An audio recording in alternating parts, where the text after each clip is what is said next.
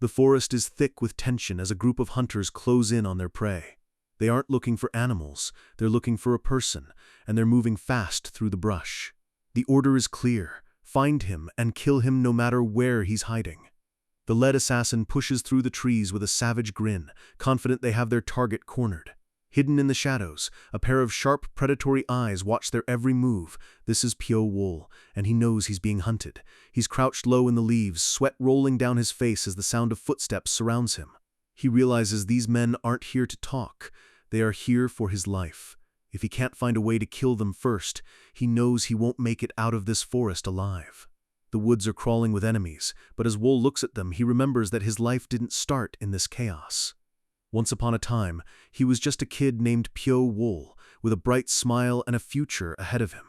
He was a drifter, wandering the world with nothing but the clothes on his back and the freedom of the open road. But that freedom vanished the moment he crossed paths with a mysterious man in a straw hat. The next time Wol opened his eyes, the world he knew was gone.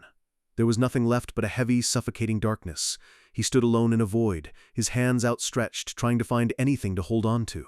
Life quickly turned into a living hell, where he had to share the dark with snakes and his own growing fear. The shadows were filled with others just like him, all pushed to the brink of insanity just to survive another hour. Desperate screams of "die" echoed through the dark as prisoners turned on each other. Wol found himself locked in a brutal struggle, fighting off attackers he couldn't even see. In the pitch black, it was kill or be killed, with blades clashing in a desperate bid for life, and behind it all was a masked observer, watching the carnage like it was a game. Day by day, the darkness changed him, stripping away his innocence and replacing it with raw, jagged survival instincts. The people who built this hell got exactly what they wanted. They turned a boy into a cold-blooded assassin. Pyo Wol stands tall now, a finished product of their cruelty, radiating a dangerous energy. The hunters in the present think they've found him, shouting to their comrades as they close the gap. But as they surround him, Wol isn't afraid. He's been waiting for this moment. His eyes burn with a terrifying intensity, his teeth bared in a snarl of pure defiance. He swears that he will survive this night and hunt down every single person responsible for ruining his life. Going back to where it all began, we see a peaceful market filled with people going about their day. A young Pyo Wol looks down at his bowl, happy with the modest amount of food he managed to gather. He tosses an apple in the air with a smirk, feeling lucky that the local fair made it easy to find some snacks. At 14 years old, Wol is sharp and independent, already planning where he's going to sleep for the night. He's an orphan and a drifter, walking through the crowds with his belongings bundled on his back. He has no home and no family to return to, but to him, the whole world is his residence. He pauses, trying to remember the path to a bridge he saw earlier that might make a good campsite. Suddenly, he feels a strange presence behind him and stops dead in his tracks. A massive shadow looms over him, and he looks up to see a towering man in a straw hat blocking his path. Confused and a bit intimidated, Wol can only ask, "Who?" as he clutches his bowl of food. The man doesn't answer, his face hidden behind a veil, radiating a cold and sinister aura. The scene shifts instantly to Wol standing alone in a black void, his arms spread wide in confusion. He blinks his eyes rapidly, trying to make sense of the sudden change in his surroundings. His pupils dilate as he stares into the nothingness, his heart starting to race. He knows his eyes are open, but there isn't a single flicker of light to be found. He lies on the cold ground, staring upward as the weight of the darkness begins to press down on him. He realizes he's in a pitch-black space with no way out, wondering how he ended up in such a terrifying place. A sharp pain shoots through his head as a distorted "Arr!" escapes his lips. He tries to move, but his limbs feel like lead, and he can do nothing but huff and puff in exhaustion. Tears well up in his eyes as he asks himself why this is happening to him. He flashes back to the market, the memory of his simple meal feeling like it belonged to a different lifetime. He remembers the man in the straw hat standing at the end of a long, bright corridor. On that road, just moments ago, that man had been right there behind him. Everything traces back to that one person. The man had looked down at him with a chilling indifference and simply said, "You look useful." Wol is certain that the stranger is the reason he's now trapped in this lightless prison. The worst part is that he doesn't even know the man's name or what he could possibly want. Dark, purple veins of thought spiral through his mind as he tries to remember if he ever did anything to earn a grudge. He hangs suspended in the dark, gasping for air, realizing that his captor must have a very specific goal in mind. It's clear the goal isn't to kill him, at least. Not yet. He's left in the silence, with nothing but the sound of his own heavy breathing to keep him company. To keep from losing his mind, he repeats his name and his parents' names over and over like a mantra. He lies flat on his back, the darkness feeling like a physical weight on his chest. It's too quiet and far too dark, making every second feel like an eternity. He loses track of time, wondering if he's been awake the whole time, or if he's been drifting in and out of consciousness. A single tear escapes and rolls down his temple as the loneliness begins to settle in. The fear is paralyzing, and he realizes that if he doesn't hold on to his identity, he'll lose his sanity completely. He whispers his name again, but the question of how long he can keep this up haunts him. The physical toll begins to show as his stomach growls fiercely. The hunger is becoming unbearable. He winces, knowing that at this rate starvation will take him before the darkness does. He's caught in a race between his body failing and his mind breaking. He wonders if the man in the straw hat simply intended for him to rot and starve down here. The image of his captor is burned into his retinas, a ghost that won't leave him alone. Anger begins to flicker in his chest as he questions what he did to deserve such a cruel fate. The why repeats in his head until it's the only thing he can think about. Even if he's just a penniless beggar, he feels the raw injustice of being thrown into this hole. His mind screams that there is absolutely no reason for him to be subjected to this hell. His fingers twitch against the cold stone, a small sign of life returning to his paralyzed body. The tears keep falling, but his expression shifts from pure despair to a glimmer of something sharper. He realizes with a start that he can move his hand again. He takes deep, ragged breaths, feeling the air fill his lungs as his strength slowly returns. His senses are coming back online, and he focuses everything on his surroundings.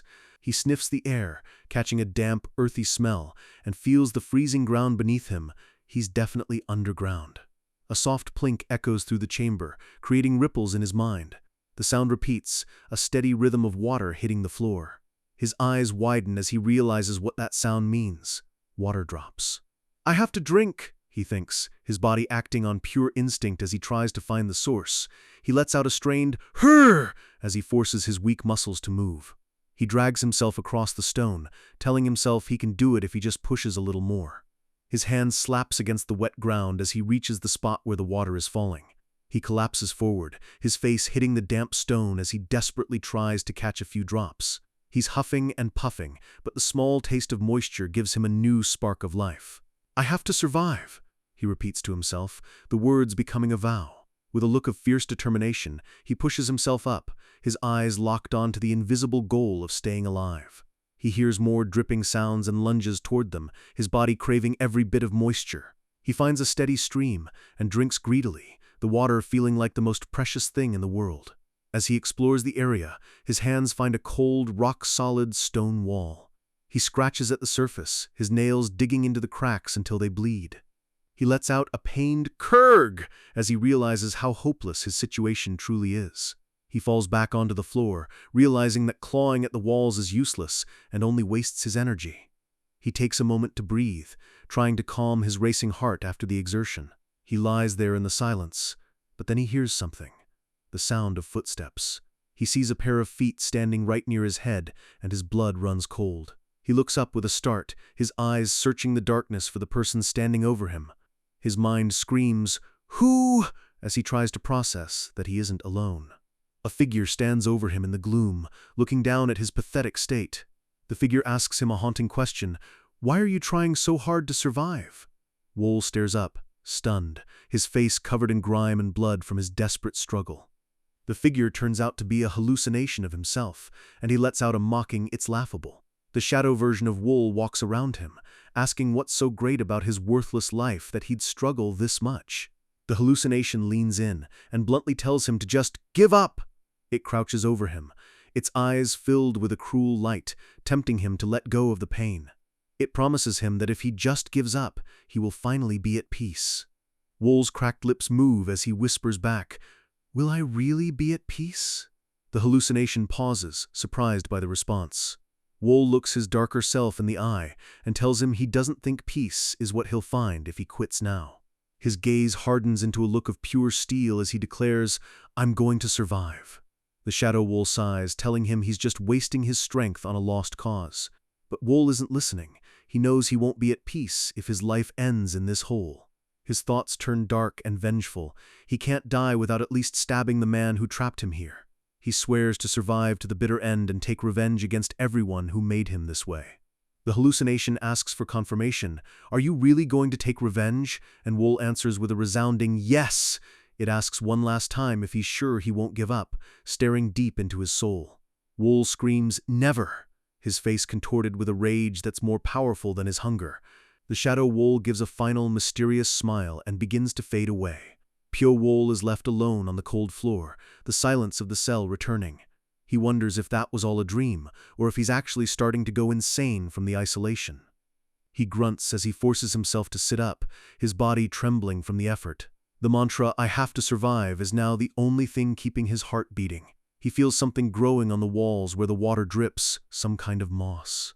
He doesn't know if it's edible or poisonous, but he knows he has to eat something, or he'll die. He scrapes a handful of the slimy green stuff and brings it to his mouth. He forces himself to chew, repeating that eating is the only way to stay alive. He nearly gags, the taste being so foul that it's hard to keep down.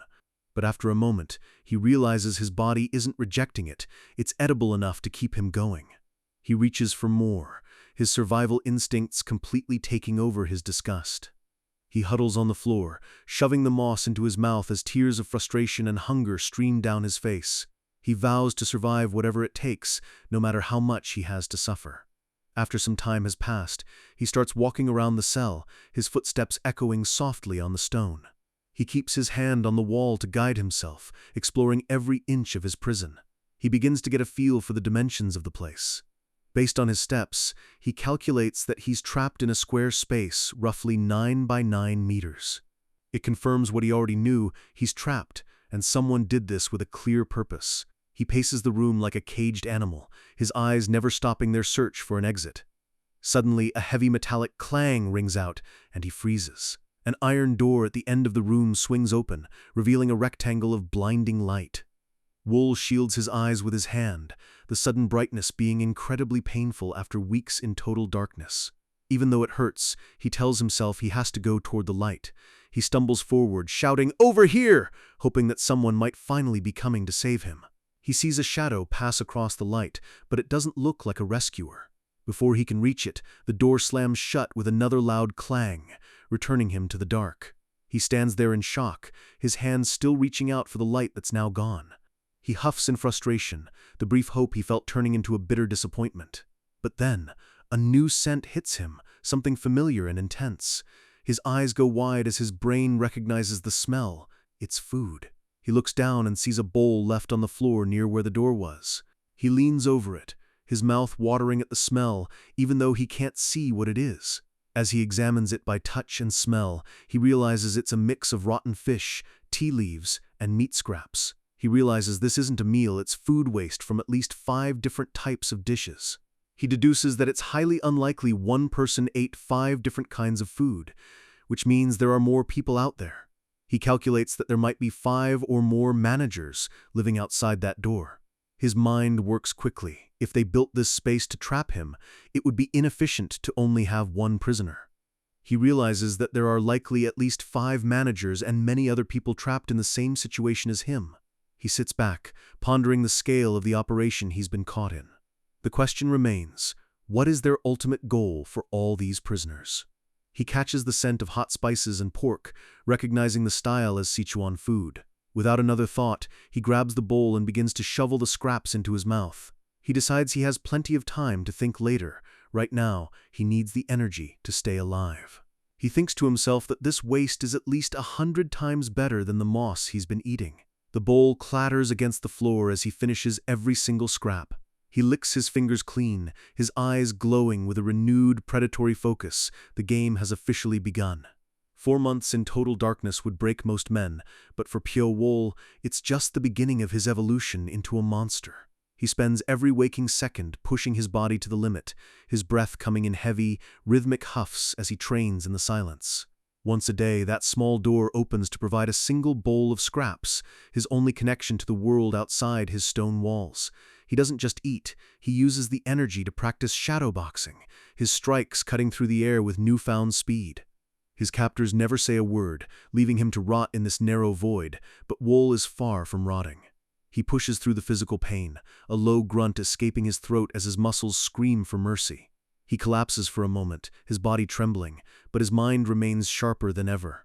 He realized a while ago that staying still means death, so he's been using this time to adapt in ways no normal human could. His eyes, once used to the bright sun, are now searching the pitch black with a terrifying focus. Slowly but surely, the darkness is starting to reveal its secrets to him. He's no longer blind. The shadows are taking shape as his eyes learn to process the faint traces of light. He's starting to see the movement in the room, small, skittering things that share his prison. A massive centipede crawls past him, and for the first time, Wool can see its every leg as it moves across the stone. It's a whole ecosystem down here, thriving in the dark without a single ray of sunlight. He spots a pair of glowing eyes in the corner, a predator watching him from the deep shadows. A silver-scaled body slithers into view, its scales shimmering like cold steel in the void. Suddenly, the snake strikes, its coils wrapping around Wool's arm with lightning speed. Wool's eyes go wide as he realizes he wasn't fast enough to dodge. The snake hisses, its cold body tightening around his limb as it prepares for the final strike. It's a massive white serpent, its red eyes staring directly into his with a cold, killing intent. The snake sinks its fangs deep into his shoulder, and the world explodes into pain. Wool lets out a choked "Urgh" as the venom begins to pump directly into his bloodstream. He falls to his knees, clutching his shoulder as he lets out a blood-curdling scream that echoes through the cell. He manages to grab the snake and rip it away, but the damage is already done. He's gasping for air, his entire body feeling like it's being consumed by an internal fire. He looks at the puncture wounds, realizing with horror that this snake venom is a death sentence. He collapses onto the stone, his body contorting as the poison attacks his nervous system. A pained "Kurg" escapes his lips as he fights to stay conscious, his vision blurring. In his delirium, he sees the snake looming over him again, a giant ghost in the darkness. He drifts into a void, his body looking small and broken against the vast, dark floor. The next day, the door opens again, and the daily bowl of food is slid into the room. The light from the hallway casts a faint glow on the empty bowl, but Wool is nowhere to be seen. A hand slowly reaches out from the shadows, his fingers trembling as they touch the floor. Wool is still alive, his face pale and covered in sweat, his teeth gritted in pure defiance. He drags himself toward the food, his breathing heavy and ragged as he refuses to let the poison win. His eyes burn with a new light as he tells himself that he won't die, no matter what this hell throws at him. He eats the scraps with a desperate intensity, his body absorbing every nutrient to fight off the toxins. The white snake watches him from the shadows, its red eyes pulsing with a strange, predatory respect. Wool stands up, his gaze now as cold and piercing as the serpent that bit him. He realizes that the encounter has changed him. He's survived the unsurvivable. He knows the venom almost killed him, but during the agony of the detox, something in his body shifted. He blinks, realizing that his vision has become even sharper, cutting through the darkness like a blade. He reaches out toward the snake, fascinated by the source of his new power. The snake lets out a sharp shriek, baring its fangs as if warning him to stay back. Wool remembers stories of warriors gaining strength from surviving poison, and he realizes he can use this. If he can build up a complete resistance, he'll have a huge advantage over everyone else. He decides to turn the predator into his tool, his weapon, for the revenge he craves. He lets the snake strike again, deliberately taking the bite to harden his body. He groans in pain, his veins bulging and turning dark as the venom surges through him once more. For a second, he wonders if he's being too reckless as the fire returns to his limbs. He grits his teeth, his face twisted in a mask of agony as he forces his body to adapt. He kneels on the floor, clutching his arm, but his spirit remains unbroken. He notices that the pain isn't as blinding as the first time. His body is already learning.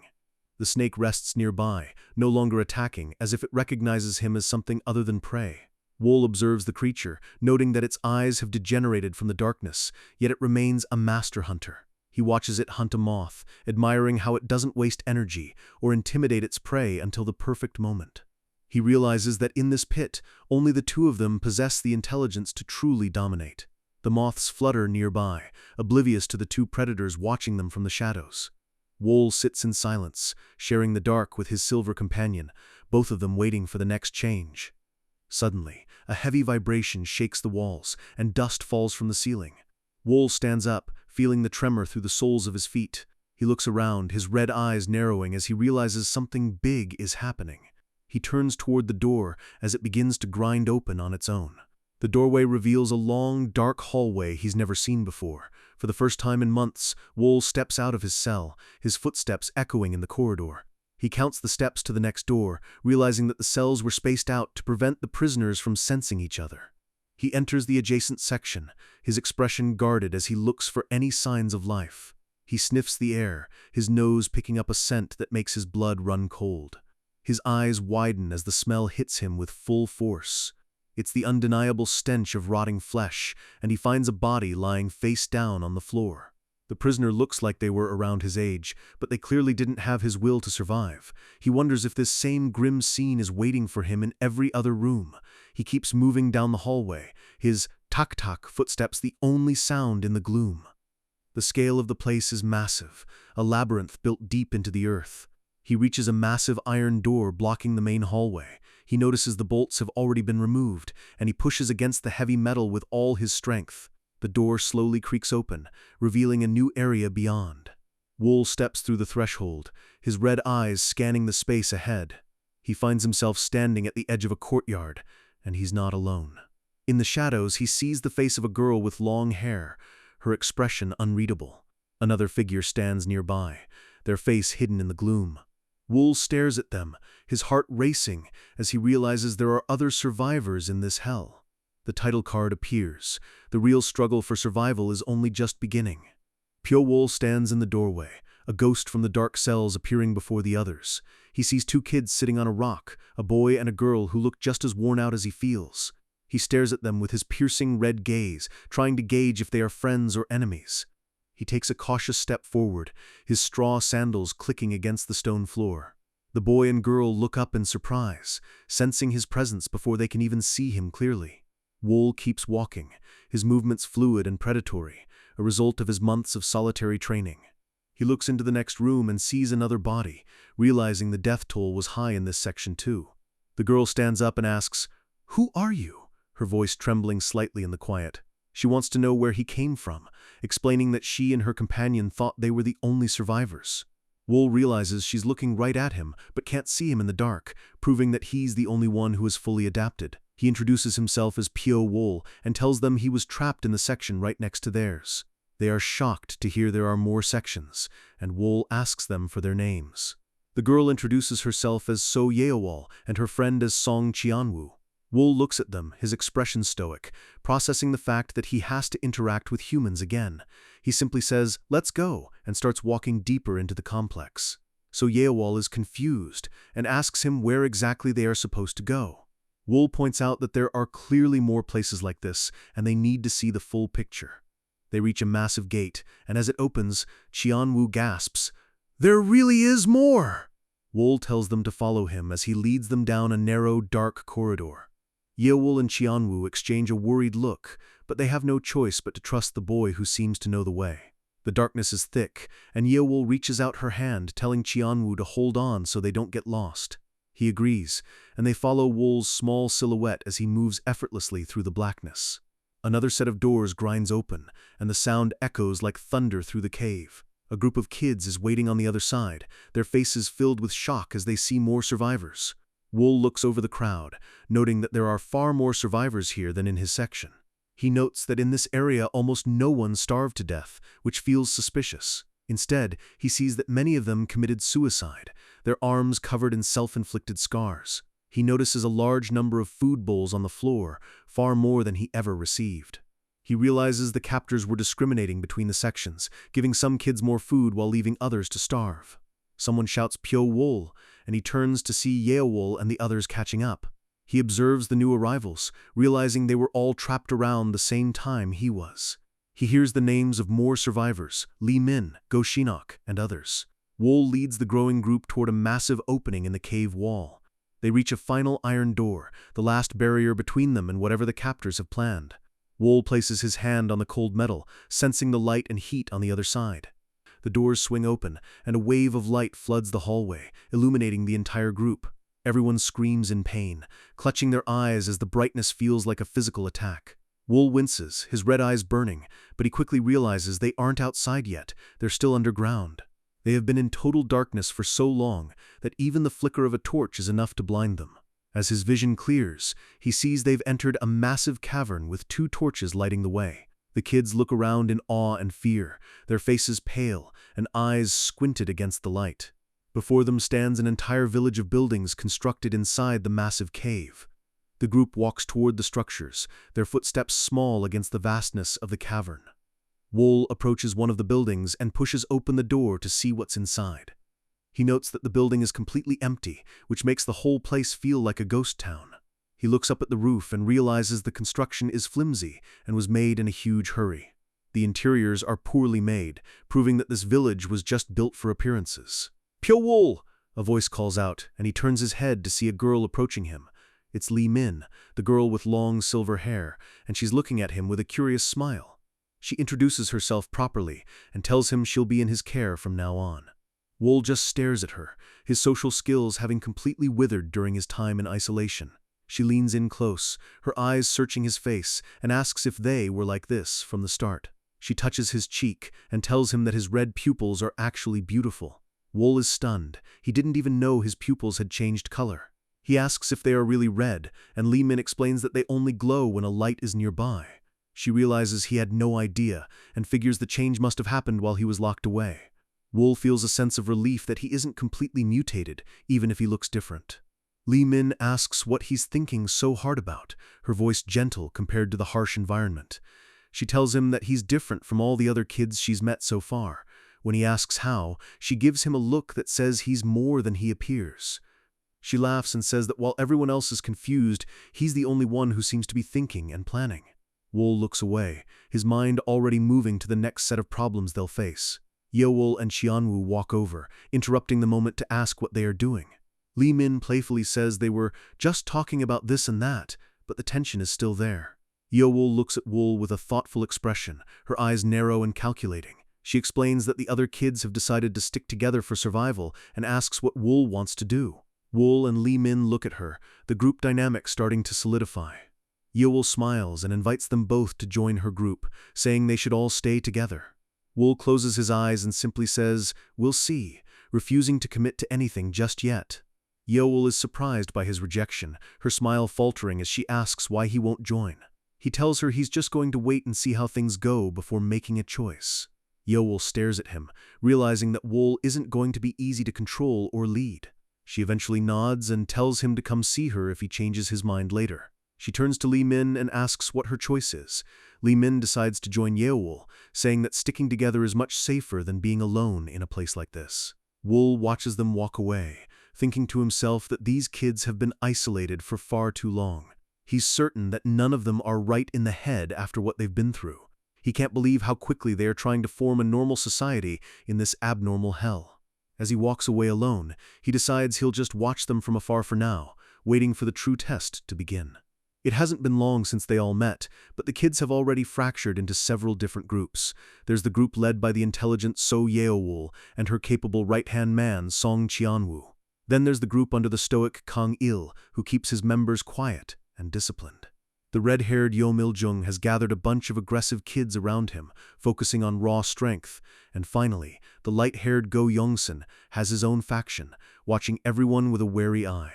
But amidst all these factions, there is one kid who stands completely alone, belonging to no group at all, Pyo Wool. The other kids whisper about him, hearing rumors that his section had absolutely no other survivors. They wonder how he could have survived when everyone else died, some even asking if he killed them all himself. The fact that he refuses to join any group only makes him more suspicious in their eyes. 2 kids watch his back as he walks away, their faces filled with a mix of fear and curiosity. Wool thinks to himself that the world is the same wherever you go. People will always form cliques and fear the outsider. He doesn't have the luxury of worrying about their gossip, he has more important things to focus on. He examines the cave walls, noting the thick patches of moss growing high up on the rocks. He observes the other kids near the buildings, noting how they've already started to settle into their new homes. He realizes that while the buildings are new, the moss proves this underground space was built a long time ago. The conclusion is clear. Someone has recently found and reused this ancient complex. Whoever his captors are, they must have an enormous amount of wealth to maintain a facility of this size. Suddenly, a creaking sound comes from above, and a faint light appears from a hole in the ceiling. The kids look up in confusion, wondering what could be coming from the roof of the cavern. Wool tilts his head back, his red eyes tracking the movement in the shaft above. A large basket begins to descend from the ceiling, and the courtyard erupts in shouts of, "What? And look up there!" The basket lands with a heavy thud, and everyone can see it's filled to the brim with various foods. A group of hungry kids rushes forward, shouting, "It's food! Let's eat!" as they lose all sense of caution. A hand reaches out and shouts, "Wait!" as they try to stop the chaotic scramble. Yeowol and her group reach the basket first, trying to establish some kind of order before it turns into a riot. The other kids are furious, shouting, "What the hell, move!" as they push and shove to get a piece. Yeowol keeps her cool and asks why they don't just distribute it fairly amongst everyone. The red-haired bully, Yeom Il-jung, stares her down, his expression making it clear he doesn't care about fair. The other leaders, Kang Il and the rest, watch the confrontation with tense expressions. The silver-haired Go Yongsan narrows his eyes, sensing the power struggle that's about to explode. Il-jung and Yongsan look down at the basket, both of them thinking about how to take control of the situation. Yeowol declares that as the representatives of the groups, they should be the ones to distribute the food. Suddenly, a cold, calm voice rings out from the back of the crowd. "Wait." The crowd parts as Pyo-wol walks toward the center, his eyes fixed on the basket. He bluntly states that he's going to take his share of the food too, regardless of their representative status. He walks right up to the basket and starts rummaging through it while the massive Yeom Il-jung looms over him. Il-jung snarls, "Put that down!" and grabs Wol's wrist with a bone-crushing grip. Wol looks back over his shoulder, his red eyes glowing with a terrifying, inhuman calm. Il-jung stares him in the face and tells him that no one takes food without their permission. He declares that everything in the basket is now under their control, and Wol is nothing. The two face off, the height difference between the bully and the smaller Wol making the situation look one-sided. But Wol's eye narrows, his pupil turning into a sharp slit like a snake's. The other kids watch from the sidelines, their breath held as they wait for the inevitable fight. In a blur of motion, Wol twists his arm and breaks free of the bully's grip. Before Il-jung can even blink, Wol lunges forward and strikes him right in the face. The other leaders, Yeowol, Qianwu, and the rest, stare in absolute horror at the speed of the attack. Wol tackles the bully to the ground, his movements so fast and violent that the others can barely track them. He pins Il-jung down and asks him with a cold, terrifying voice to say what he said again. The bully lets out a strangled coo as Wol's fingers dig into his throat. Wol leans in closer, his voice a low growl.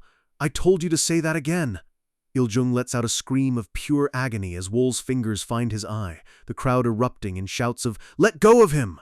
Wol ignores them all, his red eyes fixed on his prey with a single-minded killing intent. He gouges the bully's eye, a brutal and decisive strike that ends the fight instantly. The other kids back away in terror, whispering that he's completely insane. As Wol stands over the broken bully, the image of the massive white snake looms behind him. He has become the predator. He walks away from the bleeding Il-jung, his footsteps the only sound in the shocked courtyard. Someone begs him to let go, their voice small and full of fear. So Yeowol approaches him and calmly asks him to stop, pointing out that the boy can't even answer him anymore. She tells Wol that Il-jung should have understood his point after that much violence. Wol turns back to her and asks, "What about the food?" while the bully continues to scream in the background. Yeowol promises that no one will touch his share, and the other leaders quickly nod in agreement. Wol reaches down and picks up his food, his movements now slow and deliberate. He stands over the defeated Il-jung one last time, his presence towering despite his smaller size. The bully clutches his ruined eye, sobbing and cursing Wol under his breath. Wol asks if he wants the same thing done to his other eye and tells him to feel free to bring it on if he wants to go blind. He walks away, leaving the crazy bastard label behind as he heads back to his solitude. The other kids watch him go, some of them terrified while others are secretly impressed by his power. Wool sits alone on the rocks later that day, watching the groups from his high vantage point. He realizes that this entire village and the food basket are all just part of a larger test to filter out the useful. He's certain that many more children will die in the process as the captors push them further. He doesn't feel any guilt, thinking that all these kids would have become his enemies eventually anyway. In the courtyard below, the kids continue to scramble for whatever order they can find. So Yoel walks up to his spot and asks how he's been, wondering if he's okay after making everyone his enemy. Wool notes that after his display of violence, many kids left Iljung's group and joined hers, making it the biggest one. She's surprised that he's been keeping watch the whole time despite his distance. He tells her that as much as they show interest in him, he's also keeping a very close watch on them. His red eyes reflect the torches below, a constant reminder of the monster he's becoming. He's noticed that Yeowol eats the least after securing the most food for her group, showing her true leadership. It's no wonder the other kids are so loyal to her. She's the only one trying to be a real human in this place. She asks if he's still living in that dark room because the other kids are too wary of him. Wool simply tells her that it's comfy there, preferring the darkness he's mastered over the fake village. He reveals to himself that he also stays there to keep gaining tolerance to the snake's poison. He looks at the bite marks on his arm, noting that they no longer even hurt. He's become almost completely immune. Yeowol asks him one more time to join her group, but Wool reminds her he already gave her his answer. The conversation is cut short as someone shouts that it's mealtime again. A leader warns the others not to try and climb into the basket, as the captors will just cut the rope and let them fall to their deaths. As the basket descends, Qianwu gasps in horror, asking, "Why is there only this much?" The basket is nearly empty, containing barely enough food for a fraction of the survivors. Wool and Yeowol look at the meager supply, the reality of the situation sinking in. Wool's eyes narrow as the truth hits him. The captors are starving them to trigger a war. It's begun, he thinks. The hunger has finally turned these kids into monsters, and Mak Nosam was the first to pay the price. He was the smallest kid in Yeowol's group, but he had a lot of heart and worked harder than anyone to keep up. But in a place where only the strong get to eat, heart isn't enough to stay alive. Nosam is found dead in a pool of his own blood, his body left as a grim reminder of what this place has become. The news of his death spreads through the cave like a cold wind. His friends are devastated, screaming and swearing revenge on whoever could do something this heartless. The tension in the air is thick because everyone already knows the truth behind why he died. They cry and shout, but their tears are useless in a hole designed to kill the weak. From high above, Pyo Wol looks down at the scene, realizing that Nosam died simply because he was the easiest target. Our boy's eyes are cold as ice. He's long since moved past the point of feeling pity for anyone. So Yeowol and Qianwu stand over the body, their faces set in grim masks of determination. Qianwu is fuming, wishing he knew exactly which group was responsible so he could tear them apart. But So Yeowol has a chillingly different perspective as she looks at her fallen comrade. She tells Qianwu that it doesn't actually matter who did it. The only thing that matters is that one of theirs is gone. She decides that they have to take revenge in the exact same way to send a message to everyone else. The plan is simple and brutal. They're going to find the weakest member of another group and end them. The cycle of violence is spinning out of control as the groups start picking each other off. Pyo-Wol watches from the shadows, knowing that the real war has finally started. True to the new rules of the cave, the weakest member of Go Yongsun's group is the next one found dead. Every night that passes, the body count rises as the children hunt each other for scraps. One by one, the groups lose members, and the stone floor of the village is permanently stained red. Starvation has stripped away their humanity, turning these children into savage demons who only care about their next meal. Meanwhile, Pyo-Wol stays away from the chaos, continuing to scrape moss off the walls for his own survival. He winces at the taste, but he knows he can never get used to it. It's just a necessary evil to keep his strength up. The other starving kids haven't ventured this far into the dark yet, giving Wol a temporary peace. He stares down a long, dark corridor, seeing a faint light at the end that shouldn't be there. He knows his quiet time is about to end, and he readies himself for the inevitable confrontation. Footsteps echo through the hallway, heavy, confident strides of people who think they're the hunters. They're here, Wol thinks, his body tensing as he prepares to defend his territory. He counts at least 4 of them, knowing they didn't just stumble into his dark corner by accident. The lead boy asks his group if they're sure this is the right place to find the red-eyed freak. A lackey confirms it, saying he saw Wool coming and going from this section several times. Leading the pack is the red-haired bully, Yom Il-jung, holding a torch high and looking for blood. He's furious and half-blind, demanding to know where that son of a bitch Pyo Wool is hiding. Il-jung reveals that he's already killed 2 people since their last fight, and now he's come to finish what he started with Wool. He scans the shadows, his one good eye twitching with madness as he calls out for Wool to show himself. Suddenly, one of his men lets out a sharp "Arr!" and collapses. The boy panics, shouting that something just bit his leg out of nowhere. The group huddles around their fallen friend, but all they see is a silver tail disappearing into the darkness. The boy convulses on the ground, foam at his mouth as the snake's venom works its magic. Il-jung shouts for everyone to watch out, realizing that there's more than just a boy hiding in these shadows. In the panic, the torch is dropped, and the flames flicker out, leaving them in near-total darkness. Il-jung screams in frustration, calling Wool a coward for hiding in the dark. He demands to know where Wool is, but only the silence of the cave answers him. The group is huddled together around the dying embers of their light, completely vulnerable. Il-jung keeps shouting, calling Wool a goddamn rat, and begging for a fair fight. Our MC appears like a phantom right behind one of the lackeys, his red eyes glowing with lethal intent. Before the boy can even scream, Wool's arm is around his neck, and the world goes dark for him. Another one of Il-jung's men lets out a pained "Kurg" as he's silenced in the shadows. Il-jung spins around, but he's too late. Wool is already using his own friend as a human shield. Our boy looks Il-jung dead in the eye, his face showing zero emotion as he tightens his grip. The bully tries to put on a brave face, but his teeth are chattering as he realizes he's completely outmatched. Il-jung screams for Wool to let go of his friend, his voice cracking with fear. The boy in Wool's grip is gasping for air, his eyes rolling back in his head. Il-jung realizes that if Wool doesn't stop, his friend is going to die right in front of him. Wool stares at the bully, contemplating whether to finish the job right now. The boy goes limp, and Il-jung lets out a horrified cry as his comrade hits the floor. Wool knows that in this place, it's only a matter of time before he has to kill someone to stay alive.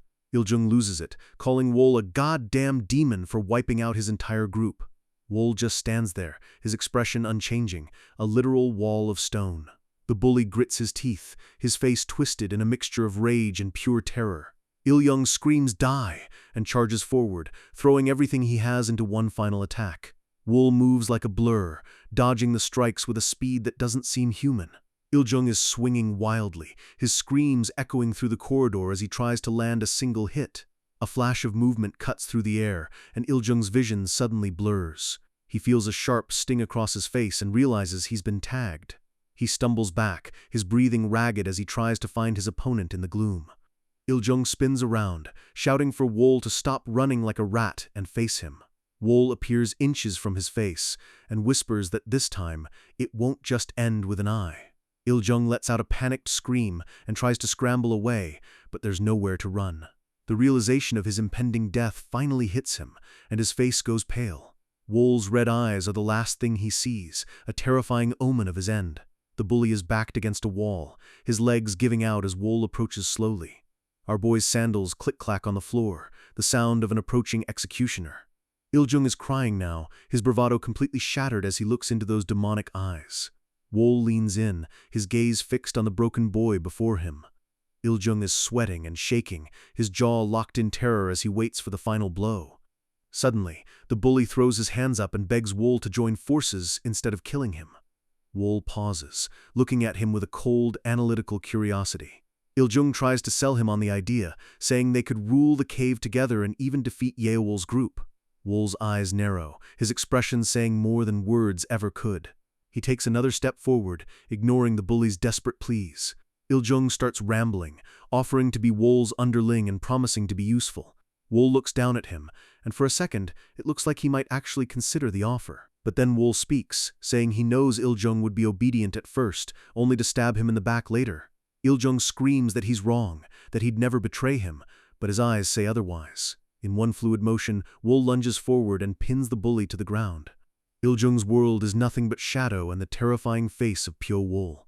Wool delivers a final, lethal strike that ends the bully's life once and for all. Il-jung's head snaps back, a final gasp escaping his lips as he dies in the dirt. Wool stands over the body, his movements fast and precise as he makes sure the job is done. The bully's last screams fade into the silence of the cave. He begged for mercy at the end, but mercy is a luxury Wool can't afford. Our boy's arm is steady as he looks at the blood on his hands. He stands over the corpse, his breath coming in heavy huffs as the adrenaline begins to fade. He whispers to the dead boy that the only reason he had to kill him was because he was still too weak to protect himself otherwise. He walks away from the carnage, leaving the bodies of Il-jung's group behind in the dark. His red eyes glow with a new dark intensity. He's officially crossed a line he can never come back from. He disappears into the shadows, a true assassin born from the depths of this hell. With their leader dead, Yom Il-jung's group is officially disbanded and scattered. The site of the battle is a graveyard, proving that Wool is not someone to be trifled with. The word gets out that Il-jung and all his top men were found dead in the darkness. The other leaders, Yeowol, Qianwu, and Yongsan, are stunned by the news.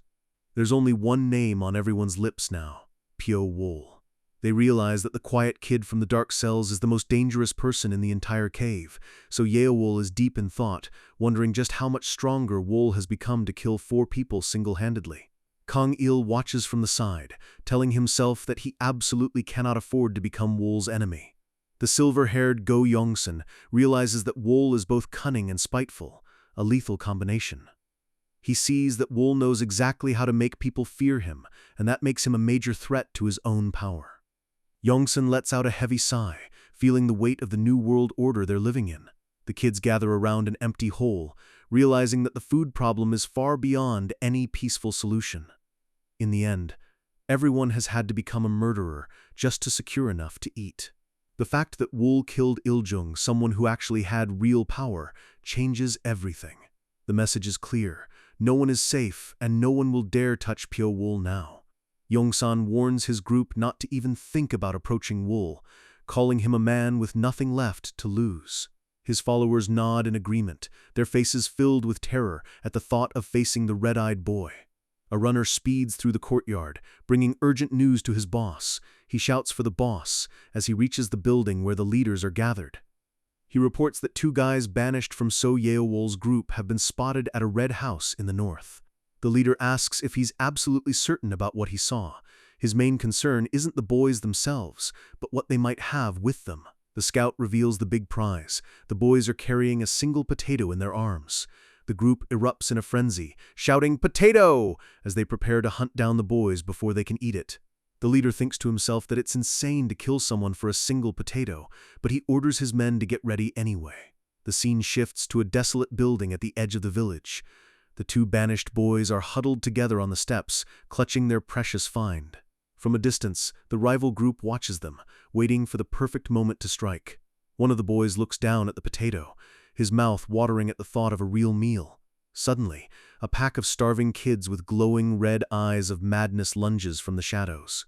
The boys look up in terror, the word potato being the only thing their attackers are screaming. The order is given to kill them and take the food, and the courtyard turns into a bloodbath. The boys scream as they are overwhelmed by the mob, their voices lost in the chaos. The attackers shout for them to stop running and not let them escape with the prize. Go Yongsan steps into the fray and demands they hand over the potato immediately. But as he looks around, he realizes something is very wrong with the layout of the area. He sees the boys escaping through a narrow gap and realizes his group is in a disadvantageous position. A sharp whistle pierces the air, signaling a change in the game. Suddenly, kids from So Yeowol's group drop from the rooftops, surrounding Yongsan's men. Yongsan shouts "No!" as he realizes he's walked straight into a massive trap. His men are cut down in a flurry of strikes, the ambush being perfectly timed and executed. One of his followers is thrown to the ground, his face a mask of shock and pain. Yeowol's people move in for the kill, showing no mercy to their rival group. Yongsan's eyes widen as he sees his entire power base being dismantled in seconds. He screams for his men to retreat, realizing they've been completely outplayed. But So Yeowol is already there, her expression calm and deadly as she leads the final charge. Her group stands tall, holding heavy wooden beams as weapons, blocking any possible escape. She smugly tells Yongsan that they've caught quite a big fish with just a single potato as bait. She declares that today is the day they finally reduce the number of mouths they have to feed.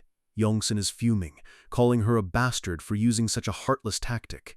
So Yeowol just stares him down, her eyes showing that she's moved beyond any sense of guilt. The rival leader is cornered, his face twisted in a snarl of desperation. He begs her to just take his life and spare the rest of his group. Yeowol listens to his request but coldly tells him they simply can't afford to let that many people live and eat their food. Yongsun asks if she'll only be satisfied after she's killed them all. She fires back that he would have done the exact same thing if he was in her position. The final order is given with chilling simplicity. Kill them all.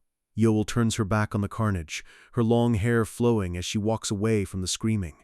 The final struggle is brief and brutal as her group wipes out the last of the rivals. The screen is filled with a montage of the violence, strikes landing, bodies falling, and the sound of wood hitting bone. Yeowol looks up at the cave ceiling, her expression unreadable as the massacre ends. She spots Pyo-wol watching from a high rooftop, a silent witness to her ruthlessness. Our boy sits on the ledge, thinking to himself that he finally sees the true nature of this place. He realizes they are being taught how to use terrain to their advantage in a fight. They are learning shortcuts, tricks, and how to eliminate their targets with maximum efficiency. The building placements make infiltration impossible unless the security is absolutely perfect. Wool deduces that this entire cave village is a carbon copy of a real place that exists in the outside world. If a manor of this size exists, it must belong to a massive Jianggu clan or a very influential figure. The captors want the children to become accustomed to this layout so they can use them to attack the real version someday. He realizes they are being thrown into this hell to have their human nature completely demolished. The image of a sword being drawn from a scabbard appears, a symbol of their transformation. Wool realizes the terrifying truth: their captors aren't just trying to see who survives, they are raising them to be assassins. The air in the cave is thick with the smell of death and the cold reality of their new lives. A group of kids is laughing and joking about the people they just killed, mocking their final moments. One kid shouts that their boss really is the best, their loyalty fueled by the blood they've spilled together. So Yeowol smiles as her followers shower her with praise, celebrating their complete victory. She looks happy and peaceful, which makes the scene even more disturbing to anyone who still has a soul. Li Min stands in the back, her face a mask of horror as she listens to her friends brag about murder. She can still smell the blood on her hands, her whole body trembling with a deep existential dread. She can't understand how they can eat so carefree when their hands are literally stained with the lives they've taken. Disgust washes over her as she realizes her friends have turned into something unrecognizable. She fears that she's becoming just as bad as them, and the thought is almost too much to bear. Tears stream down her face as she stands alone in the shadows, her humanity slipping through her fingers. Suddenly, a massive creaking sound echoes through the cave. The ceiling is opening again. The kids look up in confusion, wondering if it's already time for another meal. Yeowol and her group rush toward the opening, determined to secure as much food as possible. She's confident that with Yongsun gone, there is no one left to stop them from taking everything. She pauses and asks where Pyo-wol is, her eyes scanning the rooftops for the red-eyed ghost. She spots him standing on a high ledge, but something is different about him this time. Wol has a rigid, intense expression on his face, as if he's wary of something much bigger than the kids. Qianwu notices it too and asks what the rat is so worried about before he suddenly stops dead. Yeowol's eyes go wide as a terrifying pressure fills the courtyard.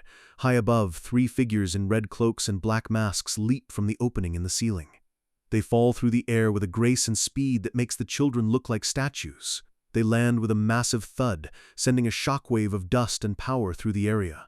The children are frozen in terror, realizing these aren't more prisoners, they are the masters of this hell. One of the masked men stares at the crowd, his eyes glowing with a cold, superior light. Without a word, the masked men begin to strike, moving through the crowd like scythes through wheat. They aren't even using real weapons, just the flat of their hands and their overwhelming speed.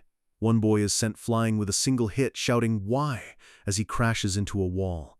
Yeowol is knocked back, her confidence shattered as she's easily brushed aside by their power. The courtyard is filled with the sound of kids groaning and begging for them to stop.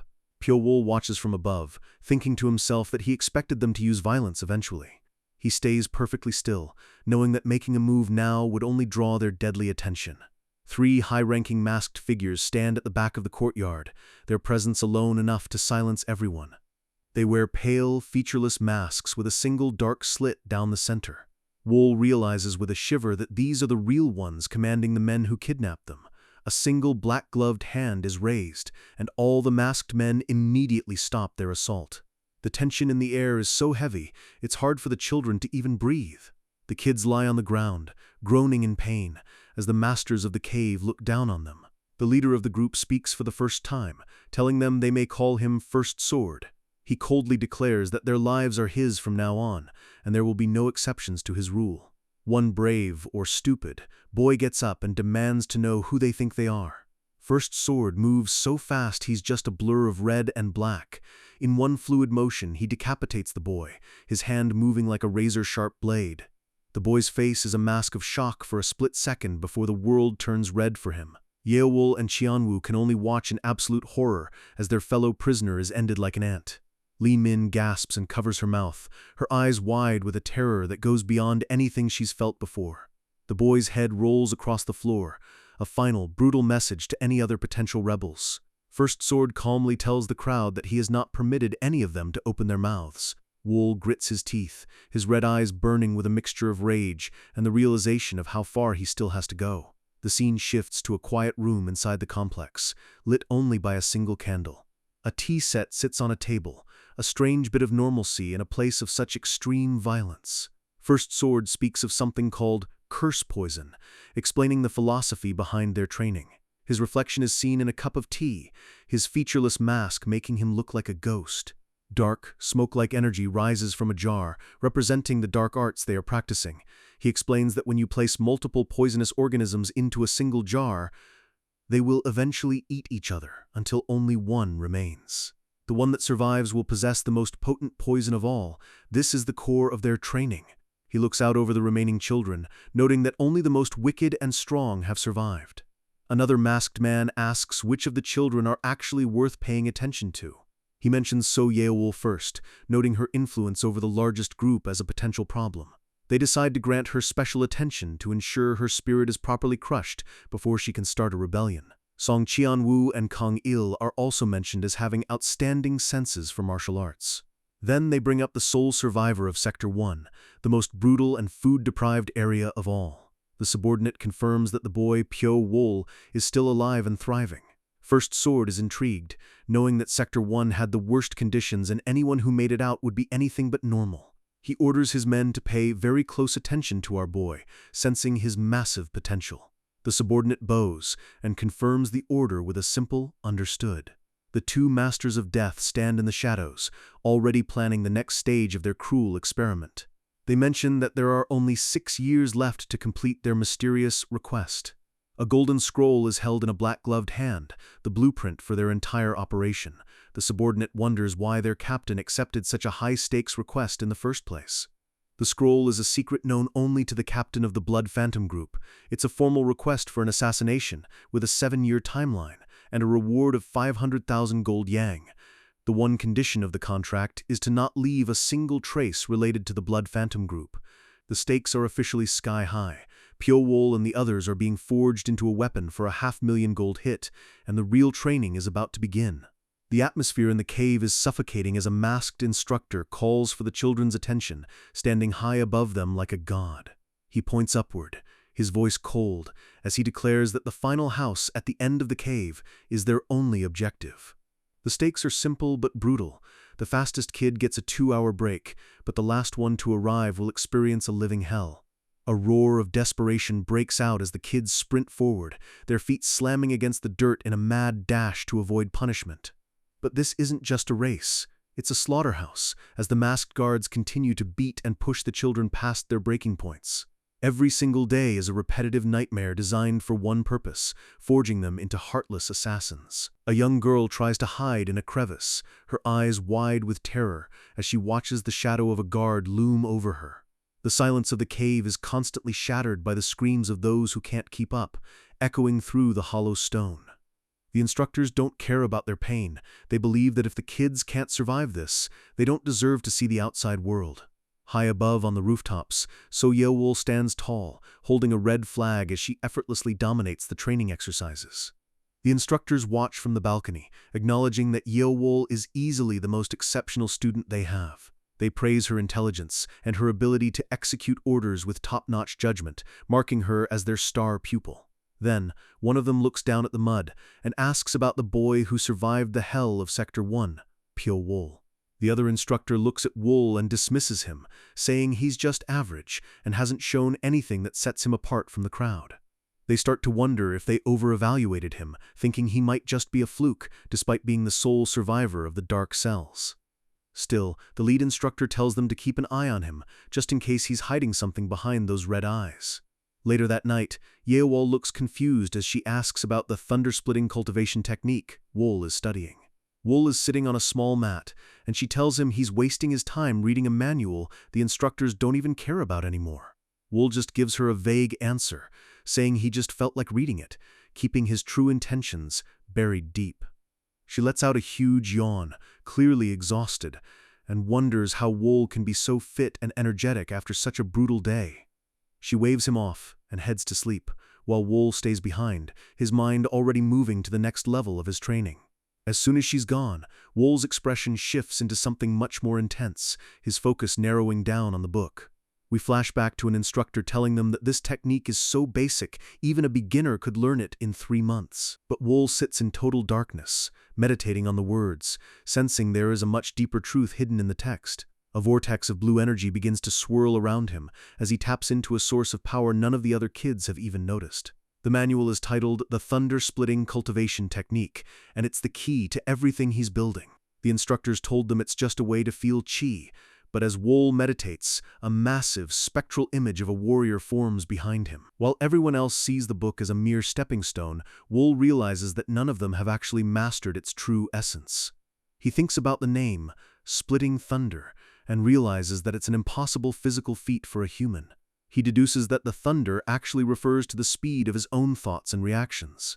His eyes glow a fierce red in the dark, as he realizes this new interpretation will give him an edge no one can predict.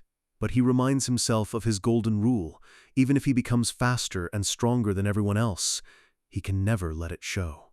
He has to stay perfectly mediocre to survive the instructor's scrutiny, even as the training grounds turn into a chaotic battlefield. Suddenly, a blade whistles through the air, aimed directly at the back of Wool's head during a practice session. Wool's predatory instinct flares up instantly, his pupils shrinking as he senses the lethal intent behind the strike. He tilts his head by a fraction of an inch, the dagger grazing his hair as a crazed student lunges at him from behind. The kid skids across the dirt, laughing hysterically because Wool actually managed to dodge his surprise attack. Wool looks at him with a chilling calmness, asking why he's trying to turn a training session into a real assassination. The boy just grins like a maniac, saying that fake fights are boring and he wants to see some real blood. Wool's eyes narrow, his patience wearing thin as he realizes this kid isn't going to stop until someone dies. He glances over at the instructor, who is just standing there, completely indifferent to the fact that the kids are trying to kill each other.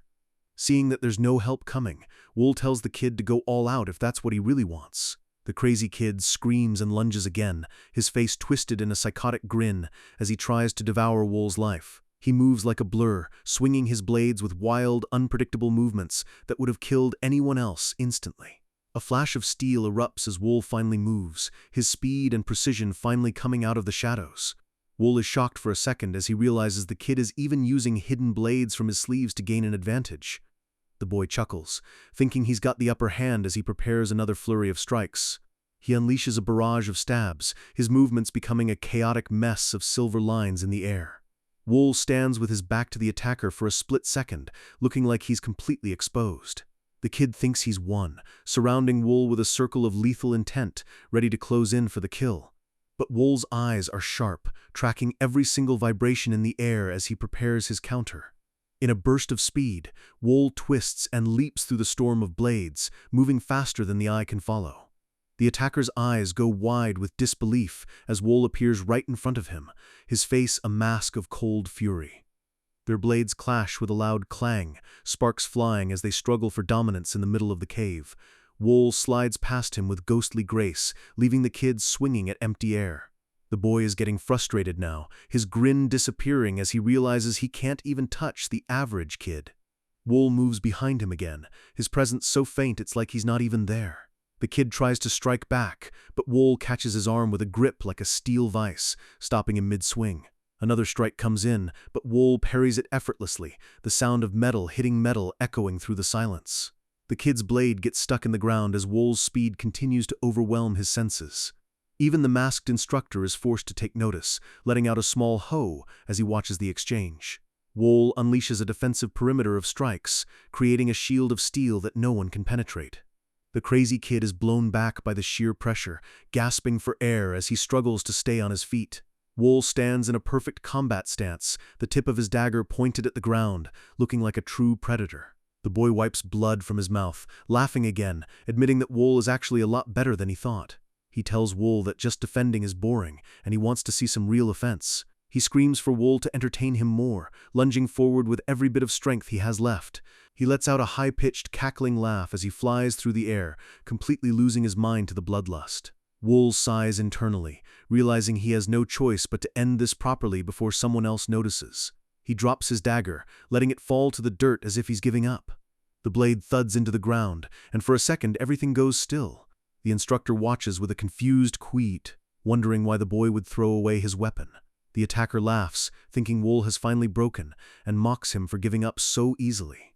But Wool's gaze is like ice. He doesn't need a blade to finish a fight he's already won.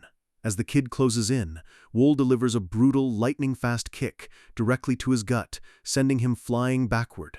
The boy's eyes bulge out as all the air is knocked out of his lungs, his body collapsing into the dust.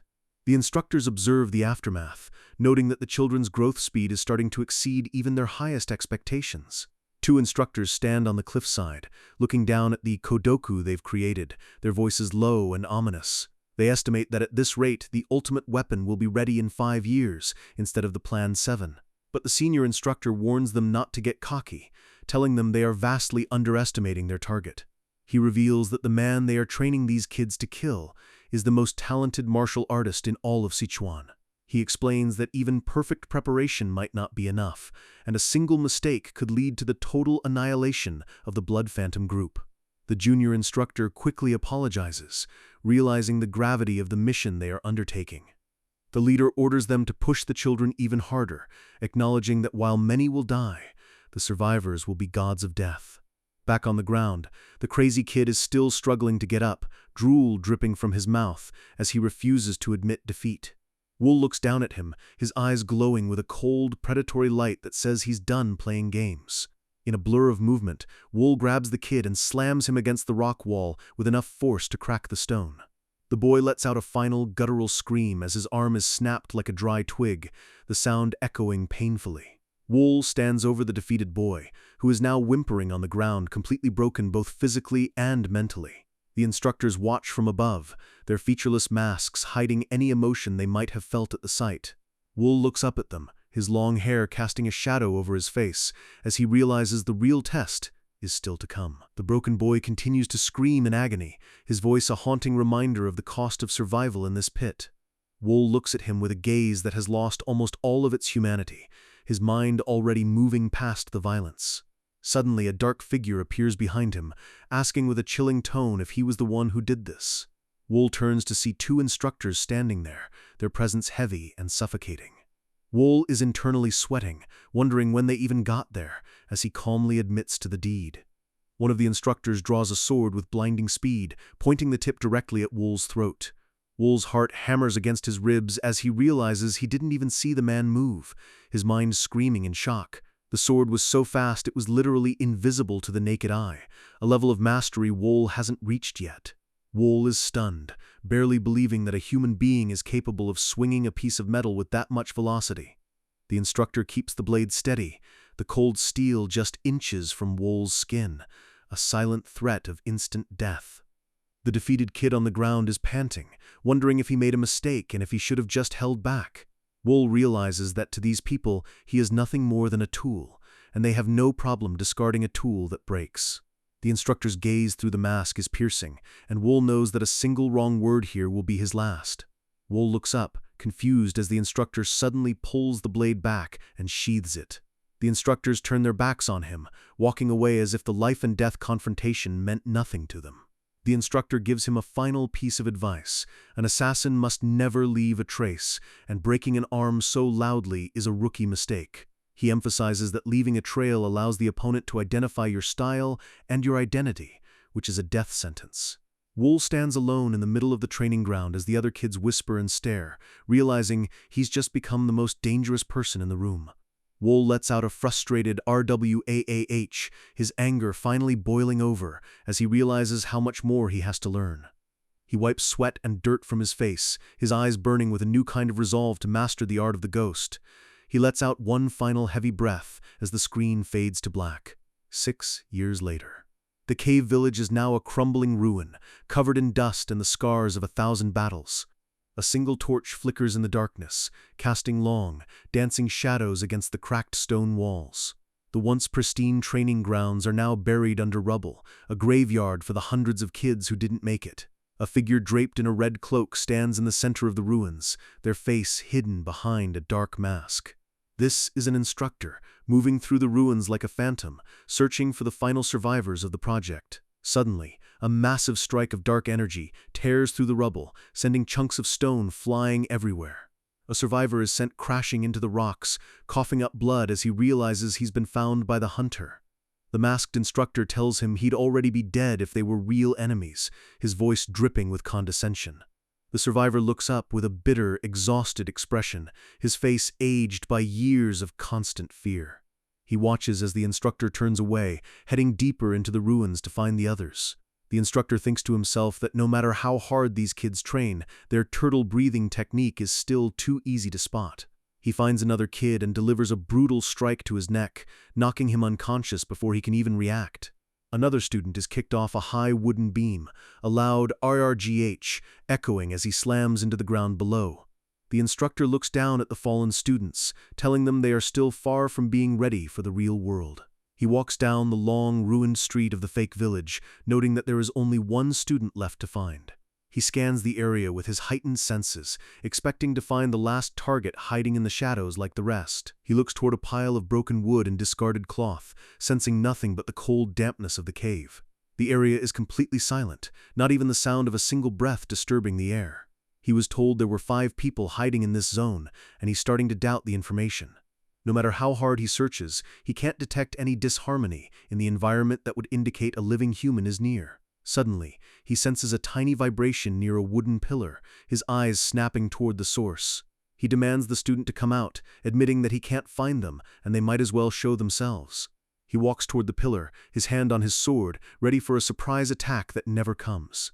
His eyes go wide with absolute shock as he realizes something is very, very wrong. A pile of debris right next to his feet begins to shift, and he realizes someone was hiding right under his nose the entire time. He stares in disbelief as the figure rises from the dirt, realizing it was him all along. The instructor is speechless, his ego bruised by the fact that a student managed to hide from his master-level senses. He whispers the name that has become a legend among the survivors. Pyo Wool. Pyo Wool stands before him, now a fully grown man with long, wild hair and a presence that feels more like a ghost than a person. Wool gives him a faint, chilling smile and asks if training is over so he can finally take a break. The instructor can only stutter out a why.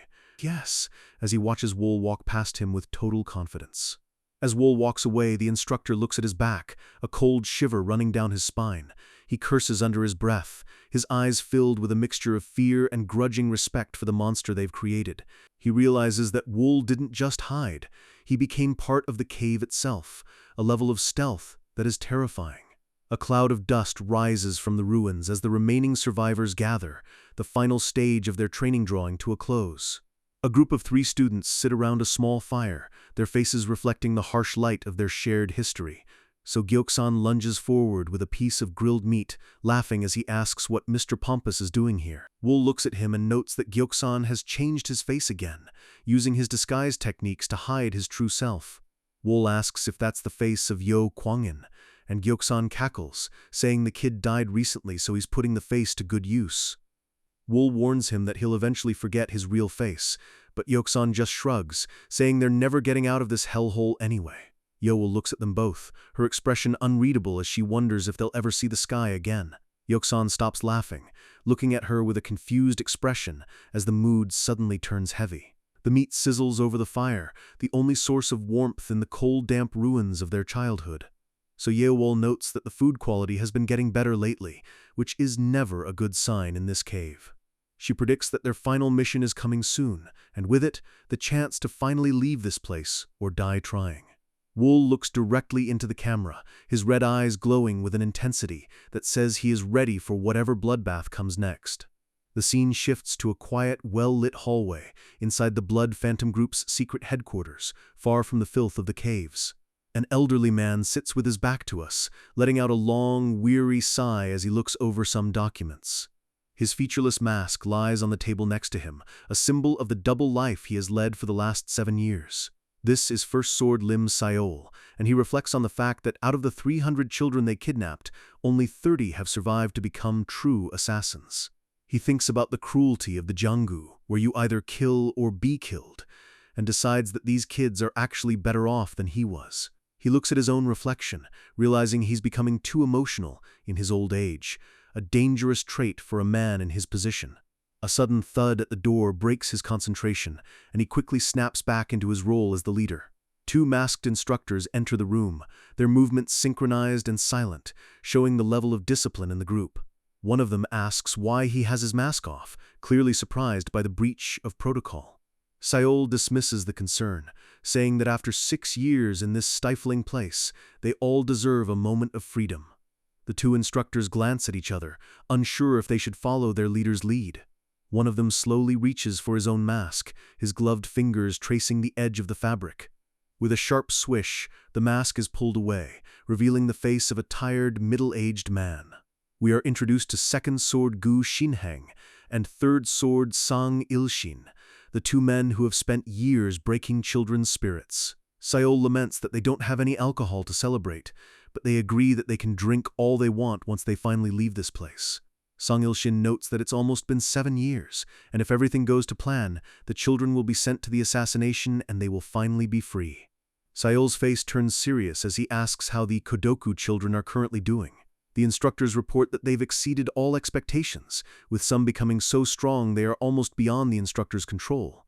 One of them says it's almost a waste to throw them away after just one use, given the amount of work put into them. Seol places a hand on his chest, reminding them that the client's condition was clear. These kids are meant to be disposable.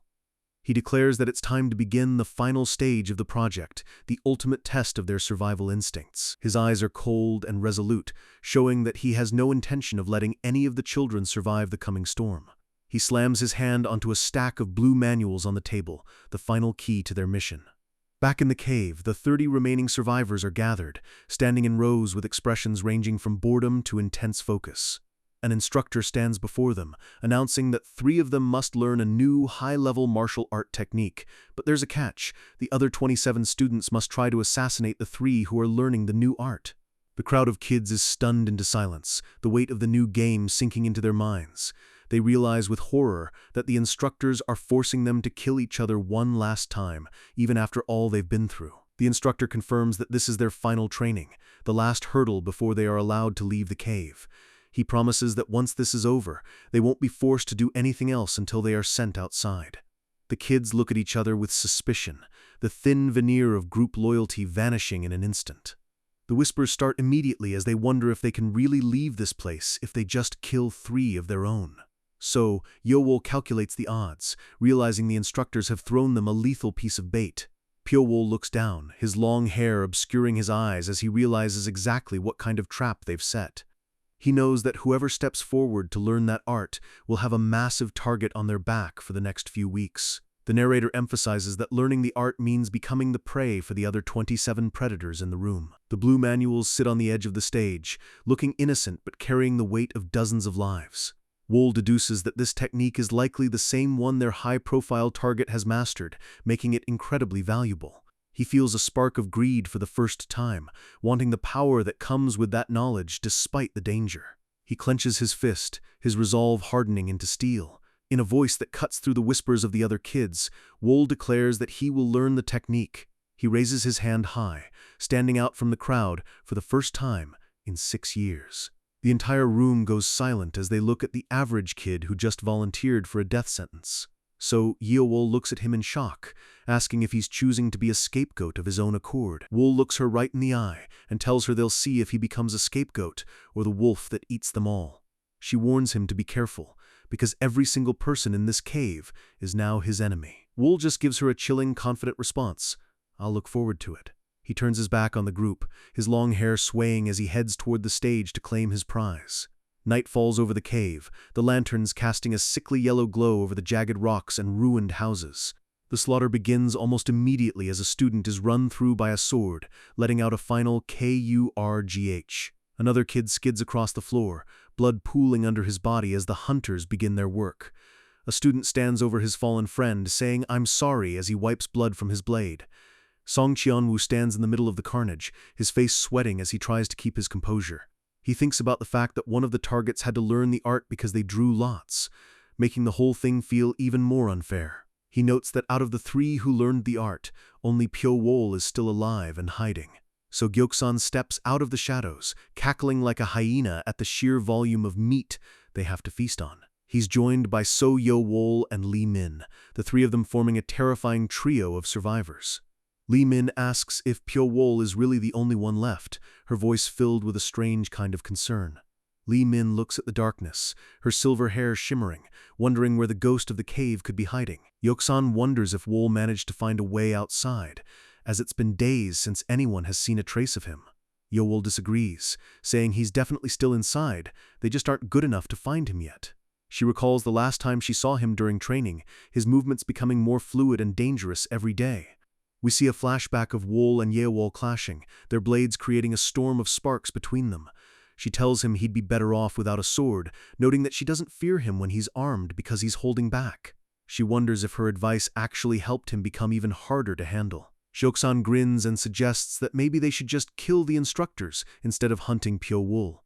Cheonwoo nods in agreement, his frustration with their captors finally reaching a breaking point. But he quickly realizes that the instructors would never leave them without countermeasures or some sort of restriction. Yeowol tells them to stop dreaming and focus on finding Wol first before they worry about the instructors. Gyeoksan groans but follows her, the group heading deeper into the dark tunnels. The camera pans down to a dead body lying in the mud, a grim reminder of the price of their final training. A pair of feet stops next to the body, belonging to someone who hasn't been seen in days. A voice whispers, "Kill the instructors, huh?" echoing the thoughts of the other students. It's Pyo-wol, walking over the dead with a grace that is almost supernatural. He looks down at the fallen student, his expression cold and analytical rather than sad. He sees another kid lying face up, eyes glazed and staring at the ceiling of their stone prison. Wol reaches down and gently closes the dead boy's eyes, a rare moment of silent respect for a fallen comrade. He realizes the instructors are likely using the other kids as bait to flush him out of hiding. He knows there's no way the Blood Phantom group isn't keeping a constant watch on everyone inside these walls. His red eyes narrow as he looks toward the shadows where the hidden observers are watching. Wol decides that this chaos is his best chance to unearth their true objective and find a way to tear this whole project down from the inside. The instructor's hidden base sits silent in the dark, but there's a ghost moving through the shadows. Our boy Wol is perched on the rocks, eyeing the entrance to the place where all his nightmares started. The guards are on high alert, standing like statues, but Wol isn't intimidated by a few sentries. He knows it's tight, but he's already calculated a path through the unbreakable defense. He prepares to move, his red eyes narrowing as he taps into a power the instructors never taught him. The instructors think the turtle breathing technique makes you a sitting duck if you move, but Wol knows better. By using his thunder-splitting technique to fragment his breathing, he's basically rewriting the rules of stealth. He slides into the base, erasing his presence so completely that he might as well be a gust of wind. He moves right past the guards, exploiting the gaps in human perception to stay completely invisible. His face is a mask of pure focus. One slip up here and he's dead before he can blink. Success. He's officially inside the lion's den, and now, the real hunt begins. The interior is surprisingly well lit, a massive contrast to the filth and grime of the cave village. The soft glow of the lanterns illuminates the hallway as Wol creeps deeper into the heart of the base. He realizes he's reached the deepest point of the facility, the place where the real secrets are kept. He scans the room, his eyes catching the sight of a desk covered in scrolls and documents. Wool steps into the center of the room, looking like a phantom that's finally found its target. He approaches the table, his mind racing as he wonders what kind of monsters are behind this 7-year hell. He starts digging, desperate to find anything that explains why his life was stolen from him. He flips through books and ledgers, trying to put a name to the group that turned children into insects. He's looking for a way out, a map, or even just a reason to keep going. Suddenly his hand stops on a gold-trimmed cylinder, something that looks far more important than the rest. He pulls the scroll out, his fingers trembling slightly as he unrolls the parchment. It's a formal request, an assassination contract for a man named Wu Gunsang, worth a staggering 500,000 gold yang. Wool's eyes go wide.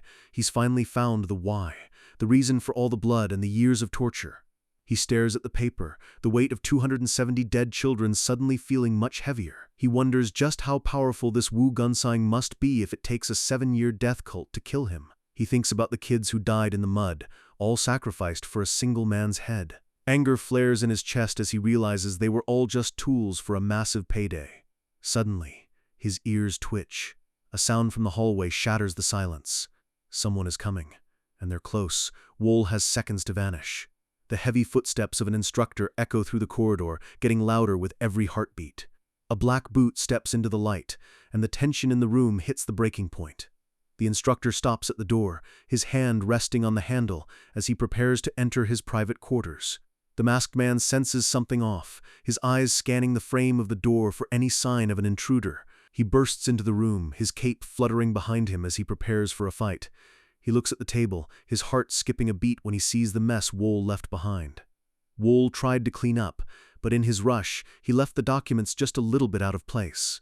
The instructor mutters sloppy, his voice low and dangerous as he realizes he's been compromised. He stares at the empty air, his mask hiding the fury boiling underneath as he realizes a tool has grown fangs. Outside, the guards are still standing there, completely oblivious to the fact that their leader is about to lose it. 2 instructors walk through the halls, looking confused as they head toward the commander's room. They see the door hanging open and exchange a worried glance through their masks. A massive, dark aura is radiating from the room, making the very air feel heavy and suffocating. One of them asks if something is wrong, but they already know the answer is everything. The lead instructor tells them there was an intruder and orders them to search the entire cave immediately. The subordinates are shocked that anyone would be bold enough to sneak into the First Sword's private room. They ask if he has a suspect, and the leader's silence is more telling than any words could be. He admits that there is only one child gifted enough in infiltration to pull off a stunt like this. The other instructors whisper a name that's become a curse in this facility. They all know exactly who he's talking about, and the fear in their voices is real. The lead instructor confirms it with a cold yes, his mind already planning a brutal retaliation. Pyo Wool. The name hangs in the air like a death sentence as they realize their average student is a monster. They can't believe he had the guts to infiltrate the base while the entire cave was hunting him down. They realize that if they don't punish him, the other children will start to lose their fear of the instructors. But they need proof, and without it, they'll just direct the other kids' hatred toward Wool to do their dirty work. The leader declares that it's time to use the Hell Call, a phrase that makes even the instructors shiver. He pulls out a long, dark flute, the ultimate tool for controlling the insects in the jar. The subordinates protest, saying it's a last resort restriction that shouldn't be used lightly. But the leader is done playing games. He believes the children need a reminder of who their owner is. The time has come to show everyone, especially Wool, that their lives are held in the palm of his hand. The mask of the First Sword stares into the void, his humanity completely gone. He stands on a high cliff overlooking the broken village, looking down at the children like they're garbage. The other instructors agree to the plan, their voices monotonous as they submit to the cruelty. He raises the flute to his lips, whispering a promise to show them what true hell looks like. The First Sword begins to blow, but it's not music that comes out, it's a sound that shouldn't exist. The sound waves ripple out over the ruins, a silent vibration that targets something deep inside the kids' bodies. Down in the village, a survivor stops in his tracks, his head tilting as he hears a faint ringing. So Yeowol and her team look around, confused as the air suddenly feels like it's vibrating with malice. One of the kids is still cursing Wool, calling him a coward for hiding, completely unaware of the nightmare about to start. Yeowol is stumped, wondering where Wool could have gone if he's not in any of the usual hiding spots. Then, a sharp, piercing sound ee erupts in their ears, making the world spin. Yeowol gasps, realizing that the sound of an instrument is cutting right through her brain. Suddenly, screams of agony fill the cave as students start collapsing, clutching their stomachs and heads. Yeowol falls to her knees, a H escaping her lips as a searing pain rips through her internal organs. She slams into the dirt, her body convulsing as the flute's sound continues to trigger something hidden inside her. It's a chorus of suffering. Kids are begging for help, screaming that it hurts too much to breathe. Lee Seolmin is crying, feeling like 1,000 insects are devouring her from the inside out. She sees a pair of boots stop right in front of her, moving with a calmness that seems impossible in this chaos. She looks up through her tears to see Pyo-wol standing there, completely unaffected by the sound that's killing everyone else. Wol looks down at her, his expression unreadable as he realizes what the instructors have done. He whispers to himself that they finally activated the restriction, the leash they put on all their dogs. The piercing sound continues to echo through the cave, a high-frequency nightmare that won't stop. The entire field of survivors is now a graveyard of living bodies, writhing in the dirt like worms. Lee Seolmin is gasping for air, her face pale as she stares up at the only person still standing. Wol stands over her, his long hair flowing in the stagnant air, looking like a god of death amidst the ruins. He notes the ringing in his ears and the pain the others are in, but for him, it's nothing more than a minor annoyance.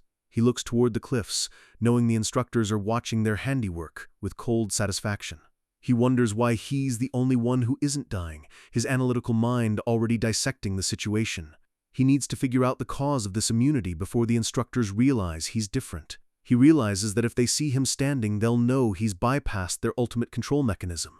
He reaches out and touches Seolmin, sensing the chaotic energy and pain coursing through her body. He decides to take a massive risk, infusing her with his own internal energy to see if it helps. He realizes their energies don't collide because they both learned the same technique, but he still can't find the source of the pain. He thinks about their lives. Same food, same training, same miserable cave. He searches for the one variable that separates his life from theirs over the last 7 years. Then, it hits him like a lightning bolt. Poison. The image of the white snake from Sector 1 looms in his mind, the creature that bit him until he became a vessel for its venom. He realizes his resistance to poison, built up through years of snake bites, is the only reason he's still standing. But he's confused. How did they trigger a poison that's been dormant in their bodies for years all at once? He knows sound alone can't activate a chemical poison, meaning the answer is far more disgusting. He deduces that it's not just poison, it's a living, poisonous insect nesting inside them. The image of a dark centipede crawling into their food bowls flashes through his mind. The blood phantom group mixed curse poison larvae into their meals, and now the flute is stimulating the parasites to attack. Suddenly, a guard's voice shouts, "Over there!" and Wol's survival instincts kick into overdrive. He looks at the collapsed students and knows the instructors are coming to inspect the harvest. A group of masked guards enters the area, their eyes scanning the bodies for any signs of rebellion. Wol freezes, his mind racing. Should he run, or should he stand his ground?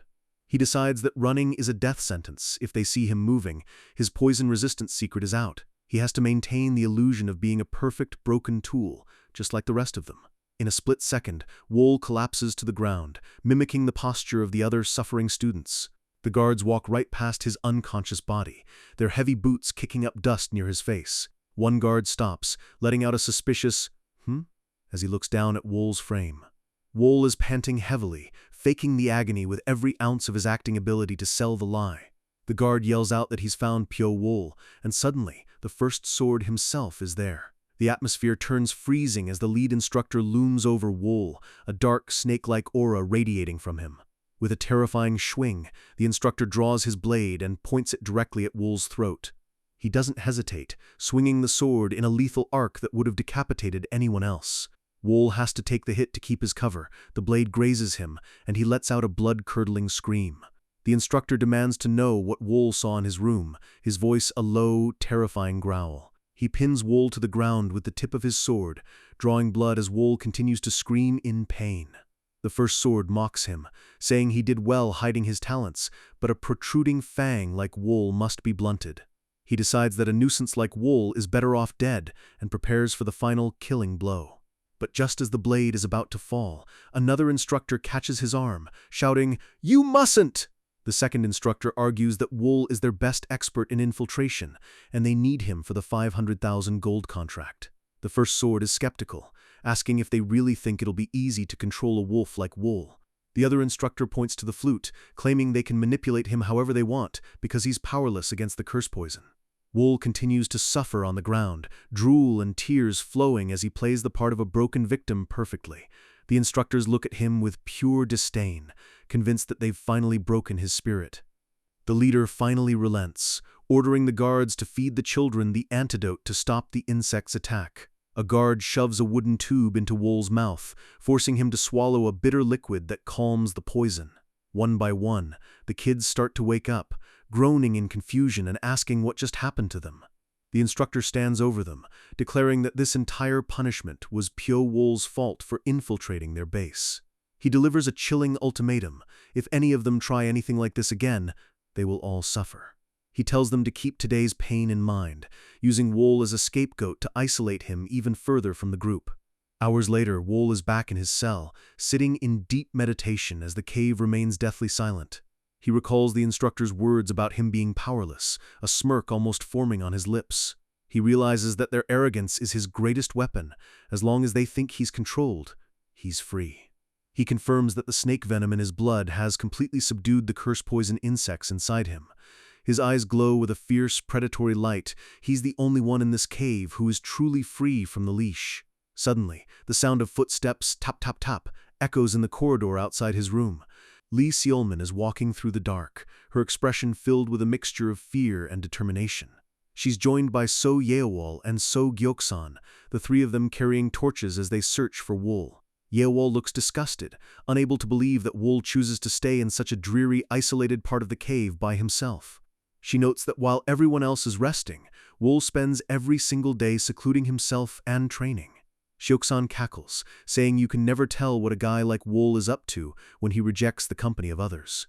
Yeowol thinks about the instructor's lie, realizing that because Wool is now hated by all the other children, he has no choice but to hide.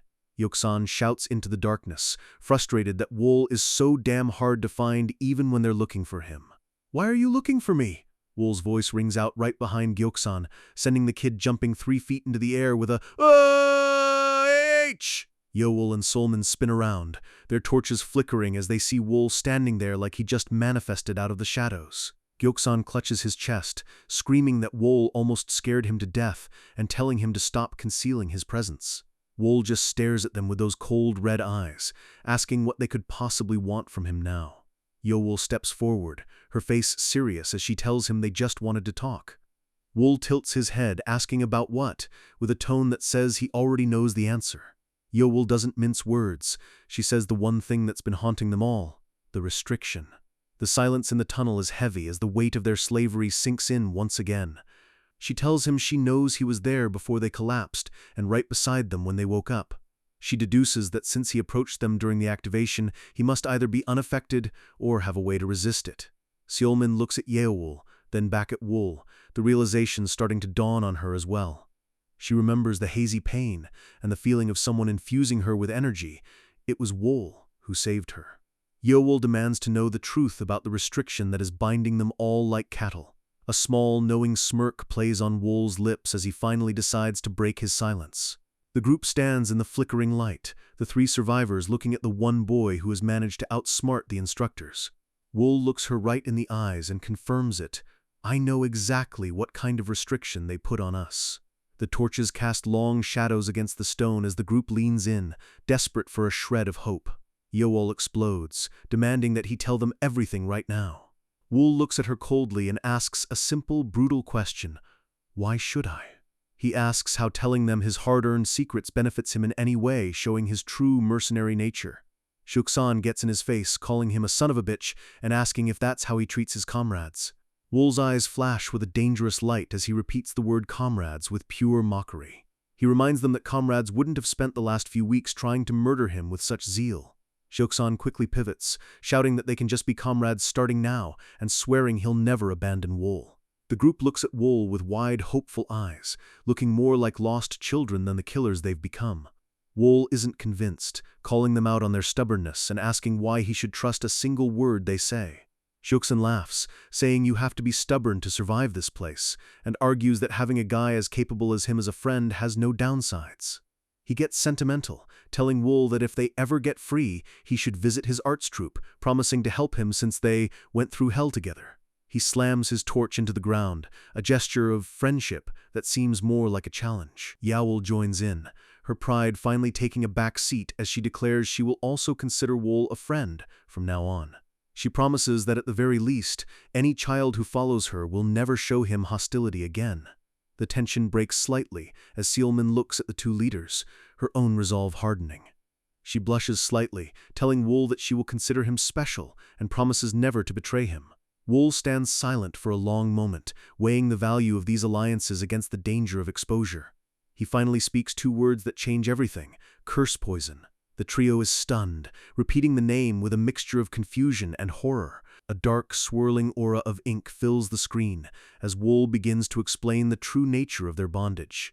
He tells them they weren't just poisoned, they were infected with a living organism, a parasite that's made their bodies a home. He explains that it lays dormant until stimulated by the sound of the flute, which makes it release toxins into their blood and organs. Yaowl is furious and terrified, asking how the hell Wool is fine if everyone has the same parasite. Wool lies effortlessly, claiming he's just naturally resistant to poison, so the impact on him simply isn't as strong. The realization hits them. The antidote the instructors gave them is just a temporary fix to keep the bugs quiet. Wool tells them that since he's given them the info, they have to figure out how to remove the bugs on their own. He thinks to himself that it's better to have as many variables as possible. Even if only one of them escapes the poison, it creates chaos he can exploit. As he turns to leave, Sealman calls out his name, her voice soft in the darkness. Wool doesn't stop, his face a mask of indifference as he continues to be the mystery none of them can solve. Yaowl thanks him, promising to repay the favor and telling him to come see her if he ever needs help. Wool gives a short, "I will," though his posture suggests he plans on doing everything himself. The group begins to walk away, the torches fading into the distance as Wool is left alone with his thoughts. But Sealman stays behind for a second, looking at Wool with a gaze that is full of unspoken things. She whispers a name, Lee Sealman. Wool pauses, confused, as she explains that it's her real name, not the one given to her by the instructors. She tells him she wants him to remember it, a final act of reclaiming her humanity before the final mission. She gives him a bright, genuine smile, her eyes sparkling for the first time in 7 years. The name Lee Sealman hangs in the air, a bridge between two ghosts who have forgotten what it's like to be human. She looks at him one last time, her expression pleading for him to keep that small piece of her soul safe. She walks away into the shadows, leaving Wool standing there, his red eyes reflecting the dying light of the torches. Wool stands perfectly still, his expression unreadable, but the wheels in his head are turning faster than ever. Morning. A massive crack in the cave ceiling begins to glow with a strange orange light. A beam of pure, unfiltered sunlight pierces the darkness, illuminating the dust and ruins of the village. An instructor stands in the center of the light, his voice booming, as he announces that today is the day they finally leave. The 30 survivors are gathered, their faces tilted upward toward the light, some looking terrified, and others looks like they've seen a miracle. The whispers of "finally" ripple through the crowd, the reality of their freedom starting to sink in. The instructor calls out for Yaowl, the leader they've chosen to represent them. She raises her hand high, her face a mask of pure determination and readiness. He tells her that once the instructors leave, it will be her responsibility to lead the remaining children outside. Yaowl shouts, "Understood," her voice filled with a fire that haven't been seen since the start of the project. A massive woven basket is lowered from the ceiling on heavy ropes, creaking as it descends into the pit. The instructors watch from above, one of them wondering how many of these useful tools will actually survive the coming war. They look down at the survivors, seeing nothing but weapons that have been honed to a lethal edge. The leader notes that while these children are strong, their target is a martial artist with the highest level of talent in the Jianggu. He predicts that they'll have a hard time surviving, essentially sending them on a suicide mission. But he dismisses it, saying his role is over and he's ready to retire and wash his hands of this blood-soaked life. The kids look up at the opening, the sky above a brilliant, mocking blue that they've only seen in dreams. A roar of "Yeaahhh" breaks out as the first group of kids realizes they aren't going to die in this hole. Yoel takes charge, ordering the first half of the survivors into the basket, calling out names with military precision. Wool stands at the back, his gaze fixed on the light, thinking, finally, as the weight of 7 years starts to lift. His eyes are sharp, already scanning for threats even before he's left the ground. Yeowol approaches him, guessing that their real mission will start almost the second they hit the surface. Wool agrees, his mind already moving past the escape and onto the next stage of the Blood Phantom Group's game. She asks what happened with the curse poison, and Wool notes that a few of them managed to get detoxified. She credits Seal Min for knowing so much about poison, not realizing it was Wool's internal energy that did the heavy lifting. Yoel looks at Seal Min with a newfound respect as the silver-haired girl just nods silently. Yoel declares that all that's left is for them to leave this hell behind once and for all. Wool gives a simple, "let's go," his resolve as cold and hard as the stone walls around him. The basket begins to rise with a sharp crack, pulling the first group of killers toward the world above. The remaining kids wait their turn, the tension in the cave finally replaced by a desperate kind of hope. The basket returns, and Yeowol gestures for the last group to get on, telling them they're the final ones to leave. The rope tightens with a snap, and the basket leaves the ground, swaying dangerously as it's winched up. Wool looks down at the cave village one last time, seeing the ruined houses and the dirt where so many of his friends were murdered. The rooftops of the fake manor get smaller and smaller, disappearing into the dark abyss they called home. He realizes with a shock just how deep underground they were kept, the stone walls stretching up for hundreds of feet. He thinks about how it wasn't just a hellish place, it was hell itself, and they survived it for 7 long years. She looks on as cheering, pointing upward and screaming that they can finally see the outside world.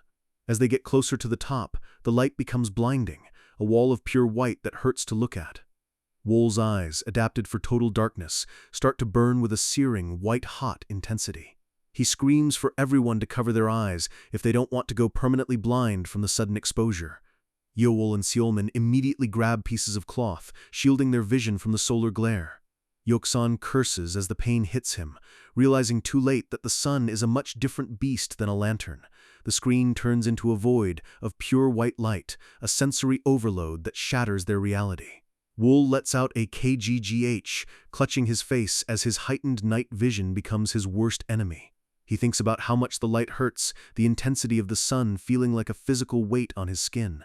A chorus of ARRGHH and IT hurts echoes from the basket as the killers of the dark meet the light of day.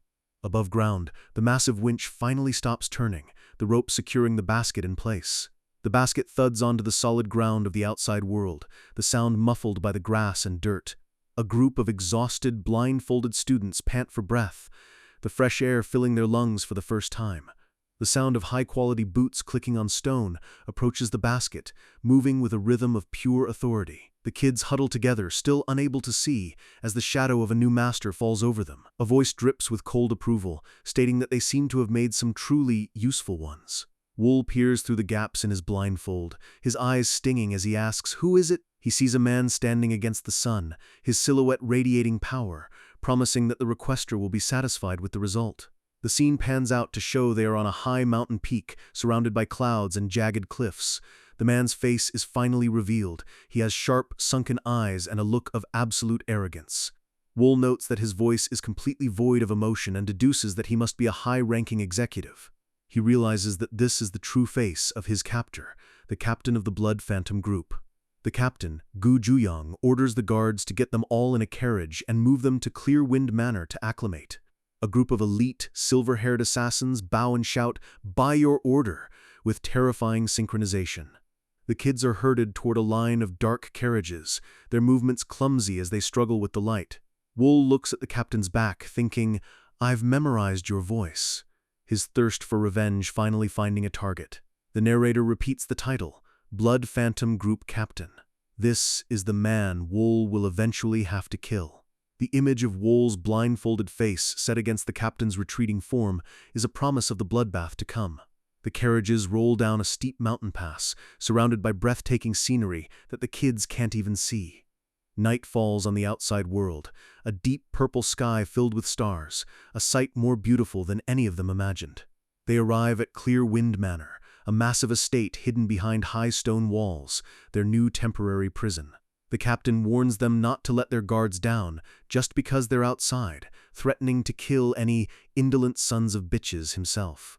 Wool steps out of the carriage, his long hair blowing in the cool night breeze, his muscles rippling with a new kind of energy. A young boy named Go Shinnok watches Wool, his expression filled with a mixture of fear and awe.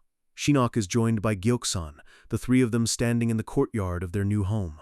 Wool looks at his roommates and tells them not to mind him, already planning his next move in this new environment. Gyeoksan lets out a "hey-eh" and asks who the hell said they would mind him, his usual cocky attitude returning. Wool looks at the moon, his red eyes reflecting the lunar glow, feeling a strange sense of peace for the first time in years.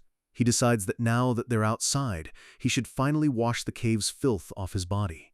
Gyeoksan and Shinnok look at him and ask how, since they don't even know where the water is. Then, Gyeoksan spots it, letting out an excited "OH" as his eyes light up. A stone well sits in the corner of the garden, its water cool and inviting under the moonlight. A massive splash of water erupts as Wool douses himself, the liquid feeling like pure life against his skin. He lets out a rare, genuine laugh, shouting that the water is incredibly refreshing.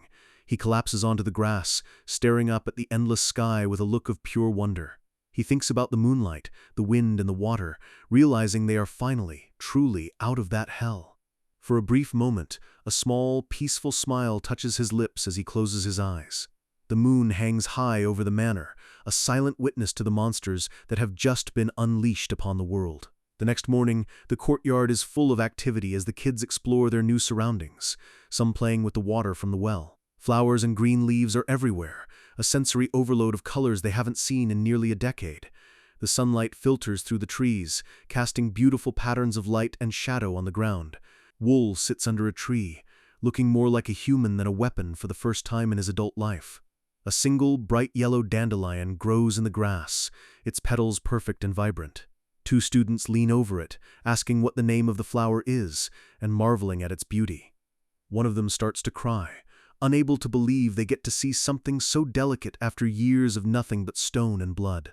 The two girls weep over the flower, their tears a testament to the childhood they lost in the dark. Wool watches them from a distance, a soft, almost empathetic look in his eyes as he recognizes their pain. Suddenly, a sharp whip sound cuts through the air, and petals fly everywhere as the flower is destroyed. A black, polished boot slams down on the dandelion, crushing it into the dirt with a sickening thud. The two girls look up in absolute horror, their faces twisted in shock at the casual cruelty. A pair of lethal-looking daggers are tossed onto the grass with a metallic clang. An instructor stands over them, his voice cold as he announces that they are being distributed weapons for their upcoming mission. Wool looks down at the twin blades at his feet, his brief moment of peace shattered as he realizes the real bloodbath is about to begin. The daggers sit in the brush, waiting for a hand to pick them up and start the slaughter. Meanwhile, the scene shifts to the Clear Breeze district, where the Great Moon Palace looms like a fortress of the elite. Inside, the atmosphere is heavy with the scent of expensive tea and even more expensive secrets. Captain Gu Juyong is sitting across from the First Sword, the man who personally broke the spirits of the children for 7 years. Juyong pours the tea with a smirk, thanking the old man for his hard work in forging their new weapons. The First Sword remains humble, but you can see the exhaustion in his eyes. He just wants out of this life. The captain admits the group's prosperity is built on the old man's sacrifices, acting like he actually cares about the debt he owes. He tells the First Sword he's done enough, and that it's finally time for him to rest. The old man looks up, surprised and hopeful, asking if Juyong is actually permitting his retirement. Juyong smiles, that cold "I'm about to backstab you" smile, and says even the second and third swords are free to retire. The old man bows in gratitude, thinking he's finally escaped the cycle of blood. Juyong says it's the least he can do, but his voice is way too smooth, and you know there's a but coming. As the old man walks away, Juyong sets his cup down with a sharp tap, his face immediately turning cold. He watches the First Sword leave, his gaze lingering like he's looking at a dead man walking. He mutters that the children are truly a waste, showing zero remorse for the 270 kids who died in the cave. His eyes are sharp and hollow. To him, people are just tools that eventually lose their edge. He knows they are too talented to throw away after one use, but his priority is self-preservation. He decides that their relationship with the Blood Phantom group ends the second the target is dead. No loose ends allowed. The first sword asks if he's figured out who the high-paying requester is, the one who dropped 500k gold on a single head. Juyang admits he doesn't know, warning that in their line of work, crossing the line of curiosity gets you killed. He's smart enough not to irritate a big shot who has that kind of wealth and power. His focus is solely on the future of the Blood Phantom group. He believes that by completing this mission, they'll finally be on par with the White Spirit Lotus, the greatest assassin group in the land. A hellish red aura explodes around him as he dreams of absolute dominance over the Jianggu. Back in the palace, the first sword looks contemplative, perhaps sensing that his retirement won't be as peaceful as he hoped. Wool is already geared up, his hand tight around the handle of his curved blade. He stands in the dark, his long hair flowing, looking like the absolute manifestation of death. So Yoksan creeps up, cackling as he asks if the big bad Wool is actually trembling before the big mission. Wool looks back with a chilling calm, admitting that he is, but Yoksan is too slow to realize its excitement, not fear. Yoksan calls him a liar, saying Wool is talking way too much today and mocking his nerves. Wool just stares at him, those red eyes seeing through Gyoksan's fake bravado. Gyoksan's eyes light up with madness as he says he wants to reward himself for 7 years of hell by chopping off some heads. Wool stays silent, knowing that Gyoksan is just another doomed soul in this grand design. An instructor shouts for them to move out with their weapons immediately. The survivors stand in the dark, a collection of broken souls turned into perfect weapons. They exchange looks, fear, madness, and a tiny bit of hope that this is their last night as slaves. The captain's voice tells them they are moving out stealthily to their final objective. Wool is surrounded by a blue aura, his focus reaching a level where the world itself seems to slow down. The moon is massive and pale, illuminating the mountain path they are about to turn into a graveyard. Shadows flicker through the leaves as the 30 assassins move in perfect silence. The fourth sword leads the way, his movements fast and precise. The kids jump through the trees like phantoms, their years of terrain conditioning finally being put to the test. The instructor is impressed, noting that they are following him perfectly without a single one falling behind. He thinks about how well they were raised, his thoughts echoing the captain's sentiment that it's a waste to discard them. He realizes these kids are as strong as regular members of the group, which makes their upcoming disposal even more tragic. A sharp swish sound marks the group reaching the crest of the mountain. They stand on the jagged peaks, looking out over a fog-covered valley. Halt. The group stops instantly at the cliff edge, looking like statues against the night sky. The instructor orders them to hide and wait for the signal to strike. Within a second, the entire group vanishes, their stealth techniques making them one with the rocks and shadows. The fourth sword looks toward their destination, his mask hiding whatever pity he might have left. He points to a massive manor nestled in the mountains, the target of their 7-year obsession. He tells them the manor is an exact copy of the one they trained in. Every shortcut they learned is real. He points specifically to the Bright Moon Palace, where their target, the genius Wu Gunsong, is sleeping. The kids' eyes glow in the dark as they prepare to storm a place they've already lived in their minds for 1,000 nights. Wool whispers the target's name, Wu Gunsong, his heart hammering with the anticipation of the hunt. But then, we cut to a bright, peaceful day at the MA sect. A woman with flowing black hair stands in a garden, looking like the epitome of grace. This is Seolran, and she looks like she hasn't a care in the world, though her eyes tell a different story. She reaches for a blue flower, her touch light and delicate. The petals scatter in a breeze that feels far too cold for such a beautiful day. She stands tall, the wind whipping her robes, looking out over the mountain peaks. A voice asks why she's alone, breaking her moment of peace. It's the elderly Master of Brilliance, looking regal and terrifying in her feather-draped cloak. The MA sect leader looks at her disciple with a gaze that could freeze the sun. Seolran claims she was just enjoying the breeze, but the Master calls her out for being needlessly sentimental. The Master asks if she still resents the paths they've had to take to keep the sect on top. Seolran says she's just inconvenienced and asks to be excused since her life is on the line. The Master's face contorts with fury, her aura flaring with purple energy. She screams that Seolran was a beggar on the streets until the sect washed, fed, and taught her how to kill. She is outraged that her disciple would dare ask for an excuse after everything the sect gave her. Seolran quickly bows, her face going neutral as she realizes there is no arguing with a fanatic. She tells the Master not to get upset, as it's bad for her health, using a polite tone to hide her own frustration. The master declares that if they don't get an answer by today, they'll execute the plan 7 years in the making. Seolran promises to follow her master's will, her fate sealed by the ambition of an old woman.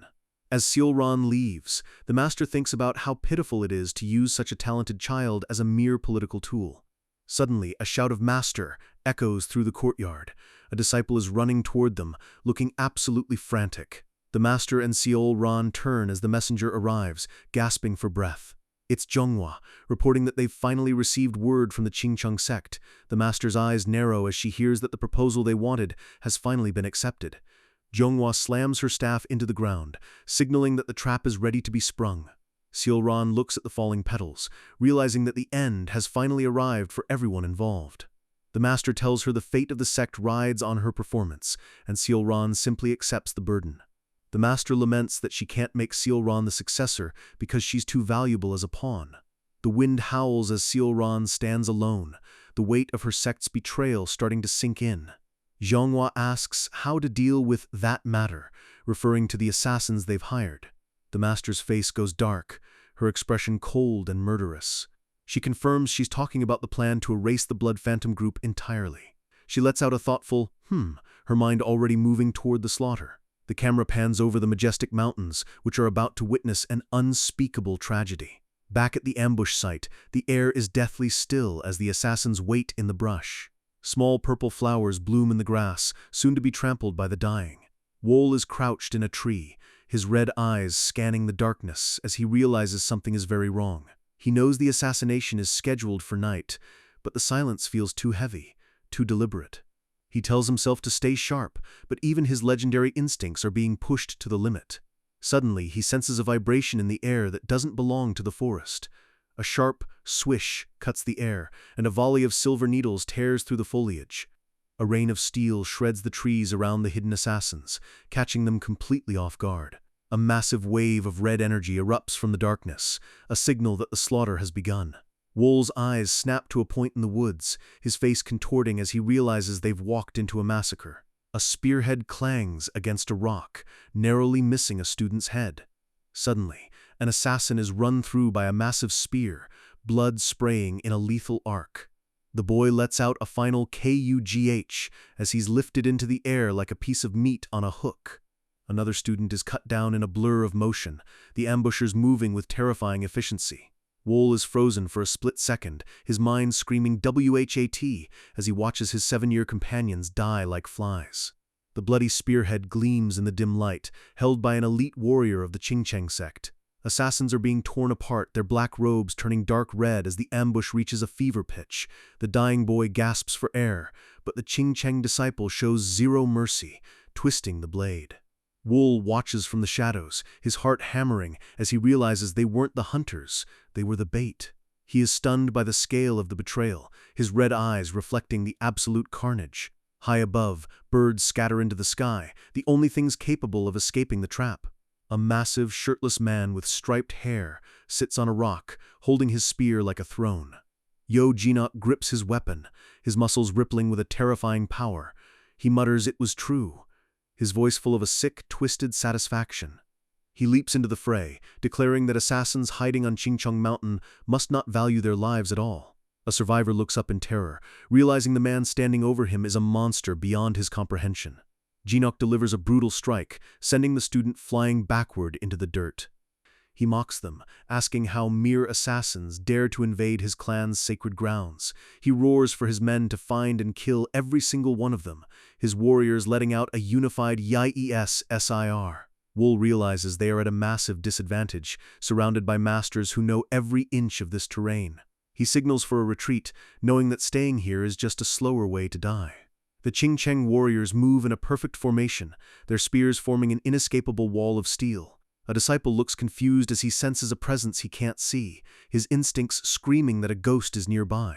Suddenly, a dagger pierces the earth right at his feet, the shockwave nearly knocking him over. He looks up, eyes widening as he catches a glimpse of Wol's terrifying red gaze in the shadows.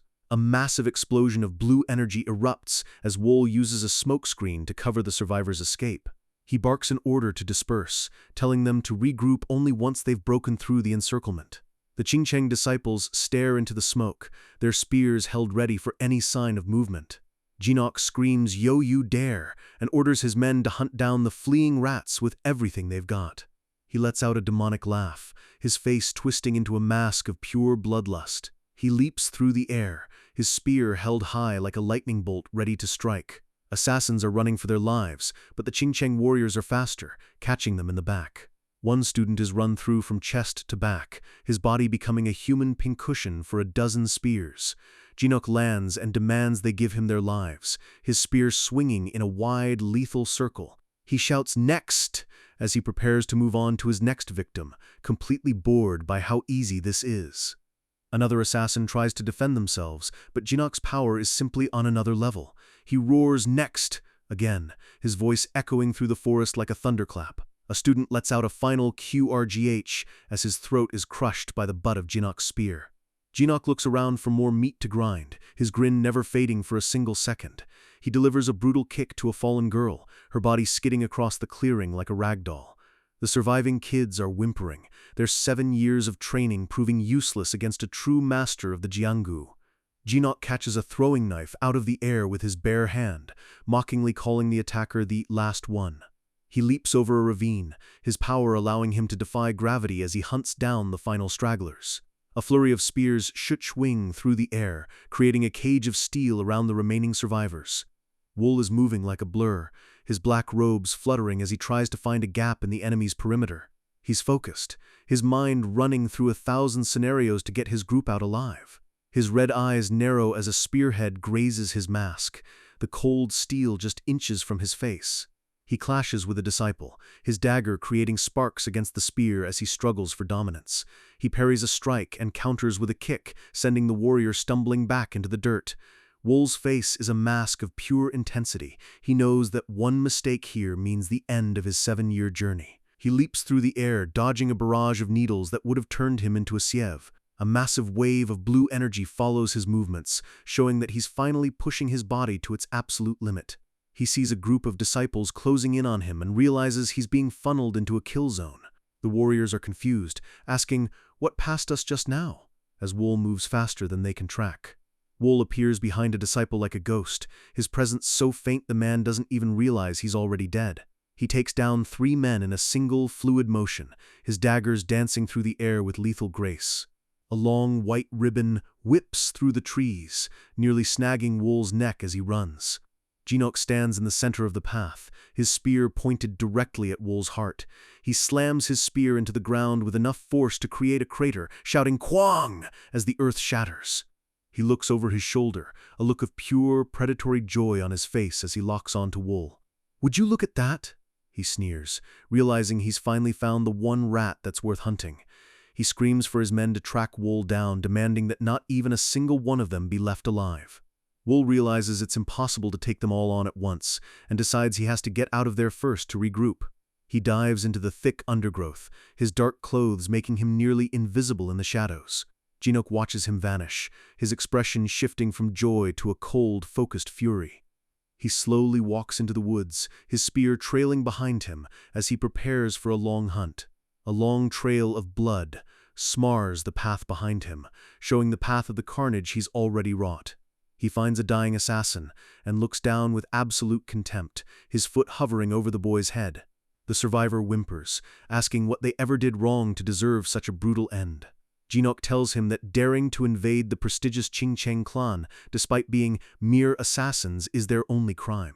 He slams his boot down, the sound of a crushing skull echoing through the quiet forest. Wool is running through the trees, his breath coming in ragged gasps as he heads toward a cliffside. He senses more enemies closing in and realizes the entire mountain is a giant cage.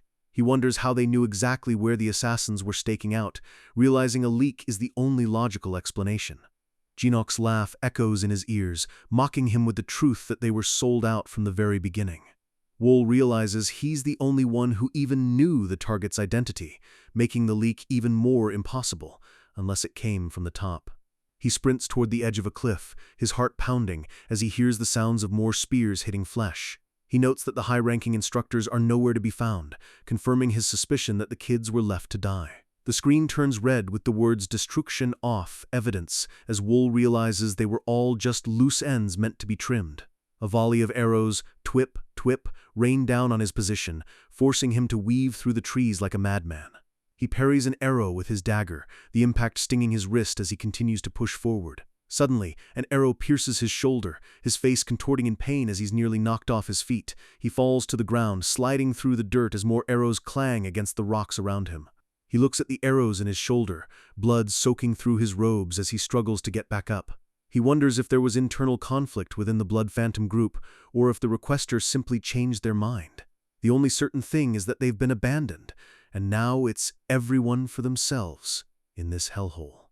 He looks up at the sky, his resolve hardening into something cold and unbreakable. He reaches the edge of a massive waterfall, the roaring water his only potential escape route. A pool of blood forms at his feet, showing just how much he's already lost in this fight. A Qingcheng disciple appears behind him, drawing an arrow and asking where is he hiding with a cocky grin. Wool drops from the trees like a shadow, his daggers held in a reverse grip as he prepares a lethal counter. He crosses his blades at the warrior's neck, the man's eyes going wide as he realizes his prey has fangs.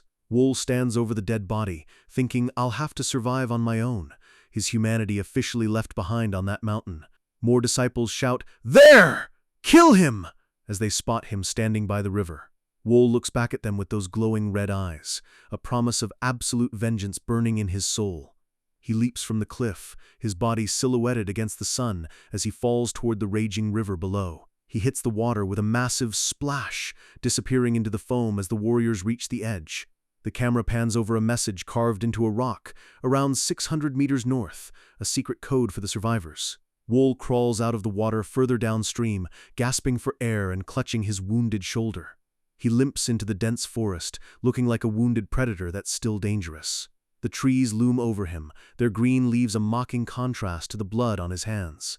He finds another rock with a code, around 1,200 meters northeast, written in fresh, smudged blood. Wool kneels by the rock, his eyes narrowing as he realizes the person who wrote this was badly injured. He sees the trail of blood leading into the dark and knows that someone he cares about might be in serious trouble.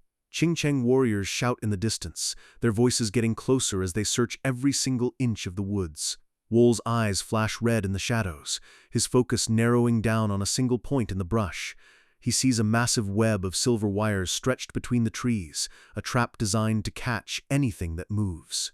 He notes that at least 7 different clans are involved in this hunt, realizing the betrayal goes much deeper than he thought.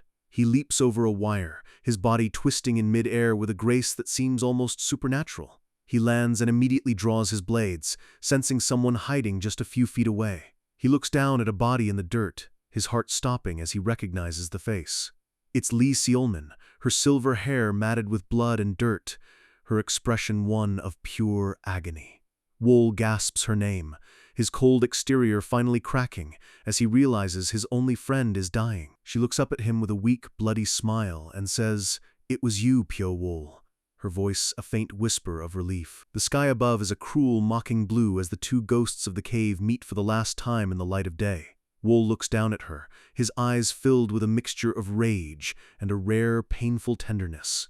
Xiaolmin repeats his name, her hand reaching out for him as her strength continues to fade. She tells him she's so glad to see him, her voice filled with a desperate kind of love that never had a chance to bloom. Wool catches her as she falls, holding her close to his chest as if he can shield her from the inevitable. He realizes she's seriously injured, her internal organs failing from the brutal strikes she's taken. He asks where the others are, his voice low and dangerous as he scans for any signs of survival. She tells him most of them are dead, and that she doesn't know what happened to Yeowol or Cheonwoo after they all dispersed.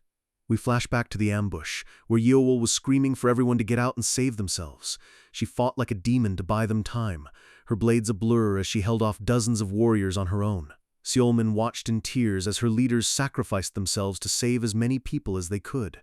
She tells Wool that they stayed and fought until the very end, showing a level of loyalty the instructors never expected. Wool holds her tighter, his face a mask of stone as the weight of their tragedy sinks in. He lays her down gently on the dirt, his hands trembling slightly as he realizes there's nothing he can do to save her. He looks her in the eye and tells her the brutal truth, she's going to die very soon. She gives a weak nod and says, "I know," her gaze fixed on the only person who ever saw her as more than a tool. Wool asks if she's scared or if she wants to live, his voice filled with a genuine curiosity about her feelings. She admits that she does want to live, her eyes welling up with tears at the thought of all she's losing. She asks with a heartbreaking hope if he can save her, even though she already knows the answer. Wool's silent no is the loudest sound in the forest, a final death knell for her hope. She says she's given up, but feels relieved that she won't have to die all alone in this cold place. She asks if he will stay with her to the end, her hand clutching his robe with the last of her strength. She closes her eyes, her breath getting shallower with every passing second. Wool gives a soft yes, his presence a final comfort for the girl who lost everything. He thinks about how it ultimately ended up this way despite everything they went through to survive. After 7 years of hell, they are all dying in the mud for a plan they never even understood. He wonders who controlled their lives and forced them to be trampled by an unopposable power. He looks at her peaceful, pale face and hopes that one day their killers feel the same way he does right now. The scene is gruesome and wronged, a testament to the cruelty of the martial arts world. Wool decides then and there that it's all because of one man, Woo Gunsung. He stands up, his red eyes burning with a fire that will eventually consume the entire Jianghu. He knows the assassination target was the key to their 7-year torture. He thinks about the Blood Phantom group, the request, and the kids who were kidnapped and raised as monsters. His face is a mask of pure, absolute resolve. He is no longer just a survivor, he is an avenger. He realizes that now that they've become useless, the captain is trying to erase them from his intricately designed plan. He vows that as long as he survives, he will find out who messed with their lives and take his revenge, if it's the last thing he does. He looks down at Seolmin, promising her that he will make them all pay for every single drop of blood. He whispers her name one last time, a vow etched in his very soul. She smiles faintly, her last thought being a wish for him to survive and find the peace she never could. Wool's expression is one of pure, unadulterated pain, the last bit of his childhood dying with her. She asks him if he can call her name one last time, her voice barely a breath in the wind. He calls her Lee Seolmin, her real name, acknowledging her humanity in her final moments. She thanks him, saying she only ever wanted to hear it from him, and her hand finally falls limp. Her fingers slip from his grip, the final connection severed as her soul leaves this cruel world. She lies still, looking like she's just sleeping, finally free from the pain in the cave. Wool stands over her, declaring that he will erase their killers from the face of the earth. His eyes glow with a demonic light as he tells her to watch over him and what he's about to do. The scene shifts back to the palace, the center of the conspiracy that ruined so many lives. Gu Juyang stands in the massive hall, looking like a king who just secured his throne. He laughs about the inescapable net, gloating that it's impossible for any of the children to have survived. He admits it's a waste to throw them away after 7 years, but calls them pawns that had to be discarded. A subordinate asks if this place is also in danger because of the requester's betrayal. Juyang says he doesn't know why they chose to destroy the evidence, but he's not taking any chances. He wonders if it wouldn't be more effective for them to eliminate the Blood Phantom group as well to fully prevent the secret from getting out. He dismisses the fear, claiming they won't be able to find this hidden place, and they just have to wait for the storm to blow over. The subordinate asks if he truly doesn't know the requester, and Juyang says he can find out any time, but there's a line to be kept. He notes that they were even warned by a message, so there's no reason for them to cross the line first. He holds up a small, brown envelope, the very message he's been bragging about. Suddenly, his eyes go wide as he senses a strange smell coming from the paper, tracking incense. K.A. Pow! The doors of the palace explode inward as the ground shakes with a massive impact. Dozens of warriors flood into the hall, their eyes glowing with a lethal purple energy. A high-ranking guard screams for everyone to retreat, realizing they are completely outmatched. A monk from the Ma sect raises a string of prayer beads, shouting, "Thou shalt kill!" as he leads the charge. The Blood Phantom group is being slaughtered in their own home, the tables finally turned on the masters of assassination. Juyang screams that the fourth sword was right, his arrogance finally replaced by a blinding terror. His men beg him to retreat, but Juyang looks around and realizes there is nowhere left to run. He sees the Ma warriors closing in from every side, their target being his head alone. He realizes they've finally crossed the line, and his face twists into a mask of pure, desperate rage. He draws his blades, his own red aura flaring up as he prepares for a final, suicidal stand. He whispers that he will show them exactly what happens when you corner a tiger. He lunges forward with a crazed grin, his swords glowing with a lethal, bloody light. He leaps into the air, his power exploding in a shockwave that sends the nearest warriors flying. The MA monks are stunned by the sheer ferocity of his counterattack, their formation breaking for a split second. Juyang is a whirlwind of destruction, cutting down anyone who gets within reach of his blades. He is surrounded by a halo of red energy, looking like a demon that's finally been unleashed. He screams that they will be the ones devoured if they dare to bite him, his madness reaching a fever pitch. He commands his remaining forces to hold on just a little more, convinced that they can still win this war. But a cold, female voice whispers no, and the temperature in the room drops to absolute zero. A woman with long, dark hair and a high ponytail appears in a blur of motion, her hand moving faster than the eye can follow. She unleashes a barrage of silver needles that tear through Juyang's red aura like it's made of paper.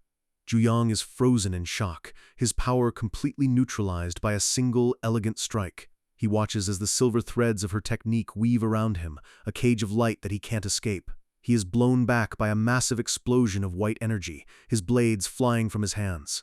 He lets out a guttural "OH" as a lethal purple strike cuts across his chest. He slams into the ground, blood spraying from his wounds as his arrogance is finally crushed into the dirt. He gasps for air as a white cloth wraps around him, tightening with enough force to snap his ribs.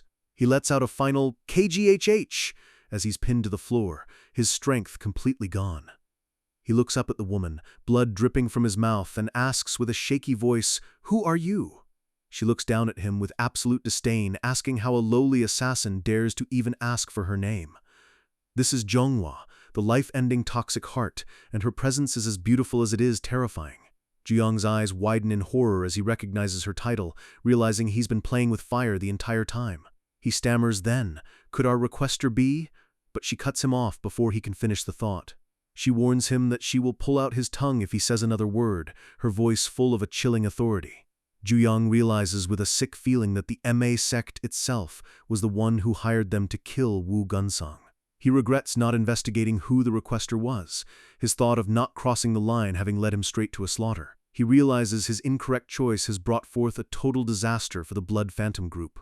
But his survival instinct is still there. He declares that even if he dies, he will not die alone. Manhwa mocks his resolve, her own blades ready to end the pathetic life of the captain. She unleashes a series of strikes that move like ribbons of light, cutting through the air with a high-pitched swing. Jiang tries to block, but his blood is flying everywhere as her speed continues to overwhelm him. They clash in a final epic explosion of red and white energy, the fate of the Blood Phantom group finally sealed in blood. The shadows scream as the final betrayal begins, and the very people who created these monsters are now here to put them down. Captain Gu Juyang is locked in a life-or-death struggle, his face twisted in a snarl as he realizes his partners have turned their blades on him. Across the field, the Ime sect masters look on with cold, calculating eyes, showing absolutely zero remorse for the blood they're about to spill. The air explodes with red energy as Gu Juyang unleashes his full power, desperately trying to carve a path through the elite Ime warriors surrounding him. Manhwa watches him with a smirk, mocking the fact that a mere assassin thinks he can stand on the same level as a great sect master. She realizes that leaving someone this strong alive is a massive risk, so her only goal now is total slaughter. With a single cold command, the order is given to end it all right here.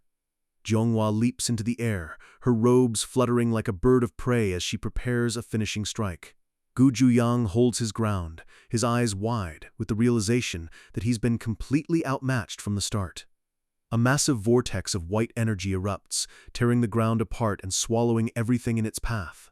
As the dust settles, Gu Juyang looks at the wreckage of his life's work, knowing deep down that this is the end for him and his group.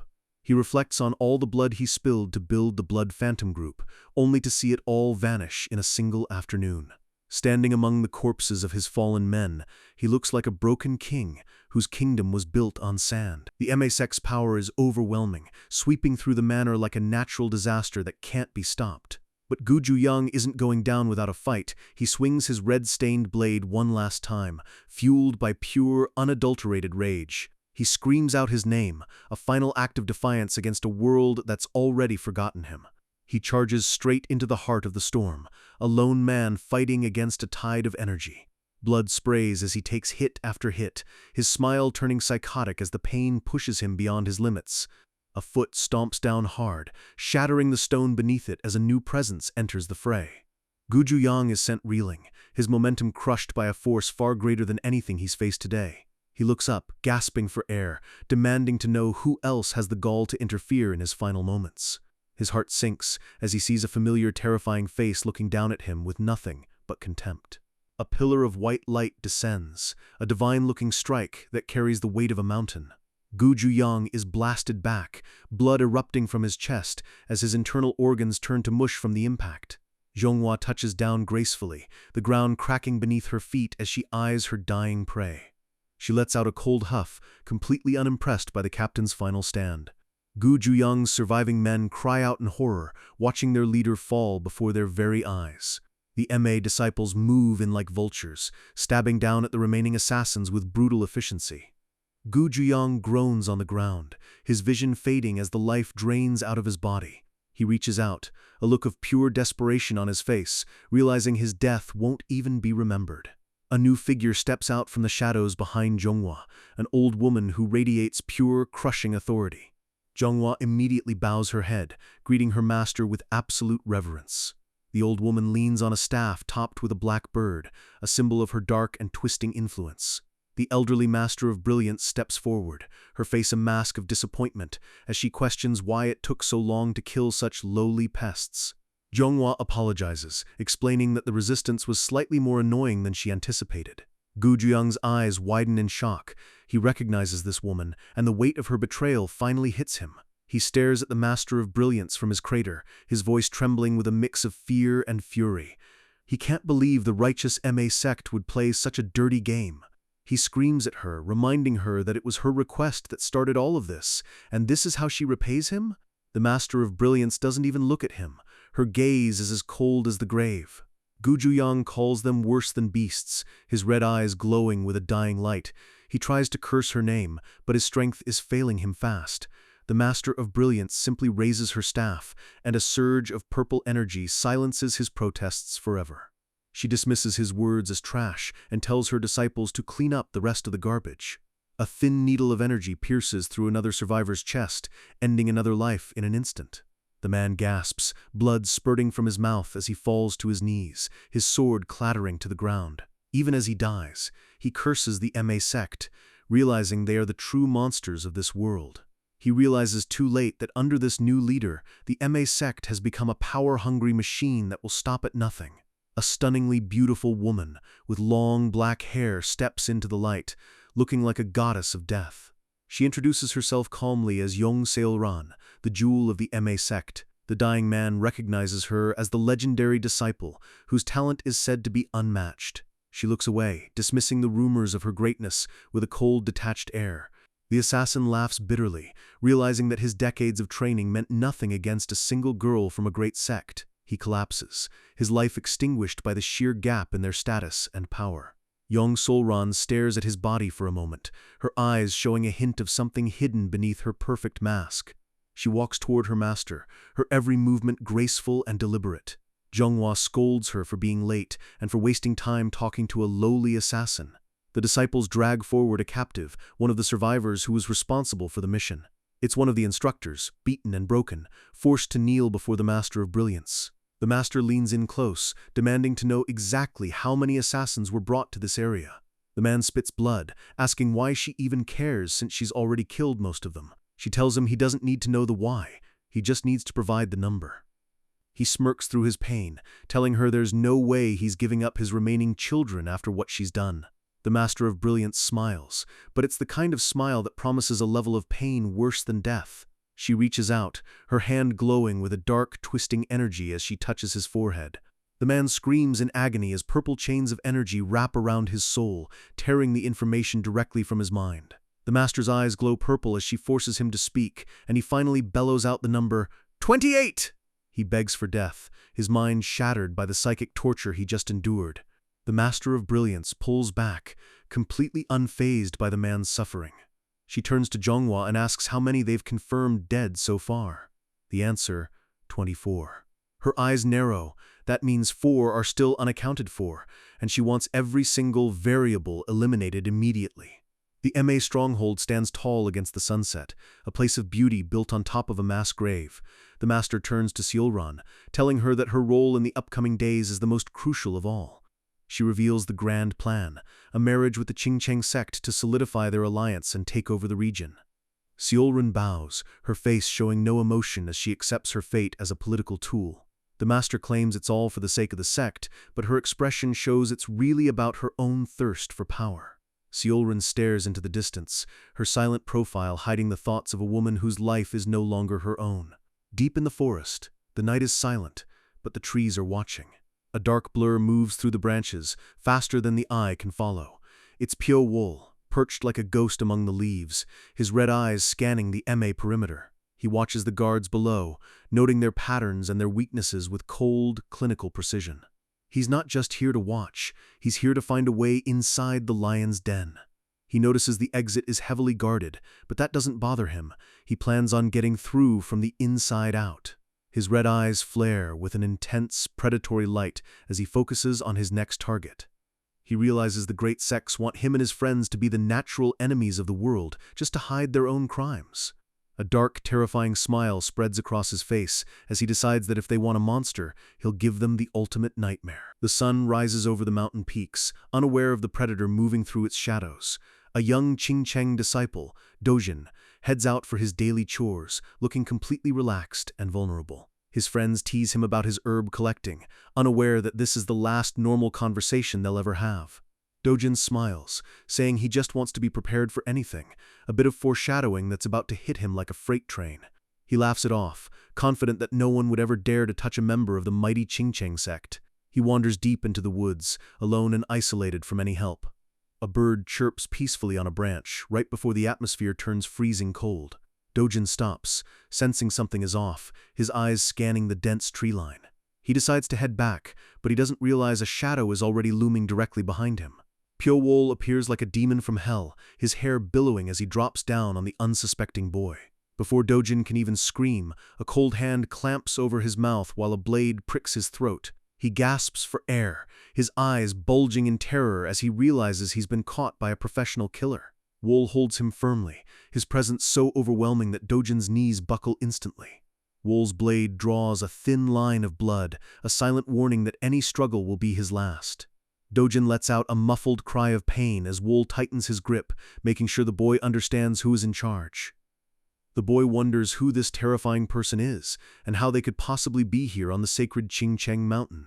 Wol's red eyes burn into his soul, demanding absolute obedience without saying a single word. He finally asks the boy to nod if he belongs to the Qingcheng sect, his voice a low, lethal whisper. Dojin nods frantically, tears streaming down his face as he prays for mercy. Wol promises to let him live as long as he answers every question honestly and doesn't try anything stupid. He tosses the boy to the ground, watching him cough and huff like a dying animal. He asks for the boy's name and rank, establishing total dominance over his captive. Then, he gets to the point. He wants to know exactly what kind of man Wu Gunsong really is. Dojin is stunned, wondering why this monster is interested in the Lone Star of their sect. Wol repeats the title with a hint of mockery, wanting to know the truth behind the legend. Dojin describes Gunsong as the greatest genius their sect has ever seen, a man who has mastered nearly every martial art they have. Wol thinks to himself that a genius prospect is the worst possible news for his mission. But then he remembers the 7 years of hell he endured, realizing that his own training was designed specifically to kill people like this. Dojin begs for his life, claiming he's told him everything he knows. Suddenly, his body goes numb. He realizes his limbs aren't responding to his brain anymore. He sees a horrifying vision of a flayed man behind him, a psychological trick Wol uses to shatter his will. The boy's mind snaps as he watches Wol begin a gruesome process of face-changing right in front of him.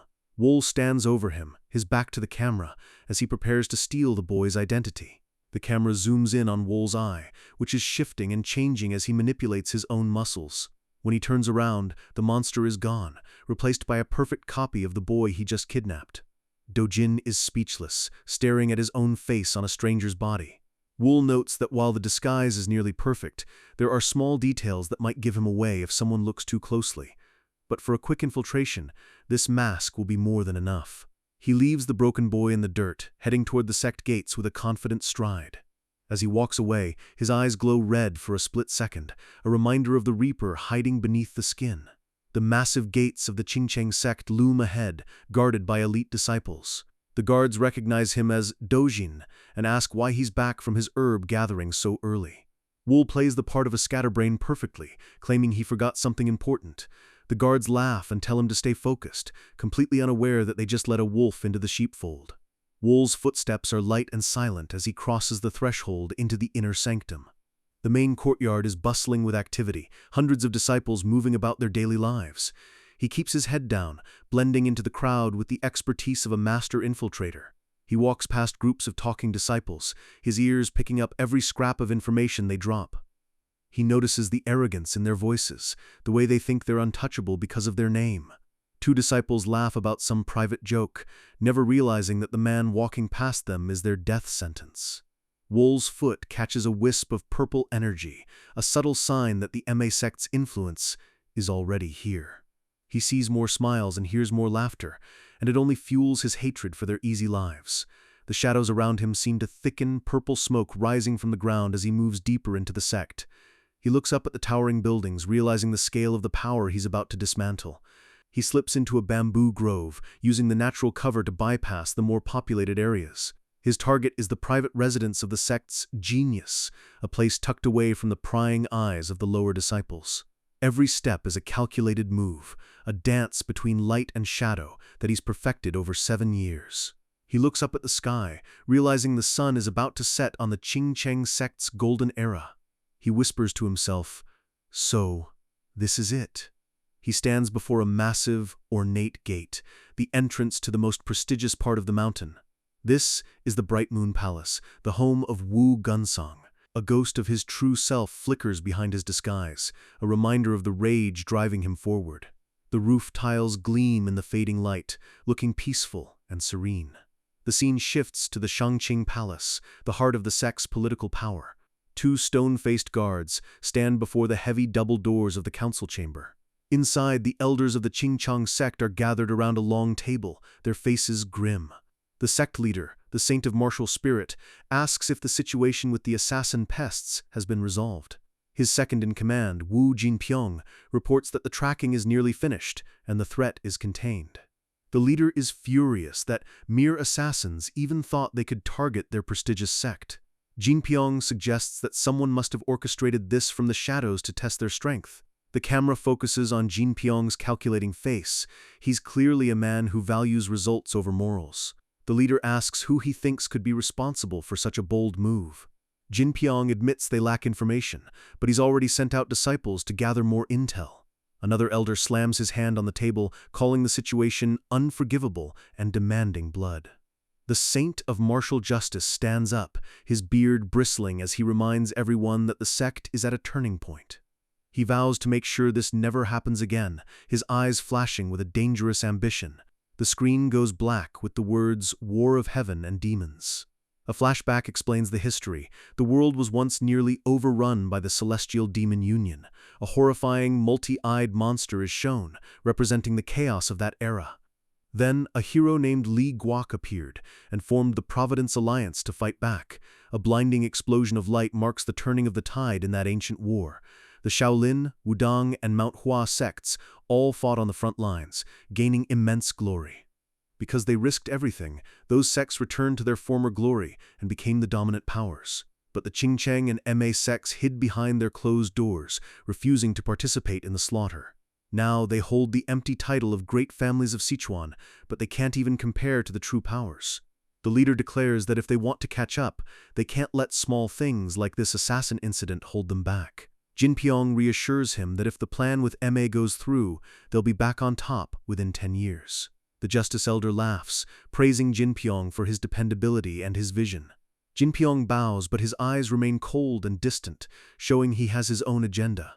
The elders comment on how talented Jinpyong's son Wu Gunsong is, calling it a blessing for the sect.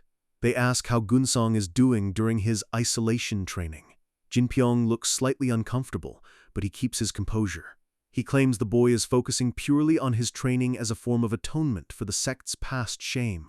The scene shifts to a darkened room, where a figure sits in meditation, surrounded by an aura of power. The figure's long hair falls over his shoulders as he sits in perfect silence. The legendary Wu Gunsong finally shows his face, looking every bit the noble genius the rumors described. He's surrounded by blades embedded in the floor, an aura of sharp energy radiating from his body. The palace is quiet, bathed in the soft glow of the afternoon sun. Back in the council room, Jin Pyong apologizes for not being a better father to such an intense young man. The other elder dismisses it, saying it's normal for a vigorous youth to be a bit difficult. He tells Jin Pyong not to worry about things that have already been settled peacefully. He mutters something about whatever society says, hinting that Gunsang's reputation might not be as clean as it looks. Suddenly, a flash of white light cuts through the darkness of the sword hall. The movement is so fast it's almost invisible, a testament to the speed of the master within. Gunsong stands in the center of the hall, his blade held low, proving that his talent is indeed the real deal. The elder believes that if he's raised right, he could even surpass the successors of the three great powers. The elders nod in agreement, their faces filled with hope for the future of their sect. They look like proud grandfathers, unaware that the foundation of their hope is rotten to the core. The Saint of Martial Spirit speaks up, his voice heavy with the gravity of his next question. He asks if Jin Pyong has officially accepted the MA sect's marriage proposal. Jin Pyong confirms it, his face showing a flicker of calculation. The leader thinks the marriage is a not bad idea, especially since the bride is the Master of Brilliance's top disciple. He reflects on the rumors of Seolran's beauty and intelligence, thinking she's a perfect match for Gunsong. However, Jin Pyong admits he still has some deep-seated concerns about this alliance. The leader correctly guesses that he's worried about the Master of Brilliance herself. He knows the old woman is desperate to catch up to them and might be using this marriage as a trap. Jin Pyong fears that instead of a partnership, they might be the ones who get devoured by the MA sect's ambitions. The leader tells him they have no choice but to take the risk if they want to escape the small pond of Sichuan. Jin Pyong reluctantly agrees, promising to give his son special care to prepare him for the transition. Outside, Dojin Wool stands before the Bright Moon Palace, his plan already in motion. He notes that although it's his first time here, the layout is an exact copy of the fake underground village where he spent 7 years. He smirks, realizing that even with the gates shut tight, entering this place will be as easy as walking into his own home. He leaps onto the roof, moving with the silent grace of a predator who has lived in the dark for a lifetime. He hears voices nearby and immediately drops flat against the tiles. 2 disciples are whispering below, and Wool strains his ears to hear their secret conversation. One of them is complaining that Gunsong is using isolation training as an excuse to bring women into the sacred hall. The other disciple tells him to shut up before he gets them both in trouble, but the secret is already out. Wool is disgusted. In a sword sect, bringing women into the training hall is a massive taboo, yet the genius does it anyway. The disciples walk away, laughing about their senior's vigorous habits. Wool watches them go, his expression hardening as he looks toward the inner chambers. He reflects on how there's always someone different on the inside, no matter where you go in this corrupt world. Night falls over the palace, the stars looking down on a scene of impending doom. The buildings are bathed in a cold blue light, looking more like a prison than a sanctuary. Pyo Wool sheds his disguise, standing in his true form as the Reaper, ready to collect his first soul. He blurs through the hallways, a streak of darkness that leaves no trace of its passing. He reaches the entrance to the inner training room, his vibration sensing telling him exactly where his target is. He steps inside, his footsteps silent even on the polished stone floor. He realizes the room is empty, but he knows better than to think his target has left the palace.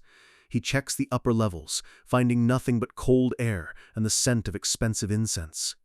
He looks down a long corridor, his red eyes narrowing as he spots a hidden entrance. A grated window looks into a secret chamber below, the atmosphere inside feeling thick and heavy. The floor is littered with discarded blades, looking like a graveyard of broken dreams.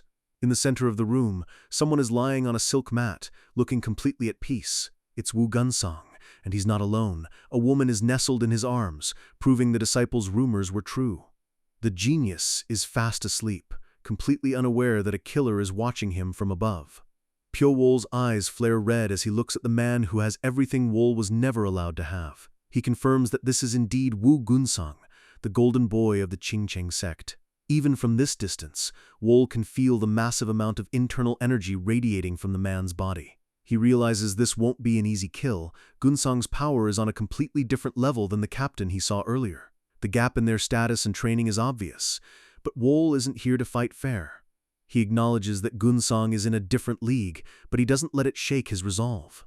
He pulls out a thin wire, thinking to himself that even a god dies if you strike their death pressure point. The wire loops down from the ceiling, a silent noose designed to end a life before the victim can even wake up. Wol watches with bated breath, his body coiled like a snake ready to strike. The wire settles around Gunsong's neck, the trap nearly complete. Wol's eyes narrow to slits as he prepares to pull the trigger on his first major target. Suddenly, Gunsong's eyes snap open. He's far more alert than Wol anticipated. A massive explosion of energy erupts from Gunsong's body, the light filling the entire chamber. Wol is shocked, his mask of calm slipping as he's caught in the blast of raw power. Gunsong leaps up, his hand catching the wire before it can tighten, his face a mask of pure, arrogant fury. The woman beside him screams in terror as the genius of Qingqing stares up at his would-be assassin. The room is torn apart by the clashing energies, dust and debris flying everywhere as the fight truly begins. Gunsong rips the wire away with his bare hands, his internal energy protecting him from the sharp edge. Wol groans as he's pulled down from his perch, the sheer strength of his opponent catching him off guard. Gunsong touches down with a snarl, looking more like a beast than a lone star. The two face off in the wreckage of the secret room, the silence between them thick with the promise of death. Gunsong demands to know who dares to interfere with his private training. He looks Wol up and down, his gaze filled with a mixture of curiosity and bloodlust. Wol doesn't answer, he just reaches for his twin daggers, his movements a blur of practiced efficiency. He charges forward, his hair flowing behind him like a dark omen. Gunsong scoffs and disappears, moving even faster than Wol can track with his naked eyes. The two collide in a shower of sparks, their movements too fast for any normal human to follow. Gunsong raises two fingers, glowing with a golden aura, a technique designed to pierce through any defense. He strikes out at Wol's throat, his smile turning sadistic as he prepares to end the fight instantly. Wol barely manages to block with his dagger, the force of the strike vibrating through his entire arm. Their eyes meet for a split second, red against black, a battle of wills that's just as intense as the physical fight. An explosion of energy sends them both flying back, the ground between them cracking into 1,000 pieces. Wol hits the wall hard, gasping for air as he realizes the sheer gap in their raw power. He looks up, his vision swimming, as Gunsong prepares his next move with terrifying calm. A massive blade of golden light descends, a strike that could split a mountain in half. Wol crosses his daggers above his head, his teeth bared in a snarl of desperation. He screams as the pressure threatens to crush his bones, his red eyes burning with a refusal to die here. Gunsong looks down at him with a smirk, mocking his weak resistance and his lowly origin. Another explosion rocks the palace, the shockwave shattering every window in the vicinity. Wol is coughing up blood, his arms shaking as he barely holds back the genius's overwhelming strength. He realizes he can't keep blocking like this. He needs to find a way to flip the script before his body gives out. He uses the momentum of the next strike to spin away, his feet skidding across the stone floor. He strikes back with a flurry of stabs, trying to find any opening in Gunsong's perfect defense. Gunsong catches the blade between two fingers, his expression one of pure boredom. He admits that Wol is good, but good isn't enough to kill a genius of his caliber. He laughs at Wol's tricks, claiming that an assassin's path is nothing more than a coward's way out. He demands to know who sent him, his voice booming with the authority of his status. Wol huffs and puffs, his body covered in cuts and bruises, but his spirit is still unbroken. Gunsong's smile turns even more twisted as a new realization hits him. He asks if that woman's father sent him, referring to his fiancée Yong Seol-ran, with a shocking level of disrespect. Wol's eyes widen as he hears Gunsong call the legendary disciple that woman, realizing the genius of Qingcheng is a bigger piece of trash than he ever imagined. For some people, greatness isn't earned, it's just a boring reality they were born into. Wu Gunsong spent his life breezing through every martial art the Qingcheng sect had to offer, never finding a single challenge. Everywhere he went, people showered him with praise, calling him the best the sect had ever seen. The cheers were endless, But for a genius like him, the constant worship just made everything feel empty. He was living a life on easy mode, and honestly, he was bored out of his mind. Even the girls in the sect couldn't stop talking about how cool and unreachable he was. But then, he met her. A girl who didn't just see a martial arts god, but a man. For a moment, Gunsang actually felt something, his interest finally piqued by someone who wasn't just a fan. She was innocent and kind, the exact opposite of the cold, violent world he lived in. But that spark didn't last long. Gunsang's interest turned into an obsession with pleasure, and he started sleeping with woman after woman just to feel alive. One night, stumbling home drunk and full of himself, he ran into another disciple. That meeting was the beginning of a scandal that the sect tried desperately to bury. He confronted the woman, his eyes glazed over from the alcohol and his own arrogance. She looked at him with a smirk, knowing she had enough dirt on the golden boy to ruin him. She was confident, thinking her connection to him made her untouchable within the palace. But Gunsang didn't see a person, he just saw a mistake that needed to be erased. The look on his face changed from boredom to a dark, cold realization. In his mind, whatever happened that night was just a drunken slip-up, nothing more. He was willing to admit he messed up, but he wasn't about to take the fall for it. His gaze turned hollow as he remembered the aftermath of his choices. He genuinely couldn't understand why people blamed him when the girl decided to take her own life out of shame. His hand gripped his sword, the same weapon he used to maintain his perfect image. He felt like the victim, complaining about having to spend a whole year in isolation just because of a minor tragedy. The image of her hanging feet haunts the background, a life ended because of his ego. To him, the whole ordeal was just tedious, a bump in the road to his glorious future. Back in the present, the room explodes with power as the real fight begins. Gunsang screams at Pyo Wol, asking if that girl's father sent a hitman to get revenge for her death. Wol is confused for a second, realizing this genius has so many victims he can't even keep track of who wants him dead. The energy in the room swirls like a hurricane as Gunsang unleashes his full killing intent. Wol feels the weight of the aura. It's thick, heavy, and absolutely overwhelming. Every bit of energy leaking out of Gunsang feels like a physical weight trying to crush Wol's lungs. It looks like the genius is wrapped in a cloak of 100,000 blades, ready to shred anything in his path. Gunsang stands calm in the center of the storm, looking down at Wol like a bug. Our boy Wol is sweating, his red eyes darting as he looks for any opening in this impossible defense. He braces himself because the genius is finally making his move. Gunsang blurs forward, his speed defying human logic as he closes the gap in a heartbeat. Wol catches the strike with his daggers, but the force behind it sends a jolt of pain through his entire skeleton. Gunsang spins into a lethal dance, his movements fluid and beautiful even as they aim for Wol's heart. Wol is forced to jump and roll, barely staying a fraction of an inch ahead of the silver blade. He tries to use the environment to his advantage, but Gunsang slices through stone pillars like they're made of paper. A brutal kick sends Wol flying backward, his breath catching in his throat from the impact. Gunsang mocks him, calling Wol's assassin tricks annoying and sluggish. Wol hits the ground hard, his eyes wide as he realizes he's fighting a literal monster. Gunsang looms over him, a pillar of light surrounding his body like a holy warrior. The silver-haired jerk tosses a blade aside, confident that he doesn't even need a weapon to finish this. He tells Wol to stop with the tricks and just accept his death already. But Wol isn't done. He lunges forward with a snarl, refusing to be just another footnote in Gunsang's ego. He creates distance, moving with a jerky, unpredictable rhythm to throw off the genius's timing. Gunsang just clicks his tongue, clearly getting bored with how long this is taking. Wol takes to the air, his silhouette framed against the roof as he prepares a desperate counter. His hand grips his dagger so hard his knuckles turn white. He launches a streak of dark energy, a direct challenge to the Golden Boy's authority. Gunsang deflects it with a casual wave of his hand, his eyes filled with nothing but contempt. The floor is littered with swords, and Wol realizes he's standing in a literal graveyard of everyone Gunsang has stepped on. He dodges a flurry of strikes, his movements becoming more desperate as his stamina begins to flag. Gunsang's eye narrows, he's spotted the pattern, and he's ready to end the game.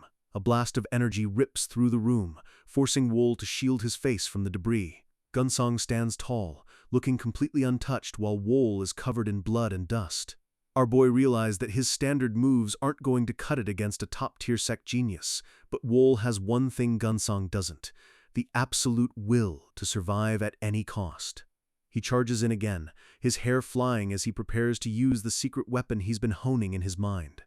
Gunsong launches a rain of energy needles, an inescapable net of death. Wool senses the vibrations, his mind accelerating to a level that normal humans can't even imagine. Gunsong points a finger, ready to fire the finishing blow. He unleashes the Ching Cheng secret technique, the 72 sword waves, and the room is flooded with a literal ocean of energy. The waves crash down with the force of a tsunami, threatening to grind Wool into dust. Gunsong stands in the middle of the torrent, looking like a god of the sea. Wool is pushed to the edge, his teeth bared as he fights the literal tide of power. His red eyes flare with an intense, burning light as he decides to do the impossible. Gunsong watches, confused, as Wool begins to move in a way that looks oddly familiar. The genius's face goes pale as he realizes what's happening. The girl watching from the shadows gasps in terror as the atmosphere in the room shifts completely. Gunsong screams, his pride taking a massive hit as he sees his own technique being reflected back at him. Wool is now controlling the waves, his mastery of vibration allowing him to hijack the energy Gunsong spent years perfecting. The two waves collide in a massive whirlpool of light and sound.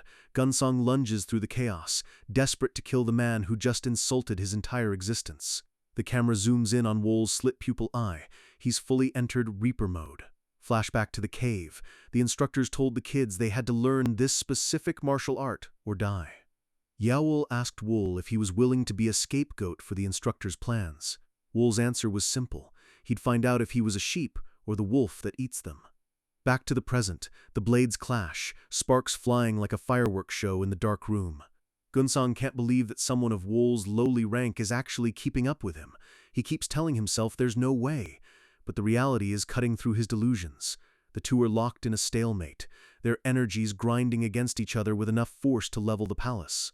Gunsong is furious, demanding to know how Wool can possibly block the 72 sword waves. Wool's voice is cold as ice as he tells him he learned it while staring death in the face every single day. He admits he might not be as refined as Gunsong, but he's damn sure he can demolish him. Wool activates Swift Mind, his brain processing 1,000 combat scenarios in a single second. To everyone else, Wool just becomes a blue blur of pure speed. He moves through the energy waves like they're standing still. Gunsong tries to swing, but he's hitting ghosts. Wool is already 10 steps ahead. Wool appears directly behind him, his dagger poised for the final strike. He whispers, "Found it." The one tiny flaw in the genius's perfect defense. Gunsong tries to turn, but his body is too slow to react to Wool's accelerated mind. The silver-haired prodigy looks back in slow motion, his eyes filled with the first real fear he's ever felt. Swoosh! The blade finds its mark, sinking deep into Gunsong's back. Gunsong gasps, blood pouring from his mouth as his golden boy life flashes before his eyes. Wool doesn't stop. He twists the blade, making sure the heart is completely shredded. The legendary genius of the Ching Cheng sect collapses onto the wooden floor, dying in the same room where he used to play God. Wool huffs, his body trembling from the massive drain on his energy. His hand is stained with the blood of a genius, proving that even a star can be snuffed out. He stands over the body, his silhouette dark and menacing in the wreckage of the hall. His red eyes glow in the darkness. The Reaper has claimed his prize. The silence of the mountain is shattered by the deep, mournful tolling of the sect's funeral bells.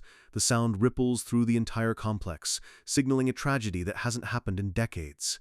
Disciples stop in their tracks, their faces pale as they realize what those bells mean. Everyone starts running toward the Bright Moon Palace, sensing that the heart of their sect has been cut out. The massive iron bell swings violently, its ring carrying the weight of a dying era. Guards surround the palace, but they're already too late to do anything but watch the aftermath. Inside, the air is cold and smells of blood and wasted potential. The body of the Lone Star is covered by a white cloth, a pathetic end for a man who thought he was a god. The blood is already starting to seep through the fabric, staining the pristine white with a dark, ugly truth. Wu Jinpyong lets out a gut-wrenching scream, his grief turning into a physical force that shakes the room. He collapses over his son's body, crying out in disbelief that his perfect child is gone. The sect leader looks up at the ceiling, asking the gods how they could let such a disaster befall them. Jinpyong cradles his son's head, his tears falling onto the cold silver hair. The other elder tries to speak, his voice low and cautious as he approaches the grieving father. He tells Jinpyong that they have a serious problem. They have to deal with the only living witness. The poor girl who was with Gunsong is huddled in the corner, shivering and crying her eyes out. The elder reminds Jinpyong that Gunsong's honor is at stake here. If the world finds out he was with a common girl, his legacy is ruined. He argues that if the rumors spread about Gunsong's secret life, the sect will become a laughingstock. The image of the girl's silhouette highlights her vulnerability. She's just a stain to them now. Jinpyong listens, his grief slowly being replaced by a cold, sharp-edged pragmatism. The sect leader's aura flares up, his hair flying as he realizes the magnitude of the scandal. The two powerful men lock eyes, a silent agreement forming to do whatever it takes to protect their reputation. Jinpyong realizes that the nightmare has only just begun for his family. He knows that with his son dead, his own path to power has been cut off forever. They decide that they can't just sit around and wait for the truth to come out. The leader deduces that someone must be behind this murder, someone who wanted to tear down the Qingcheng name. He lets out a thoughtful, his mind already spinning a web of lies to cover up the truth. Suddenly, a younger disciple bursts in, arguing that a person's life should be more important than the sect's honor. He's disgusted that they're even considering killing a girl who belongs to their own community. The girl looks up, hope flickering in her eyes for a split second as someone speaks for her. But Jinpyong just stares at him with hollow, dead eyes, his beard twitching with silent rage. He explains that if they don't hide this, they'll be reduced to a minor sect and lose everything they've fought for. The younger disciple is silenced by the sheer pressure coming from the elders, his courage failing him. Jinpyong draws his sword, the sound of steel against scabbard echoing like a death knell. He walks toward the girl, his shadow looming over her like a monster from her worst nightmares. She realizes there's no mercy coming from these righteous warriors. He looks down at her with glowing eyes, telling her that as a member of the sect, she should understand why this has to happen. She screams, a sound of pure terror that no one outside will ever hear. He asks her why she even bothered to survive when his son didn't, his mind completely snapped by his loss. She begs for her life, her face wet with tears as she faces the man who was supposed to be her protector. The room turns a deep, bloody red as the act is committed off-screen, the elders watching in grim silence. The girl's body lies still on the floor, another victim of the Qingcheng sect's obsession with honor. One of the disciples is shaking, unable to believe the horror he just witnessed.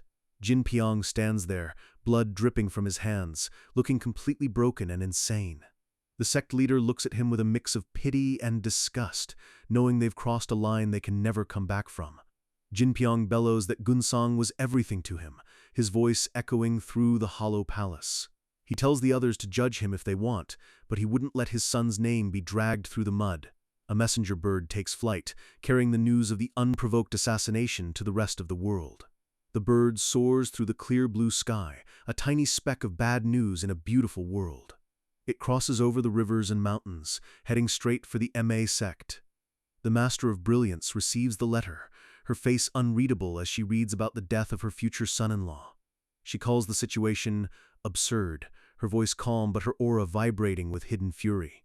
She slams her fist onto the table, shattering the wood as she demands to know how a mere assassin could pull this off. Manhwa asks if the reports are really true, if the golden boy was actually killed in his own home. The master is livid. They were trying to get rid of the assassins, and instead, the assassins struck at the very heart of their alliance. The top disciples stand in a line, realizing that their easy lives are about to get very complicated. The master's face twists in a snarl. Her 10-year plan to dominate the region has just turned into ashes. She vows that whoever killed Gunsong must be eliminated immediately before they can reveal any more secrets. She orders her disciples to mobilize and support the Qingcheng sect's hunt, wanting the killer's head on a spike. Young Seolran steps forward, her face a mask of cold determination as she accepts the mission. One of her sisters mocks her, suggesting that Seolran must be happy that her unwanted marriage got cancelled. The master watches them, her eyes narrowing as she looks for any sign of weakness or betrayal. Seolran lies perfectly, claiming she's heartbroken over losing her future husband. The word husband tastes like poison in her mouth, but she plays the role of the grieving bride perfectly. She insists that since they were going to be married, he was already her family in her heart. The disciples move out, their robes fluttering as they prepare to hunt down the man who ruined their master's plans. The Master of Brilliance leans back, her eyes glowing with a dark, murderous intent. The scene shifts to the countryside, where the sun is shining on a golden field of rice. The breeze ripples through the crops, looking peaceful and disconnected from the violence on the mountain. A simple farmer is working in the fields, his face hidden by a wide straw hat. He's humming a little song about the blue sky and the yellow fields, looking like he hasn't a care in the world.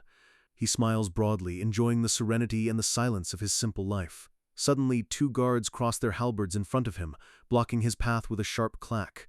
They bark at him to stop, their eyes suspicious as they look over this random peasant. The farmer looks shocked and confused, asking what he could possibly have done wrong.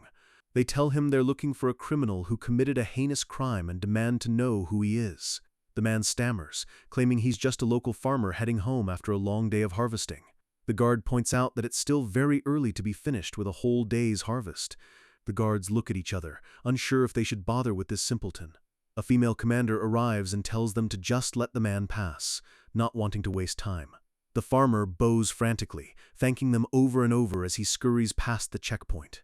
He keeps bowing even as he moves away, the perfect picture of a terrified peasant. The commander watches him go, her eyes sharp and analytical, as she senses something isn't right. She shouts for him to wait, her voice echoing across the open field.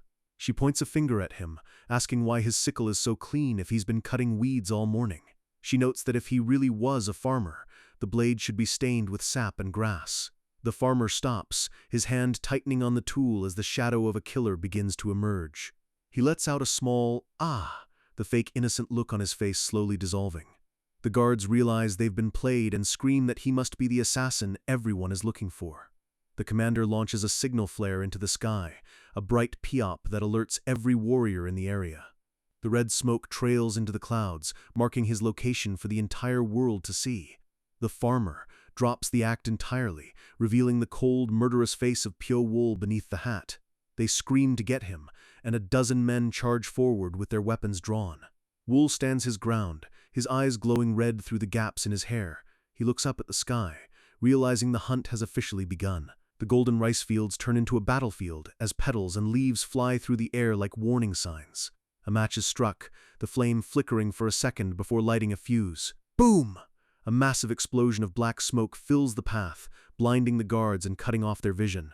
The commander coughs through the soot, cursing the farmer for his dirty tricks and confirming he is indeed the target. Wool blurs through the smoke, his movements a ghostly flicker that's impossible to track. He leaps over the charging guards, his straw hat falling away to reveal his true, predatory form. He lands with his hand over his face, his red eyes burning with a lethal intensity that freezes the men in their tracks. The air is filled with the screams of his pursuers as he begins to systematically dismantle their formation. One guard is sent flying, his armor shattered by a single high-speed strike from Wool's palm. Wool stands over a fallen man, looking like an omen of death against the bright afternoon sun. Suddenly, thin golden wires erupt from Wool's hands, swirling around the next guard like a web of razor-sharp silk. Wool pulls the wires tight, pinning the man to the ground while he prepares to interrogate him. The guard groans in pain as Wool demands to know who this elderly master is that everyone keeps mentioning. He tightens the grip on the man's throat, making sure he understands that his life is hanging by a literal thread. The man gasps out the name, the elderly Master of Brilliance. Wool sees a dark vision of the MA sect leader, realizing he's now being hunted by the most powerful woman in the region. Wool's eyes narrow, he realized the stakes just got 100 times higher. He asks if the master gave the order personally, his voice sounding like a threat from the shadows. The guard reveals that every single MA disciple has been ordered to help the Qingcheng sect capture him, no matter the cost. Wool is surprised. These 2 sects used to fight like cats and dogs, but his actions have forced them into an unholy alliance. The guard admits it's strange, but he's too busy trying to breathe to care about sect politics. He warns Wool that more martial artists are on their way, and that he's already dead. He just doesn't know it yet. Wool stands silent for a moment, the golden wires glistening in his hands as he processes the situation. He starts thinking about the kind of person who could orchestrate all of this, someone who knew Gunsong and felt inferior to him. He realizes the culprit has to be based in Sichuan, has massive wealth, and enough patience to wait 7 years for a plan to mature. The realization hits him like a lightning bolt. It's her. More shouts echo from the distance as a fresh wave of warriors spots him in the field. They charge in, thinking they can overwhelm him with sheer numbers while he's distracted. The captured guard laughs through his blood, thinking his friends are here to save him. He tells Wool to release him if he wants to live, but Wool's expression doesn't change a bit. Wool unleashes a whirlwind of wires, the red aura surrounding him turning the wheat field into a slaughterhouse. He vows that even if he dies today, he isn't going to hell alone. He's taking every one of these hypocrites with him. The camera pans out over the mountain pass, a place of jagged cliffs and deep, dark valleys. A temporary camp has been set up at the base of the mountain, a hive of activity as the hunt continues. A monk reports to his superior, admitting that the assassin has somehow broken through their inescapable net. Manhwa sits in her chair, her face a mask of frustration as she hears the news. She looks at a map of the region, realized with growing horror that the killer isn't just escaping, he's becoming stronger. She thinks to herself that there are always people who stand out, geniuses who break the rules of the world. She grips her forehead, unable to accept that a mere assassin is outplaying her entire elite force. The image of Wool moving through her traps haunts her mind, his speed and precision defying everything she's been taught. She can't stand the thought of being humiliated by someone she considers trash. She orders her men to pursue him with every ounce of their strength, no matter how many lives it takes. Suddenly, a calm voice says no, cutting through her frantic orders like a knife. Young Seolran steps into the light, looking composed and regal despite the chaos around her. She points out that there's someone else here who stands out besides the assassin. Manhwa asks what she means, her tone a mix of curiosity and annoyance at being interrupted. Seolran explains that if they just keep chasing him, they'll never catch him because his skills are far beyond what they expected. She proposes a different strategy. They need to stop reacting and start predicting where he'll go next. She claims to have a rough outline of his destination, her eyes glowing with a terrifying intelligence. She reasons that since the assassin is exhausted, he'll naturally head toward the safest place he knows. A vision shows Wool walking through a pool of blood, a reminder of the trauma that built him. She correctly guesses that he's heading back to the place where he was raised, the underground cave system. The others are shocked, asking if she's really talking about a homing instinct for a killer. She points to a specific area on the map called Batang, the likely location of the Blood Phantom Group's base. Manhwa is impressed, realizing that Seolran isn't just a pretty face, she's a strategic mastermind who has everything. Seolran looks into the distance, her expression cold and detached as she plots the end of the MC. The others agree to her plan, recognizing the logic in her cold-blooded deduction. They decide to head to Batang immediately to set up an ambush and wait for the tired predator to walk into their trap. The camp erupts into movement, the order to move out echoing through the valley. A group of horsemen gallops through the forest, the ground thundering under their hooves. They're pushing their mounts to the limit, desperate to get ahead of their prey. The leaders shout for their men to keep up, promising that the assassin won't escape them this time. In the distance, Wool is seen running through the brush, his cloak tattered and his movements showing the strain of the hunt. He hears the horses behind him and curses under his breath, his teeth bared in a snarl of exhaustion. The Ching disciples shout about avenging their senior brother, their voices full of self-righteous fury. Wool knows they're hot on his tail, but he's confident he can lose them in the rough terrain. He leaps off a cliffside, arrows whistling past his head as he takes a dangerous shortcut. He lands hard, his face set in a grimace of pain as his old injuries start to flare up. His red eyes scan the horizon, wondering how the hell the MA sect is predicting his movements so accurately.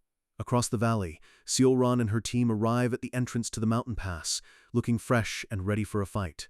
She stares down the path with a look of absolute certainty, knowing she has the advantage. Wool realizes he's walking straight into a bottleneck, and for the first time since leaving the cave, he feels like he's in real danger. The forest is dense, a sea of green hiding a predator who has finally stopped running because he's reached his destination. A sudden burst of movement kicks up a cloud of dust, the sound of a pursuit reaching its boiling point. Our guy Wool blurs through the trees, his cloak fluttering behind him like the wings of a crow. He skids to a halt, noticing something strange. The sound of the hundreds of warriors chasing him has suddenly gone quiet. He wonders if they finally grew a brain and gave up, or if they've stumbled onto the trap he set for them. His red eyes flare with an intense, predatory light as he senses a massive spike in energy nearby. A deafening explosion rocks the mountain, sending a pillar of debris shooting into the sky. The ground itself is being torn apart by a force so massive it looks like a natural disaster. A giant fissure opens up in the earth, a jagged wound in the mountainside that reveals a dark, hollow secret beneath. A lone figure stands in the center of the destruction, surrounded by a swirling storm of dust and rock. It's Wu Jinpyong, holding a massive slab-like blade, his hair wild and his aura radiating pure, unadulterated fury. He mutters a half-hearted apology, claiming his anger made him lose control of his power while trying to open a path. He barks orders at his men to find the assassin immediately, realizing the killer might still be alive in the rubble. The crater is massive, a long, scorched path leading directly into the heart of the mountain. Zhonghua watches from above, her eyes cold as she realizes the sheer scale of Jinpyong's destructive power. Smoke billows out of the newly opened cavern, a dark invitation to a place that shouldn't exist. Jinpyong's face is a mask of grief and rage, his teeth bared as he imagines what he'll do to his son's killer. He lets out a roar that sounds more like a beast than a man, demanding the MC to just die. The energy clashing against the mountain walls creates a blinding light, illuminating the dark history hidden underground. Rocks continue to fall as the mountain struggles to stay upright after such a massive blow. One of the elders notes that while he's glad the killer is trapped, Jinpyong's killing intent is so thick it might destroy the information they need. The disciples charge into the breach, their voices filled with self-righteous hatred as they seek justice. The camera pans out, showing the massive scar on the landscape, the entrance to the lion's den. Deep inside the mountain, a scout shouts that he's found something, a hidden entrance to a basement level. A group of horsemen gather around a well-like structure, looking down into a darkness that seems to swallow their torchlight. Jinpyong arrives, stunned that such a massive facility was hidden right under their noses this whole time. He orders everyone to climb down, convinced that this is where the rat is hiding. The disciples salute their commander, their faces pale but their resolve firm as they prepare to descend. Young Seolran watches from the back, her sharp mind already piecing together the true purpose of this underground fortress. Zhonghua orders the MA disciples to follow, determined to be the ones who land the final blow. The men prepare the ropes, the flickering orange glow of their torches the only thing holding back the shadows. They slide down into the abyss, unaware that they are literally entering the place where Pyo Wool was forged into a monster. A single boot touches the dusty floor, the sound echoing like a drum in the silence of the cave. Jinpyong looks around, his eyes narrowing as he realizes the air here is heavy with the scent of old blood. The torchlight reveals the fake village, a hauntingly accurate replica of the world above, built entirely for training killers. Zhonghua lands beside him, her expression shifting from arrogance to genuine shock. She asks if this is where the Blood Phantom group really trained their assassins, her voice barely a whisper. She realizes the only reason the great sects couldn't find them for years was because they were living like ghosts in this tomb. The scale of the underground town is revealed, dozens of buildings carved into the rock, a monument to a 7-year-long crime. Jinpyong looks toward the main building, his vibrations sensing picking up something faint and unsettling. He stands before the central palace, noting that it looks eerily similar to the Qingcheng sect's own architecture. He can't believe the audacity of these assassins to replicate his home in this filth. Zhonghua's eyes widen as she spots the familiar markings of her rival sect on the underground walls. A disciple freaks out, screaming about how a place like this could even exist without the whole world knowing. The younger warriors demand punishment for whoever built this, their sense of righteousness deeply offended by the mimicry. They realize that a project this massive required a huge amount of external support and money, meaning there's a traitor among the elites. Seolran remains silent, her eyes darting toward the shadows where she knows the Reaper is watching them. Suddenly, a dark, booming laugh erupts from the darkness, sounding more like a demon than a human. Jinpyong throws his head back and laughs hysterically, the sound of his sanity snapping echoing through the caverns. The disciples look at their leader with pure terror, realizing that grief has finally pushed him over the edge. He stops laughing and turns his glowing eyes toward them, telling them they need to catch the assassin before anything else matters. He asks if they understand, his voice a low growl that promises death to anyone who fails. They shout their understanding, desperately trying to ignore the madness radiating from him. Zhonghua tells Jinpyong she'll take her disciples to search a different sector, clearly wanting to get away from his erratic behavior. Her gaze lingers on the darkness for a moment, a rare flash of apprehension crossing her face. Jinpyong lets out a soft "huh?" his focus shifting to something hidden in the shadows of a nearby room. He tells Zhonghua he doesn't care if they have to chop off the MC's arms or legs, he just wants him brought back alive. She agrees, her robes fluttering as she leads her squad deeper into the labyrinth. Jin Pyong vows that he'll be infuriated beyond reason if the assassin is killed before he can deliver his own personal brand of torture. He declares that even if the culprit is from one of the 5 great sects, he will make them pay for mocking the Qingcheng name. Zhonghua reassures him he has nothing to worry about, though her tone says otherwise. She walks away, but her internal thoughts reveal she's already suspicious that the righteous sects themselves might be behind this. The two groups split up, their light fading into the distance as the shadows reclaim the cave. Zhonghua realizes that Jin Pyong is already looking for a reason to go to war with her sect. She tells her men they must find the boy before the Qingcheng sect does, or their secrets will die with him. Seolran walks alone for a moment, her silhouette small against the massive, oppressive stone architecture. She feels a huge crisis looming, sensing that they aren't the ones in control of this situation anymore. She realizes that while they are trying to catch him, this place is his domain, and they are all just intruders in his home. The camera pans up to the ceiling of the cave, showing the oppressive weight of the mountain above them. A shadow moves along the roof tiles, a ghost that's finally stopped being the prey and has become the hunter. The buildings are carved directly into the cliffside, a dizzying height that Pyo-wol navigates like he has wings. Jin Pyong enters the main manor, his torch illuminating the empty hallways where children used to march to their deaths. He notes that while the place is huge, it was all built for a single, terrifying purpose: to kill one man. He looks out from a balcony, realizing the layout is a perfect mockery of his own sect's palace. He scoffs, claiming the architecture is unimpressive, but he can't hide the fact that he's unsettled by the detail. He wonders if this place was built for the assassins, or if the assassins just moved into an ancient, pre-existing nightmare. He asks himself who could possibly be powerful enough to build a literal city inside a cave without anyone noticing. He reaches the end of a long corridor, standing before a door that looks more reinforced than the others.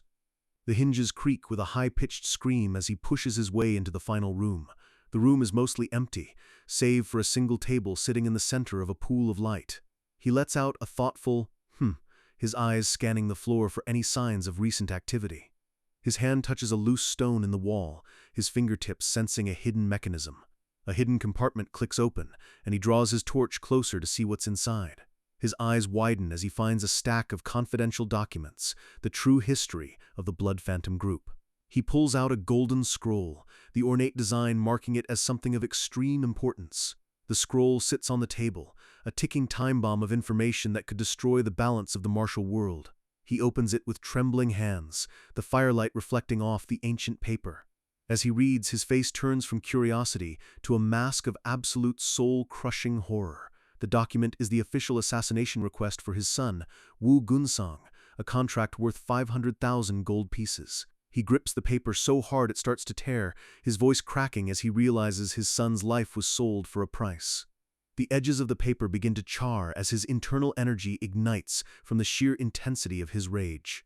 He bellows that they dared to end the future of the Qingcheng sect for a mere 500,000 gold. A massive explosion of fire erupts from his body, incinerating the table and everything around it as he screams his vow of vengeance. He stands in the center of the flames, looking like a demon of retribution, his mind completely gone. He notices a hole in the back wall, a passage that was recently opened. He steps through the breach, his torchlight revealing a long, winding tunnel that goes even deeper into the earth. The tunnel leads to a massive, dark chamber with a single altar in the center, bathed in a ghostly blue light. The floor of the pit is a writhing mass of snakes, thousands of them twisting together in a silent, venomous carpet. Jin Pyong looks down with disgust, wondering what kind of sick person would live in a dwelling filled with snakes. He looks at the altar and finds another book, one that looks far older and more dangerous than the scrolls. His voice trembles as he reads the title, The 9 Demonic Flows, the legendary lost art of a forbidden clan. The gap in the wall leads to a path that shouldn't exist, a gateway into a history that was supposed to be erased. Jin Pyong stands on the edge of the abyss, his tiny torchlight the only thing keeping the darkness from swallowing him whole.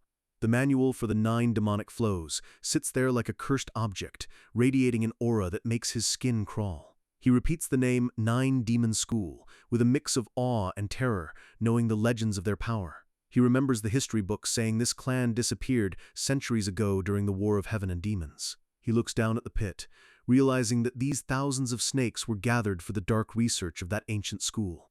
A group of Qingcheng disciples moves through the lower tunnels, their voices echoing off the wet stone walls. One of them stops, reaching down to pick up a few stray grains of rice from the floor.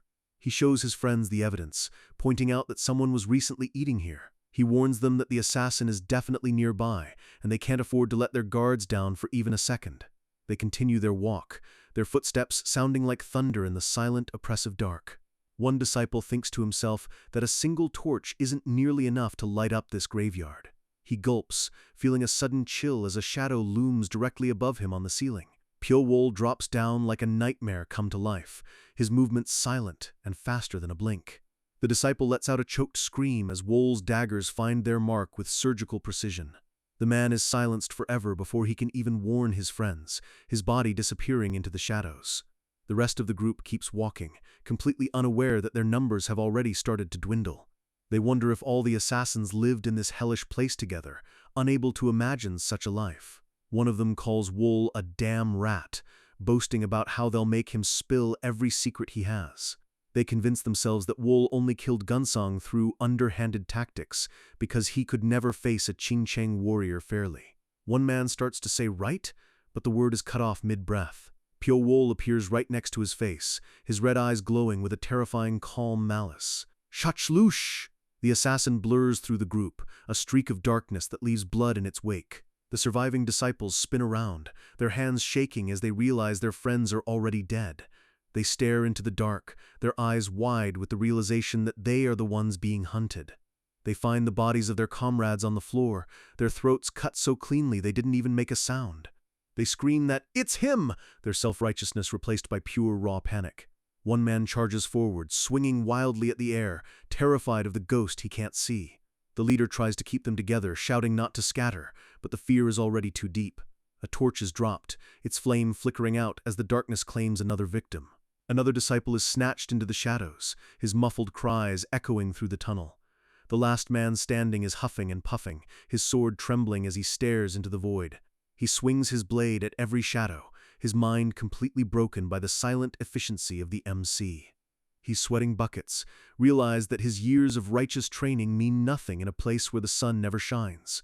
He screams for the cowardly assassin to show himself, his voice cracking with desperation. He begs for Wol to come out and fight like a man, his words bouncing off the cold stone walls. He senses something behind him and spins around, his eyes bulging in terror. He lets out a final "No!" realizing his life is over before he even saw his killer's face. The screen goes black, save for a single desperate sound of a life being extinguished. A close-up of a mouth dripping with blood, the Golden Boy's killers are being repaid in kind. The sound of a body hitting the floor marks the end of another squad of elite warriors. A hand reaches down to touch a footprint in the dust, checking the warmth of the trail. The leader of the next group notes that with so many of their own tracks around, it's getting impossible to follow the killer. His second-in-command nods, but his eyes show he's already thinking about a way to escape this tomb. Qingming stands in a large hall, his hand on his sword as he admits that this situation is becoming dangerous. He realizes that if running away was Wol's only goal, he would have vanished into the mountains long ago. The truth is much darker. Wol intentionally lured them into the domain he knows better than anyone else on Earth. He realizes that Wol isn't running, he's fighting a war of attrition in his own backyard. Qingming's eyes flash with ambition. He knows that if he is the one to capture Wol, his status in the sect will skyrocket. He lets out a psychotic grin, his obsession with power overriding his fear for his own life. He orders his men to follow him in pairs, making sure they're always within sight of each other.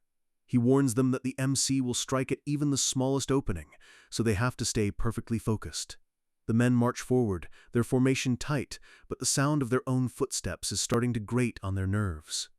A foot stomps down hard on a pressure plate, the stone clicking into place with a mechanical thud. The floor begins to glow red, a hidden trap that's been waiting 7 years to be triggered. Qingming screams for everyone to dodge, his face twisted in a mask of panic. Arrows and spikes erupt from the walls, a hailstorm of iron designed to turn a squad into mincemeat. A disciple is hit, his sword falling from his hand as he's pinned to the wall by a massive bolt. The hall is filled with the sounds of clashing steel and screaming men as the cave itself begins to kill them. One man is caught in a rain of energy needles, his aura failing to protect him from the sheer volume of the attack. Explosions of fire and rock fill the air, the righteous warriors being torn apart by the very traps they ignored for years. Blood sprays across the ceiling, the massacre happening so fast the survivors can't even process what's happening. A psychotic shadow moves through the chaos, a killer who is enjoying the symphony of destruction. Discarded arrows litter the floor, the traps finally running dry after claiming half the squad. One survivor stands among the corpses, his robes tattered and his mind clearly fraying at the edges. Qingming is panting, demanding to know why a trap like this would even be here in the first place. He checks on his remaining men, realized that his reputation-boosting mission has become a death sentence. The ground begins to shake, a deep rumbling that suggests the traps are still active and far from finished. The survivors try to calm down, but the darkness seems to be pressing in on them from all sides. A girl in the group tells them to be careful, her voice trembling as she realizes the scale of the horror they've entered. She looks up at the towering rock walls, wondering what kind of monster could possibly call a place like this home. Pyo Wol watches from a high ledge, looking down at the scattered, terrified remnants of his enemies. His red eye glows in the profile shot, his face showing absolutely zero pity for the people who turned him into this. The Book of 9 Demonic Flows is more than just a manual. It's a recipe for poison, snakes, and dark power. It's a forbidden art of sorcery that the righteous sects have feared for centuries. Jin Pyong looks at the snakes below, realizing they were all part of a dark ritual to create the ultimate human weapon. He decides he needs to investigate the 9 Demon School once he gets back, realize the history of this cave is deeper than he imagined. Suddenly, a report comes in. The Golden Fan Squad has been completely wiped out in the lower tunnels. Another scout screams that the Pear Blossom Squad has vanished into thin air, leaving nothing but pools of blood behind. A close-up of a weeping eye. The survivors are beginning to lose their grip on reality. A girl from the MA sect screams for the monster to just die, her face wet with tears and sweat. A hand reaches out from the dark, grabbing her throat before she can even finish her sentence. Yong Seolran arrives just in time to catch her falling comrade, her face a mask of cold, focused determination. The remaining disciples huddle together, screaming that they can't see him at all and that he's like a ghost. Seolran bellows for them to calm down, knowing that panic is exactly what the MC wants. She reasons that since Wol is injured, he won't make any rash moves, but she doesn't realize he's already bypassed her logic. She orders them to gather in a tight circle, hoping that their combined auras will force the killer to reveal himself. Wol thinks to himself that stalling for time is the worst thing he can do, so he's going to end this right now. He blurs through the air, his long hair trailing like a shadow as he dives toward his targets. The perspective shifts to the terrified disciples as a streak of darkness cuts through their lights. Wol appears right above Seolran, his daggers coming down with the force of a falling star. She manages to block, her eyes wide with shock at the sheer speed and malice in his gaze. He counters her strike with a brutal, high-speed flurry that forces her back across the uneven ground. Wol lunges again, his movements a beautiful and terrifying dance of death. Sparks fly as their weapons clash, the energy shockwave knocking the nearby disciples off their feet. Wol unleashes a dark energy technique, the smoke forming the shape of a screaming skull as it rushes toward her. A close-up of Wol's face, he looks like a demon of war, his teeth bared in a psychotic, triumphant grin. He grabs a wire and pulls, the thin golden line glowing with a lethal heat. Seolran is forced into a desperate retreat, her perfect robes finally being stained with the dust of the cave. She counters with a needle-thin energy strike, but Wol dodges it with a tilt of his head that defies gravity. Blood sprays across the air as a disciple is caught in the crossfire, another life ended in an instant. Wol leaps back into the shadows, his presence disappearing as quickly as it arrived. Pools of blood soak into the cavern floor, a grim reminder of the price of entering the Reaper's home. Qingming is clutching his face, his mind finally breaking under the pressure of the unseen hunter. Wol stands on a ledge above them, covered in blood but looking more alive than he ever did in the palace. He looks down at his blood-stained hand, the adrenaline of the hunt finally starting to subside. Seolran stares up at him, her eyes filled with a mixture of hatred and a strange growing respect for his skills. She calls him lucky for surviving her counterattack, her voice cold and arrogant. Wol smirks, telling her he didn't need luck, he just stabbed exactly where his senses told him her heart was. She's stunned, unable to believe that a lowly assassin has senses that can rival her own elite training. She asks him why he won't just surrender, claiming that he has no hope of escaping the combined power of 2 sects. Wool repeats the word surrender with a laugh that sounds like breaking glass. He looks like a monster standing in the shadows, his hair matted with blood and his eyes glowing like embers. He pulls a wire taut between his fingers, the golden light reflecting off the madness in his eyes. He lunges one more time, a final, desperate strike to end the jewel of the MA sect. An explosion of energy throws them both apart, the ground between them cracking into 1,000 pieces. Wool is forced to use his daggers to stop his momentum, the sound of steel against stone echoing through the hall. He asks again if she would actually spare him if he gave up now, mocking her righteous mercy. She hesitates, her silence giving away the dark truth of her orders. Wool points out that she wouldn't have killed everyone else to shut their mouths if she actually planned on letting him live. He realizes that both sects are just as dirty as the assassins they're hunting, and he's the only one being honest about it. Seolran asks him exactly how much he knows about the conspiracy behind his creation. He tells her he knows that the Abbess of 9 Calamities is connected to everything and calls her a literal demon. Qingming screams for Seolran to stop the talking and just kill the villain this instant. Seolran closes her eyes, a shadow of regret crossing her face for a split second before her mask returns. She claims she must avenge Gunsang because he was her fiancé in name, even though she clearly hated him. A massive wave of pink energy erupts from her body, the light filling the entire chamber with a beautiful, lethal glow. Wool realizes that facing this level of power head-on would be suicide in his current state. He starts to fall back, his feet moving in a pattern designed to lure her into one final, hidden trap. A massive explosion rocks the room as their energies collide, the light so bright it blinds everyone in the area. Wool is caught in the blast, his body being thrown through the air like a rag doll. A wall of fire and rock separates the two fighters, the ceiling of the cavern starting to collapse under the pressure. A cross-shaped blast of energy marks the final clashing point of their duel. Seolran stands in the aftermath, her chest heaving as she scans the wreckage for any sign of her opponent. Suddenly, a massive figure looms out of the smoke behind her, someone far more dangerous than the assassin. A disciple gasps in horror as she realizes who has just arrived in the underground town. Pyo-Wool is pinned against the wall, his body broken and bleeding, looking like he's finally reached the end of his rope. Jeonghwa charges in with her ribbons, determined to claim the prize for herself and the MA sect. She screams, "Die!" her ribbons glowing with a purple light as they seek out Wool's throat. She's a blur of movement, her arrogance blinding her to the fact that she's being watched by a god of war. A close-up of a golden eye, the real monster has finally arrived to take charge. A massive hand reaches out, its energy alone enough to stop Jeonghwa's attack in midair. A voice like grinding stone orders her to step aside before things get truly ugly. Wu Jinpyong stands over the battlefield, looking down at everyone with the contempt of a man who has lost everything. He brushes her aside like a nuisance, his focus solely on the broken boy against the wall. The girl screams that the saint has arrived and that the killer must be destroyed before he can use any more sorcery. Jinpyong towers over the MC, his massive blade embedded in the ground like a tombstone.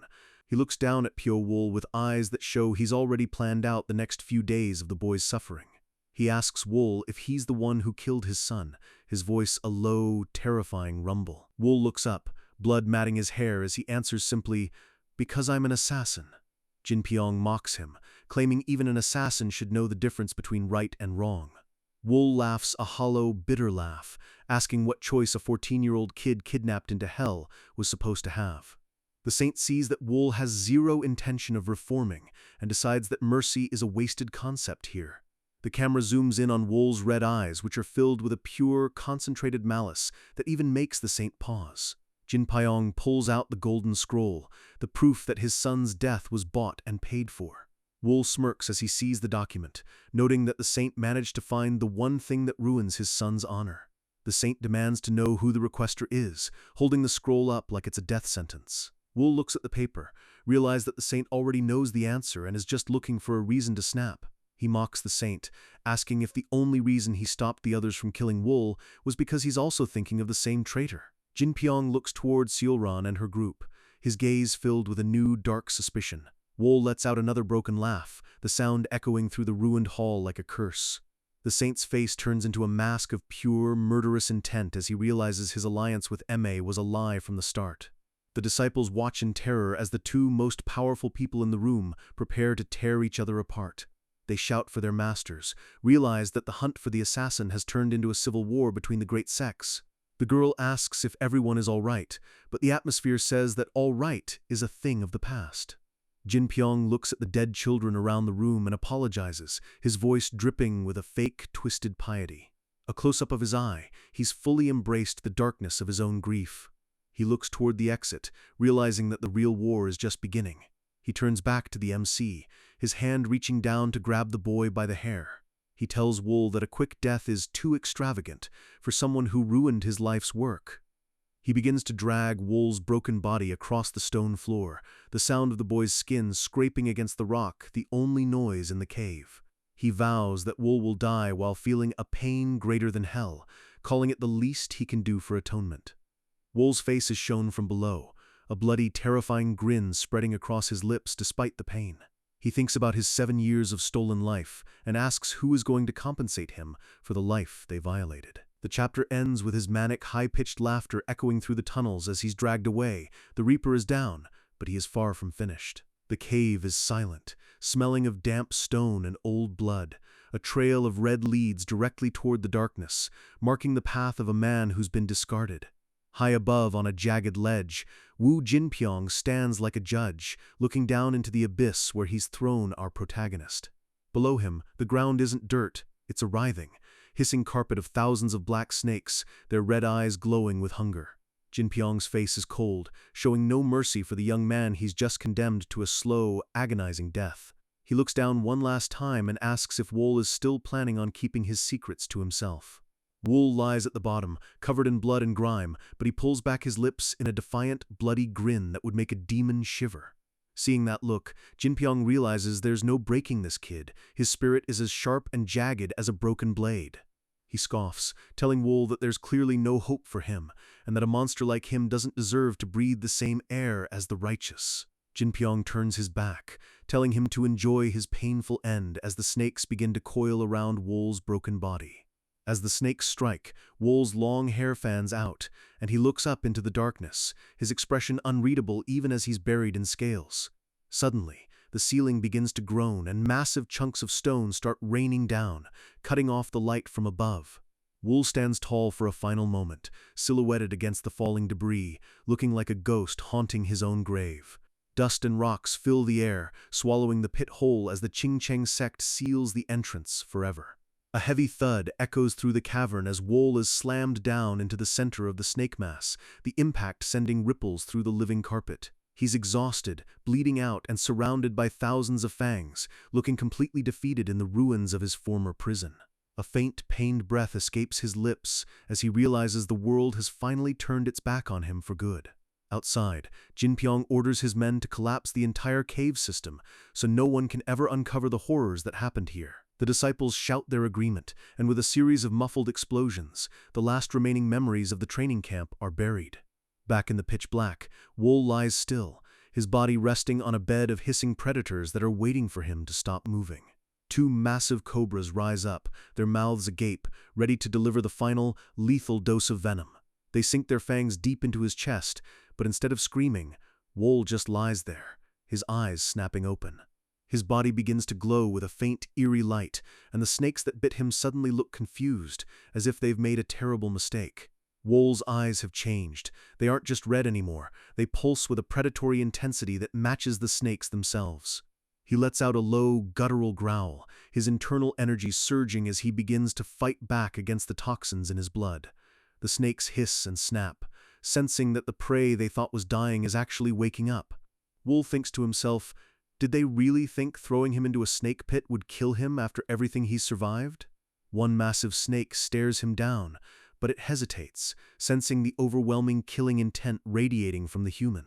Wool's breath hitches as he pushes his body to the limit, steam rising from his skin as he processes the venom. He sits up, the snake sliding off his shoulders, and he looks like the king of this dark, forgotten world. He reaches out with a lightning-fast hand, snatching a snake right out of the air before it can strike. Without a second thought, he opens his mouth, showing that he's become the ultimate predator in this jar of poison. Deep in the cave, the only sounds left are the wet crunches and the low, satisfied hissing of a man becoming something more than human. Time passes, and we see the ruins of the old training village. now a silent graveyard of skulls and broken wood. The skeletons of the other children lie scattered, a grim reminder of the righteous sect's cruelty. A single, massive rock formation stands in the center, looking like a tombstone for the 300 lives lost here. A sleek, silver snake slithers across the floor, heading toward a dark corner where something is moving. It approaches a figure sitting in the shadows, someone whose skin is as pale as moonlight, and whose presence feels cold as ice. The snake nuzzles against a curtain of long, white hair, acting almost submissive to the person sitting there.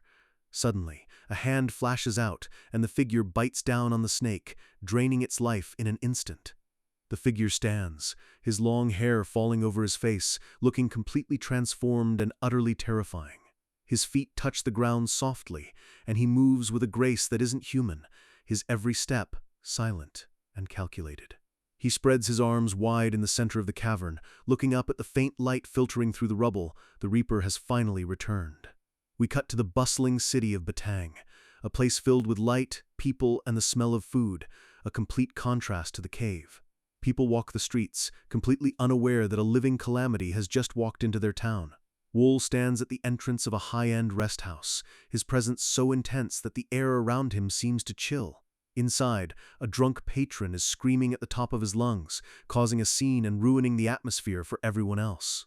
The man is suddenly sent flying through the air, crashing into the street as if he was hit by a tidal wave. He tumbles across the pavement, groaning in pain, as the people nearby scramble to get out of the way. Inside the room, Wool is sitting calmly on a luxurious bed, his long hair flowing around him like a shroud.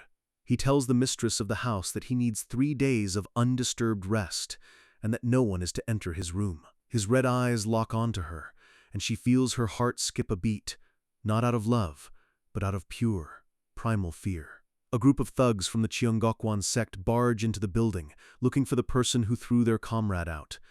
The mistress tries to stop them, but they push past her, their faces twisted with arrogance and anger. They stop dead in their tracks when they see the state of the room, wondering what kind of witchcraft could have caused such a clean, powerful strike. One thug starts screaming, threatening Wool and telling him he's messed with the wrong group of martial artists. Wool doesn't even look at them, he just repeats the name of their sect, admitting he's never even heard of them. In a blur of movement, Wool flickers his wrist, and thin golden wires wrap around the thugs' throats before they can even draw their swords. He uses a technique called soul restraint death, pulling the wires tight as the thugs gasp for air, their faces turning purple. They collapse to the floor, clutching their necks, completely neutralized in a matter of seconds without Wool even standing up. The mistress watches in shock, realizing that a master of this level hasn't been seen in this region for years. She realizes that the man sitting in front of her isn't just a guest, he's something far more dangerous. Wool reaches out and pulls the mistress closer, his touch light but firm, as he stares into her eyes. She immediately bows, apologizing for the disturbance and promising that she'll take care of everything while he rests. Wool just hums in response, his gaze drifting back toward the window, his mind already miles away. The mistress can't stop thinking about his eyes, how they look more like a predator's than a human's. She feels like she's staring at a wild snake that could strike and end her life at any second. Wool holds up 3 fingers, reminding her of his condition, 3 days of absolute silence. He warns her that he really hopes no one makes the mistake of disturbing him again, his tone dropping to a lethal whisper. The thugs are dragged out of the room, groaning and terrified, as the mistress bows one last time. Before she leaves, she hesitantly asks for the name of their esteemed guest. He looks at her, a faint, ghostly image of a giant snake appearing behind him, and simply says, "Pyo Wool." 3 days later, the gates of the rest house creak open, and a figure steps out into the morning light. He's dressed in fine blue and white robes, his long silver hair tied back, looking like a nobleman from a dream.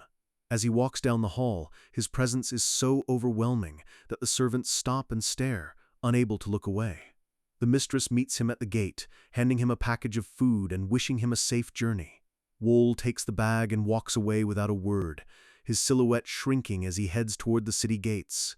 One of the other girls asks the mistress who that mysterious man was, her voice filled with curiosity. The mistress just sighs, telling her he was just a random guest, but her eyes tell a different story. She thinks to herself that these girls wouldn't even recognize a death god if he was standing right in front of them. She realizes that a terrifying new player has just entered the world of martial arts, and things are about to get very bloody. Rain begins to fall on the outskirts of the city, washing away the footprints of the man who shouldn't be alive. The storm intensifies, matching the dark energy brewing within Pyo Wol as he sets his sights on Chengdu. The rain pours down on an old abandoned temple in the mountains, the heavy droplets drumming against the tiled roof. Pyo Wol sits quietly on the porch, watching the storm with a calm, detached expression. He thinks to himself that being outside in the world feels strange after spending so long in the dark. 7 years. 7 whole years have passed since he was a normal kid, and the weight of that time is visible in his red eyes. He clenches his fist, remembering every face, every betrayal, and every scream from the caves. He knows that if he doesn't find a way to break free from this past, he'll never be able to move forward with his life. The images of the Ma and Qingcheng sect leaders flash in his mind. They are the ones who owe him a debt that can only be paid in blood. He decides that his next stop must be Chengdu. That's where the real information is hidden, and where his revenge begins.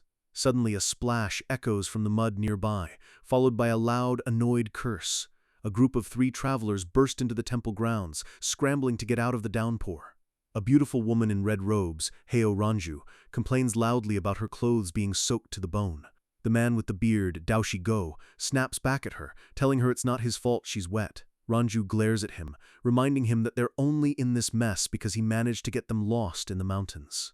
The giant monk, Hyulsung, sighs and starts praying to Buddha, wondering why he has to travel with these 2 lunatics. Ranju and Go immediately turn on him, pointing fingers and telling him he's just as crazy as they are. Ranju suddenly stops mid-sentence, her eyes narrowing as she senses something in the shadows. She whispers to her companions that they aren't alone in this temple. They all turn to see Pyo Wol sitting calmly on the bench, his silver hair and pale skin making him look like a statue. Ranju's annoyance disappears instantly as she sees his face, her eyes lighting up as she calls him a handsome looker. Go rolls his eyes, telling her to shut up, but even he looks wary of the stranger sitting so peacefully in a storm. Ranju ignores him and walks up to Wol with a big smile, introducing herself as Heo Ranju. Wol looks up, his red eyes briefly catching the light, and simply states his name. Ranju goes into a total fangirl mode, her face turning red as she obsesses over his cool and mysterious vibe. The other 2 introduce themselves properly, Go the warrior and Hyulsung the monk, trying to keep things professional. Ranju asks where he's heading, and when Wol says Chengdu, she practically jumps with joy, saying they're going the same way. She suggests that it would be a great idea if they all traveled together. She promises they'll treat him well, and that the journey will be much more fun with him around. Wol stares at her, his gaze penetrating and cold, as if he's reading her very soul. He looks at the 3 of them, a flirtatious leader, a grumpy swordsman, and a powerful monk, a very peculiar combination. He senses their hidden strength. Beneath their bickering, these are high-level martial artists who could kill a dozen men in seconds. He realizes they are a team that could coordinate and strike with lethal efficiency at any moment. He wonders if Ranju is the real leader, but something about her playful attitude feels like a mask for something darker. Wol remains silent for a long moment, the tension in the room rising as the trio waits for his answer. He thinks there must be a powerful organization behind them, and he's curious to see what it is. He decides that observing them might give him the edge he needs when he finally reaches the city. He finally agrees, telling them they can travel together for now. The next day, the storm has passed, and we see a massive port where cargo ships are being loaded with rice and supplies. Workers are bustling around, carrying heavy sacks up the gangplanks under the bright morning sun. Go comes back to the group with a grin, telling them they were lucky and managed to find a ship leaving in an hour. Ranju pouts, complaining that cargo ships are uncomfortable and smell like grain, while Go tells her to stop being so fussy. She turns to Wol and asks why such a handsome man is heading all the way to a place like Chengdu. Wol looks out at the water and says he's going there to meet some acquaintances. The trio is confused, and when they ask who, Wol bluntly describes them as debtors. He clarifies that these people have a very large debt to pay him, his voice laced with hidden malice. He turns the question back on them, asking what business mercenaries have in the capital. Ranju smiles and says they're there for business, claiming that in their line of work you can even sell things you can't see. Go asks Wol which clan he belongs to, assuming someone with his aura must be from a famous family. Wool simply says none, his face showing no emotion at all. The trio is shocked. It's almost impossible for someone this strong to be unaffiliated in the world of martial arts. Go looks at him with newfound suspicion, wondering if Wool is a rogue warrior or something even more dangerous. Wool stands at the edge of the ship as it sets sail, the wind blowing through his long hair. The ship moves out into the open water, leaving the port behind as they begin their journey down the river. On deck, other passengers are playing games and chatting, completely relaxed in the sun. A young couple laughs together, enjoying the peaceful atmosphere of the trip. Even the older men are sharing stories, thinking this will be a routine and easy voyage. Wool sits by himself, looking like a lone wolf amidst a flock of sheep, his eyes never losing their focus. Ranju sneaks up behind him and asks what he's staring at so intently. Wool tells her to go away if she's just going to talk nonsense, but she just laughs it off, saying he's playing her heart like a fiddle. Go and Hillsung watch from a distance, sharing a drink and discussing their leader's behavior. Go warns the monk not to be fooled. The blood spider never does anything without a calculation behind it. He knows Ranju is acting cute to lower Wool's guard, playing a dangerous game with a man she doesn't understand. They both agree that Wool is incredibly suspicious, but they're willing to play along for now. Suddenly, the cup in Go's hand rattles, and liquid spills onto the deck as a low vibration shakes the ship. One of the passengers points toward the horizon, screaming as they see a small, fast boat approaching. Go and the monk stand up immediately, their casual expressions replaced by sharp, battle-ready stares. A group of pirates on the smaller boat roar with laughter, waving their massive cleavers in the air. They scream that they're going to take all the rice and kill anyone who gets in their way. The crew and passengers panic, screaming for help as the pirate boat slams into the side of the cargo ship. The captain looks terrified, but Go steps forward and stands over him with a confident smirk. He asks the captain if he needs a little bit of professional help to deal with these pests. Go stands tall, adjusting his gear and looking like he's actually looking forward to the fight. The captain is confused, asking who these people are, but Go just chuckles. He says it doesn't matter who he is, it only matters what he can do to these pirates. In a flash, Hillsung leaps over Go's head, his giant prayer beads rattling as he prepares to strike. The pirates board the ship, expecting an easy slaughter, but they find themselves staring at a giant, bald wall of muscle. Hillsung's eyes glow with a golden light as he swings his heavy staff with the force of a falling mountain. He leaps into the air, silhouetted against the sun, looking like a wrathful deity coming down to punish the wicked. With a massive crunch, he slams into the first group of pirates, sending them flying back into the river. Go and the captain watch in awe as the monk begins to single-handedly dismantle the boarding party. The pirate leader screams at his men to kill the monk, but they're paralyzed with fear. Hillsung blocks 3 cleavers at once with his staff, the impact creating a shockwave that cracks the wooden deck. His face is a mask of pure, concentrated power, showing that even a man of peace has a limit to his patience. The pirates can't believe what they're seeing. Their entire squad is being wiped out by a single man.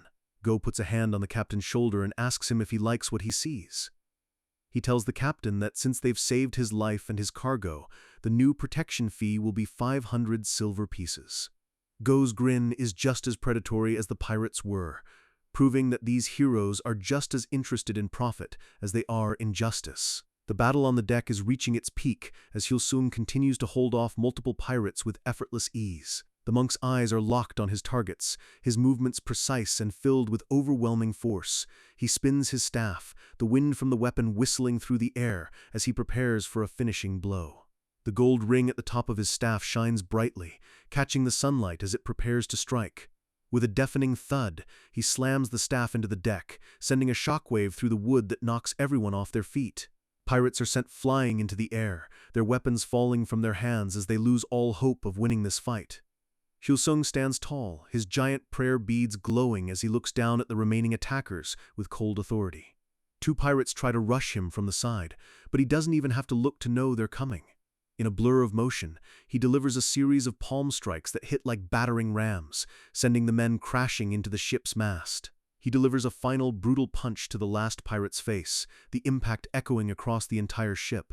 The last of the attackers are thrown overboard, their bodies hitting the water with heavy splashes as they retreat in terror. Hillsung stands over the wreckage, breathing steadily, showing no signs of fatigue after the intense brawl. The pirate leader looks up from the floor, his face twisted in fear and disbelief that a single monk could do this much damage. The monk looks out at the horizon, his robes fluttering in the wind, looking completely untouchable. The pirate boat speeds away as fast as it can, the survivors not even looking back at the ghost ship they tried to raid. The deck is covered in unconscious bodies and broken weapons, but the cargo and passengers are safe. Shilsung picks up his staff and walks calmly toward his companions, the battle high finally fading from his eyes. He leaps back onto the upper deck, showing off an incredible level of agility for a man of his size. Go greets him with a thumbs up, praising him for a job well done while the captain stands nearby, still shaking. Hilsung just prays and tells Go that next time he should ask Ranju to do the dirty work instead of him. Go laughs, saying there's no way she'd ever obey him. He'd be lucky if she didn't just curse him out. He asks where she is anyway, and the monk points toward the back of the ship where Wool is still sitting. Ranju is leaning in close to Wool, asking him if he has a place to stay in Chengdu and inviting him to stay with them. Wool gives her a cold, sharp look and says he's fine on his own, but she just squeals, calling his cold gaze incredibly cool.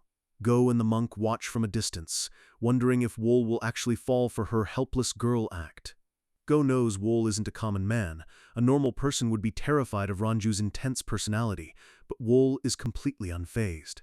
He realizes that someone with eyes like Wool's has seen things that would make most people lose their minds. Ranju pouts, looking like she's about to cry, acting like a rejected lover to get a reaction out of him. Wool just stares at her with a giant question mark on his face, completely baffled by her bizarre behavior. She complains that he's being too harsh to a pretty woman who's only trying to be kind to him. Wool closes his eyes and tells her bluntly that he doesn't like poisonous roses, no matter how pretty they look on the surface. Ranju's expression changes for a split second, her red eyes flashing with a hidden, lethal edge. She immediately goes back to smiling, asking if he just admitted that he thinks she's pretty. She laughs, looking genuinely amused by his cold honesty, her eyes crinkling with mischief. Wool looks away, his mind working a mile a minute as he analyzes the true nature of this group. He knows these people only sell their strength for money, and that they're far more dangerous than they let on. He realizes that the monk showing off his power was just a way to get acknowledged by everyone on the ship. He wonders if things in Chengdu are so chaotic that groups like this are needed just to travel safely. Images of a city in flames flash in his mind. Would the righteous sects really tolerate this kind of conflict? He realizes that if things are this bad, the world isn't in a good state, which means his path to revenge will be even more chaotic. Wool tells himself that he better get ready for the storm that's coming. He remembers the faces of those who threw him in the pit and vows that they'll pay for what they've done. A dark, predatory grin spreads across his face as he looks forward to the bloodbath ahead. The ship finally arrives at the port of Chengdu, and the passengers begin to unload their belongings under a sunset sky. The city is massive, with sprawling buildings and a tense energy that hangs in the air like a thick fog. Go asks Wool what he plans to do now that they've arrived at their destination. Wool says he's going to spend a day in the city alone to prepare for his next move. Ranju pouts one last time, asking if they can't go together, but Wool just ignores her and walks away. He tells them he'll talk to them later once he's settled in, his voice fading as he merges with the crowd. Ranju watches him go with a curious smile, her mask finally dropping to show a look of genuine interest. The trio rides their horses toward the center of the city, their silhouettes fading into the golden light of the setting sun. Wool stands alone in the middle of the street, his presence making him look like he belongs to a different world entirely. He walks toward a high-end inn, his every move silent and purposeful. The building is massive and luxurious, the kind of place where high-level martial artists and wealthy merchants gather. As he enters, the sunlight catches his hair, making him look like he's glowing with an ethereal light. The patrons at the tables stop eating, their eyes following him with a mixture of awe and suspicion. A group of rough-looking men at one table whisper to each other, their faces twisted with predatory grins. Wool ignores them all, walking straight toward the counter with a calm, focused gait. His long hair flows behind him, and his pale skin makes him stand out like a diamond in a coal mine. The innkeeper asks if he's looking for food or a room, and Wool simply says both, starting with the meal. The innkeeper bows and quickly goes to prepare a table, sensing the dangerous aura coming from the young man. Wool sits down by himself, the flowers behind him framing his face and making him look disturbingly beautiful. The men at the other table continue to harass him from afar, wondering if such a pretty person could actually be a man. A waiter brings him a plate of noodles, his hands shaking as he places the food on the table. Wool picks up his chopsticks, his movements slow and deliberate as he ignores the growing noise around him. Suddenly, a loud, aggressive shout echoes through the room, cutting through the chatter like a knife. A massive hand slams down on Wool's table, sending his noodles flying and the wooden surface cracking. A huge, arrogant man named Jong Wulak looms over him, demanding to know if Wool is a fucking man or just a girl in disguise. He introduces himself as the head of the Gujin escort company, his voice booming with fake authority. His face is twisted with a cruel grin, his teeth bared like a predator that's found a weak prey. Wool doesn't even look up, he just asks, "So what?" with a voice as cold as a mountain grave. Jang laughs, saying he was betting with his friends that Wool was a woman and that he's about to win 2 pieces of silver. Wool finally looks at him, his red eyes narrowing as he tells the man that he's about to lose those 2 silver pieces. Jang leans in closer, asking if he's really a man and claiming he can't tell for sure just by looking at his pretty face. His men roar with laughter, telling Wool to take off his clothes so they can confirm his gender once and for all. Jang reaches out a hand to grab Wool's shoulder, his eyes filled with a disgusting, predatory light. In a flash of movement too fast for the human eye to follow, Wool's hand moves from the table. The room is suddenly filled with a blood-curdling scream as Wool stabs a chopstick directly into Jang's eye. Blood sprays across the table as the giant man falls back, clutching his face in absolute agony. The entire inn goes silent, the other patrons staring in horror at the brutal, lightning-fast retaliation. Jang's men are paralyzed with shock. They can't believe this pretty boy just blinded their leader without a second of hesitation. Wool stands up and tells them that if their eyes can't see what's right in front of them, they might as well not have them at all. He says he's going to take the other eye as well, his voice flat and devoid of any emotion. Jang screams "No!" and tries to crawl away, his face a mask of pure, unadulterated terror. But it's too late. Wool is already on him, his movement as fluid and fast as a striking cobra. He drives the second chopstick home with a sickening thud, ending the man's ability to ever look at someone with disrespect again. Jang collapses into a heap on the floor, his screams fading into pained whimpers as he loses consciousness. The rest of the thugs finally snap out of their shock and rush Wool, calling him a crazy fucker and drawing their weapons. Wool doesn't even flinch, he just raises his hand, and thin golden wires begin to extend from his fingertips. The thugs scream in terror as they realize they've walked into a trap, but there's no way out now. In a blur of golden light, the wires whip through the air, slicing through flesh and bone as if they were made of light. Wool dances through the crowd, his every move a masterpiece of lethal efficiency, leaving a trail of bodies in his wake. The thugs fall one by one, their weapons never even coming close to touching the death god in front of them. The last man falls to the ground, gasping out a final so fast before the light fades from his eyes. Wool stands in the center of the carnage, his robes clean and his eyes glowing with a dark, satisfied intensity. He tells the dead men that they must take responsibility for their actions, and in his world that responsibility is always paid in blood. The sun hangs high over Chengdu as the city prepares for a storm that has nothing to do with the weather.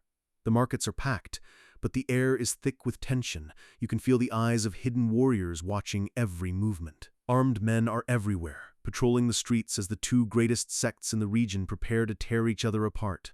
Heo Ranju and her crew take a deep breath, realizing the atmosphere in this city has turned absolutely brutal since they were last here. Go points out that half the people on the street are carrying blades, and Ranju just grins, seeing this chaos as the perfect chance to make some serious bank. The monk sighs, noting that one man's tragedy is their fortune, prompting Ranju to call him out for being a crazy monk while talking about money. They keep bickering as they walk, but their relaxed vibe is just a front for how sharp their senses are right now. They stop in front of a high-end building, Go telling the others to shut up because they've finally arrived at their meeting spot. Ranju leads the way inside, her eyes scanning the room as she looks for the person who called them to the city. Her face lights up with a genuine smile as she spots a familiar figure waiting for them in the shadows. She leaps forward and gives the man a massive hug, shouting about how long it's been since they've seen their captain. A calm voice answers back, noting that the vice captain is right on time for the chaos. This is Jong Muryang, the captain of the Black Cloud Corps, a man who looks peaceful but has the eyes of a wolf. Go and the monk offer a formal greeting, complimenting the captain on looking even more handsome since their last job. Muryang laughs it off, welcoming them back to the fold as the team finally reunites in full. They sit around a table, the captain admitting he needed money after taking a long break, which is why he's gathered his best killers here. Go leans in, his expression turning serious as he asks the question they're all thinking. He wants to know if they are really going to meddle in a conflict this massive and dangerous. The captain remains silent for a moment, his gaze steady as he weighs the risks against the rewards. He smiles and asks Go if he finds the task too burdensome, telling him he's free to leave if he's scared. Go immediately backs down, sweating a bit as he claims he never said he wouldn't do it. Ranju brings up the obvious. This entire mess is because the Qingcheng and Ma sects are at each other's throats. Everyone knows these two have been feuding for 7 years, and the captain confirms that things are finally reaching a breaking point. No one knows why the two righteous sects started hating each other, but their petty disputes have turned into a full-scale regional war. Images of constant clashes and blood-soaked streets flash through their minds. The peace of Sichuan is officially dead. The conflict has split the entire underworld, and the captain believes a massive, final clash is coming very soon. Ranju wonders why they're even fighting in the first place, but the captain just dismisses it. He tells his vice-captain that the why doesn't matter to mercenaries like them. The only thing that matters is that this war is the perfect opportunity for him to fulfill his long-held dreams. He pours a drink with a satisfied look, already planning his moves while the city prepares to burn. We cut back to Pyo Wool, who is walking through a different part of the city, his presence casting a long, cold shadow. His boots click rhythmically against the floorboards as he enters a building, his red eyes taking in every detail. He descends the stairs of the inn, looking like a lord of the underworld walking among mortals.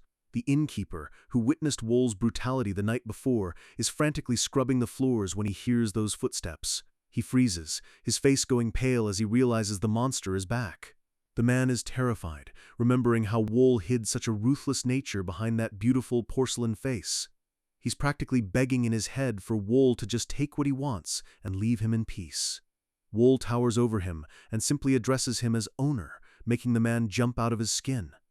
Wool asks him who in this city knows the most about the internal affairs and secrets of the Sichuan region.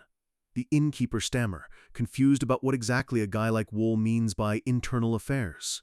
Wool clarifies that he wants to know the situation between the major sects, and the owner quickly points him toward Workshop Street. He tells Wool to look for a place called the Fire Dragon Room at the very end of that road.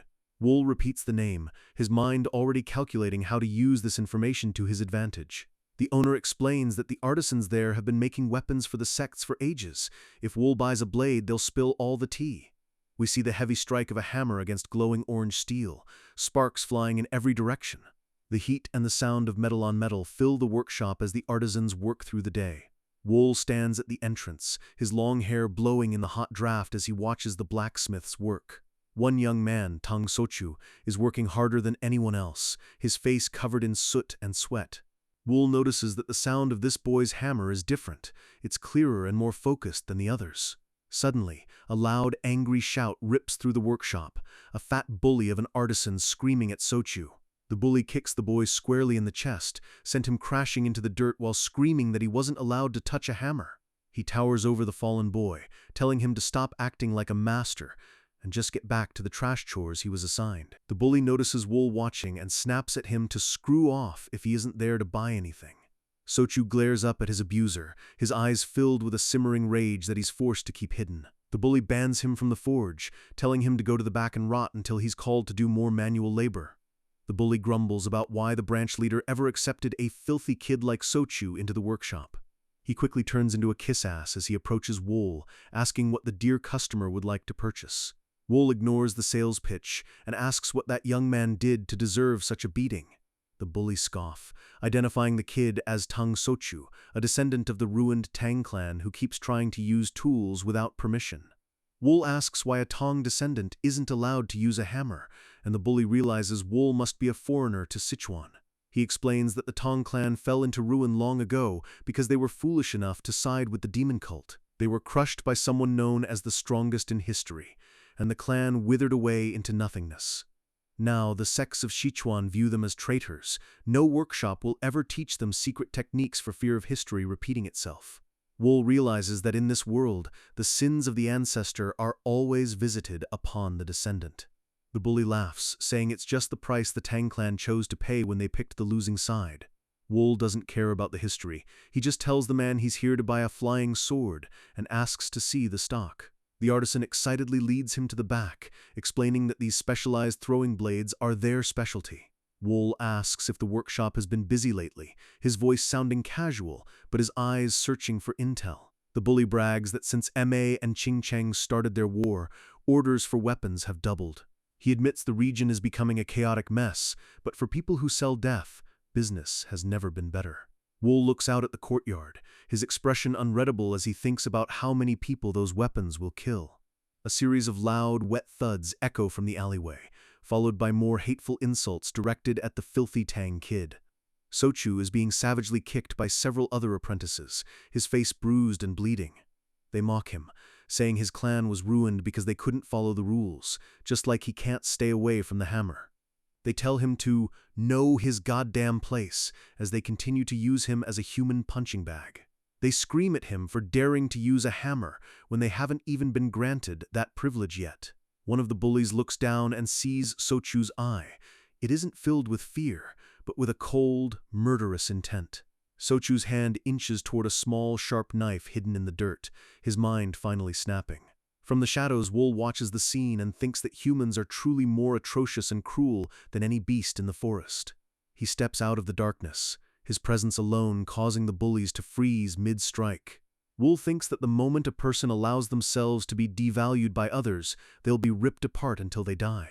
He stands in the doorway, the light silhouetting his silver hair, looking like a god of judgment, looking down on insects. He warns Sochu that if he makes a habit of enduring this treatment, he'll spend his entire life as a lowly dog. Sochu looks up at the mysterious man, his face a mask of shock and dawning realization. Wool stares him down and asks the ultimate question: how will you choose to live from now on? Wool's voice cuts through the air like a blade, telling the boy that if he keeps just resisting, he'll eventually be beaten to death. He stands there, a throwing knife lying on the ground between them, offering Sochu a choice between life and a slow exit. He warns him again, get used to this abuse, and you'll forever be nothing more than a useless dog. The bullies finally find their voices, screaming at Wool to get the hell out and mind his own business. Wool completely ignores them, his red eyes locked onto Sochu as he repeats his question, how are you going to live? Sochu looks up, the words hitting him harder than any of the kicks he's received today. One bully gets in Wool's face, furious at being ignored and demanding to know who this fucker thinks he is.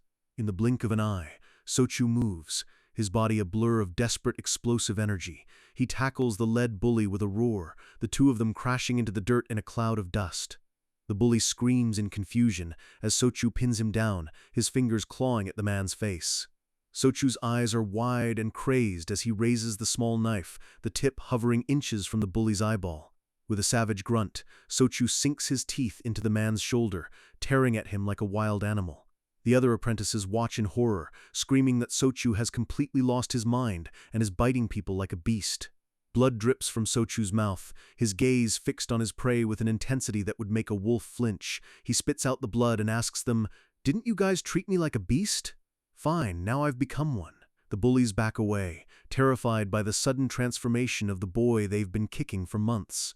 Sochu stands up, covered in filth but looking more alive than he ever has, and tells them he's done being their punching bag. He raises his knife, his face twisted into a dark, predatory grin, and warns them that the next person to touch him gets their neck ripped open.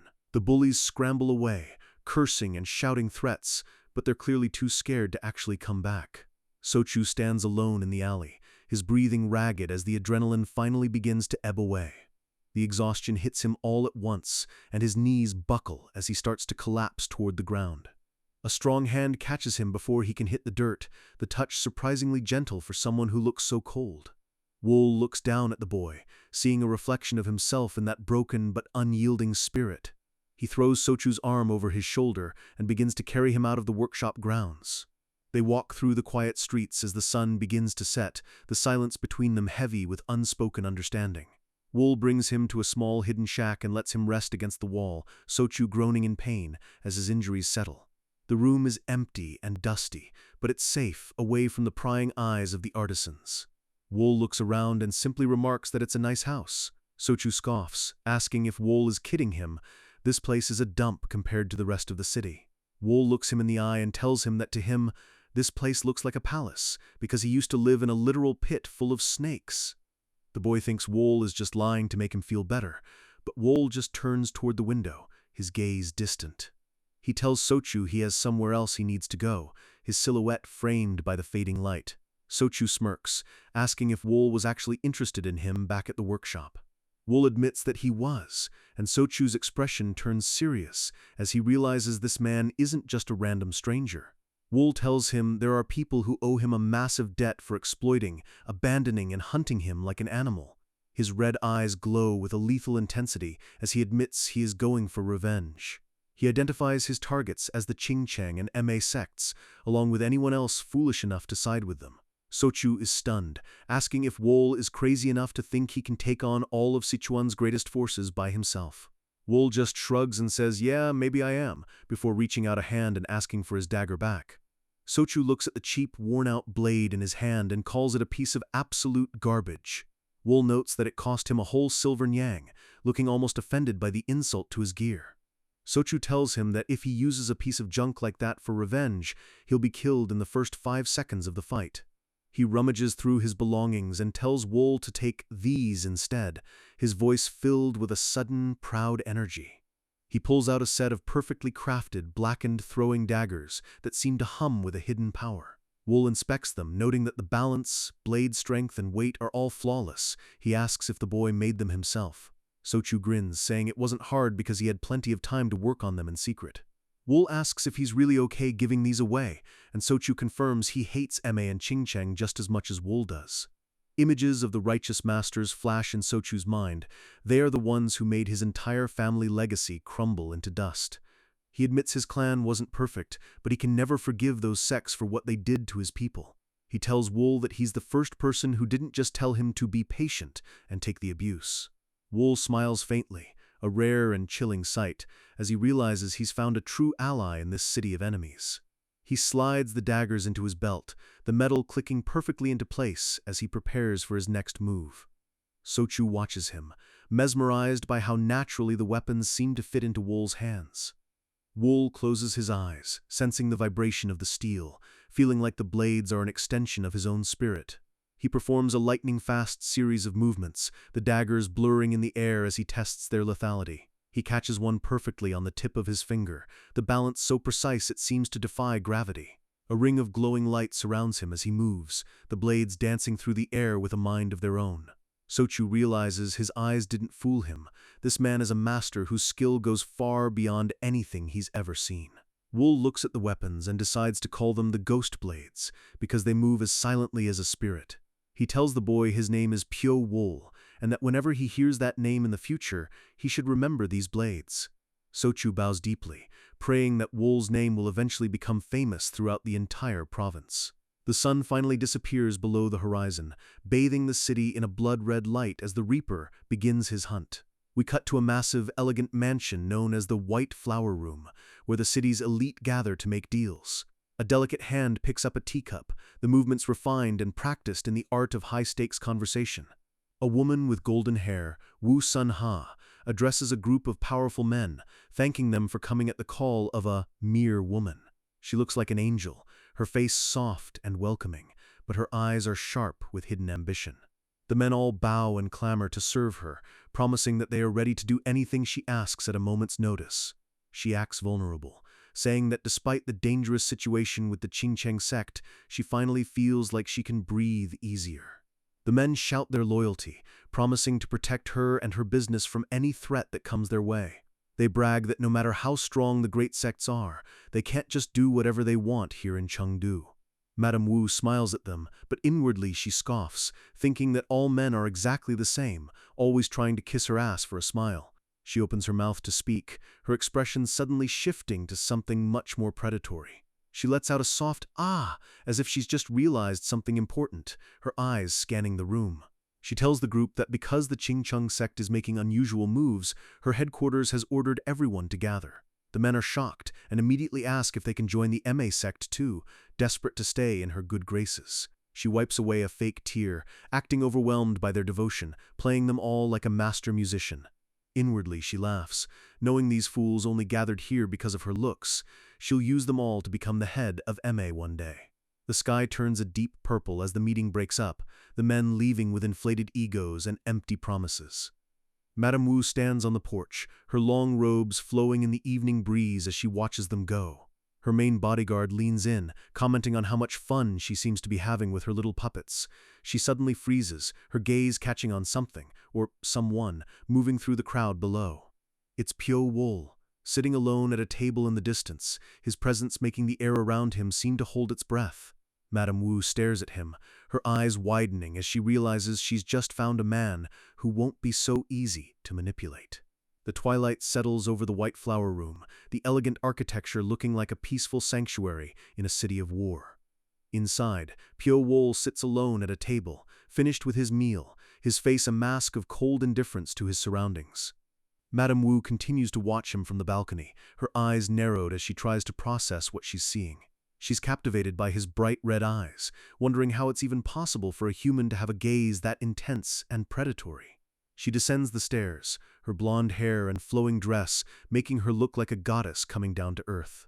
The other patrons murmur in surprise as they see her moving toward the mysterious stranger, wondering what she wants. She stops right in front of Wol's table, her presence making everyone else in the room seem to fade away. Wol doesn't even look up at first, his focus entirely on the space in front of him as if she doesn't even exist. She notes that this must be his first time here, her voice like honey, as she tries to draw him into a conversation. She introduces herself as Wu Sun-ha and asks if it would be too rude for her to know the name of such a striking guest. Wol finally speaks, his voice as sharp as a winter wind, Pyo Wol. He looks at her then, his red eyes piercing through her mask of beauty and seeing the cunning soul beneath. She smiles, her eyes lighting up as she asks if the young master is a martial artist. Wol tells her she can think whatever she likes, but then blunt asks what it is she actually wants from him. He points out that she was the one who approached him first just to bother him while he was eating. Her lead bodyguard Kang-du snaps at Wol, demanding an immediate apology for speaking so rudely to Madame Wu. Wol repeats the word apologize with a tone of pure mocking disbelief, his red eyes narrow, a wave of killing intent washing over the bodyguard that makes the man's hair stand on end. Kang-du ignores the warning, telling Wol to get down on his knees and beg for forgiveness, or face the consequences. Wol asks what will happen if he doesn't, noting that a man shouldn't be so blind that he can't recognize a superior enemy. The bodyguard is stunned by Wol's arrogance, his face turning red with fury. He barks out a command, his teeth bared in a snarl of pure hatred. He demands his sword from a subordinate, ready to teach this pretty boy a lesson in blood. He draws the blade, the steel flashing in the light as he screams about how dare Wol mock him in public. He raises the sword high, pouring all his rage into a single lethal downward strike. The blade comes inches from Wol's face, but the young man doesn't even blink, his expression as calm as a frozen lake. The other patrons cheer for the bodyguard, thinking the fight is already over, while a few curse at the idiot who stood his ground. Suddenly, Wol's body blurs, a faint golden light trailing behind him as he shifts his weight. The sword cuts through nothing but air as Wol dances around the strike with impossible grace. Kang-du is shocked, unable to understand how his fastest move could have been dodged so easily. He realizes Wol only stepped back just enough to avoid the blade, a sign of absolute mastery and confidence. He screams, "You bastard!" as his body begins to crackle with high-level internal energy. Electrical arcs jump from his sword as he prepares his ultimate technique, the air smelling of ozone and ozone. The crowd recognizes the thunderstorm sword technique from the Qingming sect, a brutal 7-strike combo. Kang-du's eyes glow with power as he lunges forward, his speed reaching its absolute limit. The world seems to explode in a flash of white light as he unleashes the full force of the storm. He strikes down with everything he has, determined to turn Wol into a pile of ash. The blade hits something, a massive shockwave shattering the nearby tables and sending dust into the air. But when the smoke clears, Wol is standing right in front of him, his hand catching the bodyguard's wrist in a crushing grip. Kangdu's face is a mask of pure terror. He can't move an inch against the young man's inhuman strength. Wool moves behind him in a blur, his every step silent and purposeful as he begins his counterattack. He strikes several pressure points on the man's back, his fingers moving faster than a striking cobra. The bodyguard collapses to his knees, the electrical energy backfiring and surging through his own body. Wool stands over him, his long silver hair flowing behind him, looking like a literal god of death. He delivers a final, brutal kick that sends the man flying across the room and crashing through the wall. In a flash of golden light, Wool moves through the room, neutralizing the rest of the bodyguards before they can even draw their weapons. The room is a whirlwind of violence, the death god moving with a beauty and lethality that leaves everyone speechless. The last bodyguard falls to the floor, gasping for air as he realizes they never stood a chance. Wool turns back to Madame Wu, who is standing perfectly still, her face showing a mixture of awe and fear. She realizes that this man isn't just a guest, he's a calamity that has walked right into her parlor. She tries to maintain her composure as Wool approaches, his red eyes burning through her soul. He asks her with a chilling whisper, "Is this really all you've got to test me with?" A ghostly, glowing snake appears behind him, its eyes matching his own as it coils around his body. The pressure in the room becomes unbearable as Wool releases his full killing intent. He slams the lead bodyguard's head into the floor one last time, the impact cracking the stone beneath them. The man is out cold, his career as a warrior likely over in a single humiliating encounter. Wool stands tall, the dust settling around him as he stares at the beautiful woman in front of him. Madame Wu takes a deep breath and tells him to let go of his anger, her voice shaking just a tiny bit. She moves closer, her dress rustling as she tries to use her charm to de-escalate the situation. Her men try to stop her, but she waves them off, knowing that only she can handle a monster like this. She tells Wool that the bodyguard isn't a bad person, he just acted out of a misplaced sense of loyalty to her. She claims the man was only worried about her safety, playing the role of the compassionate mistress to perfection. Wool notes that a person must always be held accountable for their actions, and in his world, the price is high. She agrees, and says that she would like to take full responsibility for the disturbance herself. Wool asks her if she's really willing to take the entire burden of that responsibility away from her men. The bodyguards protest, saying they'd rather die than let her do this, but she ignores them. Wool thinks to himself that this woman is very, very good at her job. She knows exactly how to play on people's emotions. She knows how to take advantage of everything she has, including her beauty and her perceived weakness. She looks up at him with a sweet smile and asks if it's okay for them to talk in private. Wool just stares back, a dark and knowing look in his red eyes as he agrees to her request. We see a single candle burning low in a dark room, its flame flickering as the night deepens. The scene shifts to a luxurious bed where Wool and Madame Wu are lying together, the air thick with postcoital silence. She leans in close to him, her skin looking pale in the moonlight as she addresses him softly. She asks him if he could do something special for her, claiming it shouldn't be too difficult for a man of his talents. Wool tells her he'll hear what it is before he makes any kind of decision. She whispers a location, Mount Namho. She wants him to go there and kill the leader of the Thunderclap sect, showing a dark, hidden side of her nature. She explains that the leader, Tae Yeon-ho, tried to force her into marriage and is now threatening her business. Wool bluntly tells her he has no connection to her White Flower Room, and that its destruction wouldn't be his problem. She offers him a better incentive. She'll introduce him to her aunt in the MA sect so he can be properly rewarded. She identifies her aunt as the Blossom Elder, the high-ranking leader of the very sect Wool is hunting. An image of the powerful MA leader towers behind them, the true target of Wool's long-simmering revenge. A dark, satisfied smile spreads across Wool's face as he realizes the prey is finally walking right into his trap. He asks her, "Really?" The massive peaks of Mount Ma pierce the clouds, looking like a place for gods, but today it's hosting a meeting with some very dangerous mortals.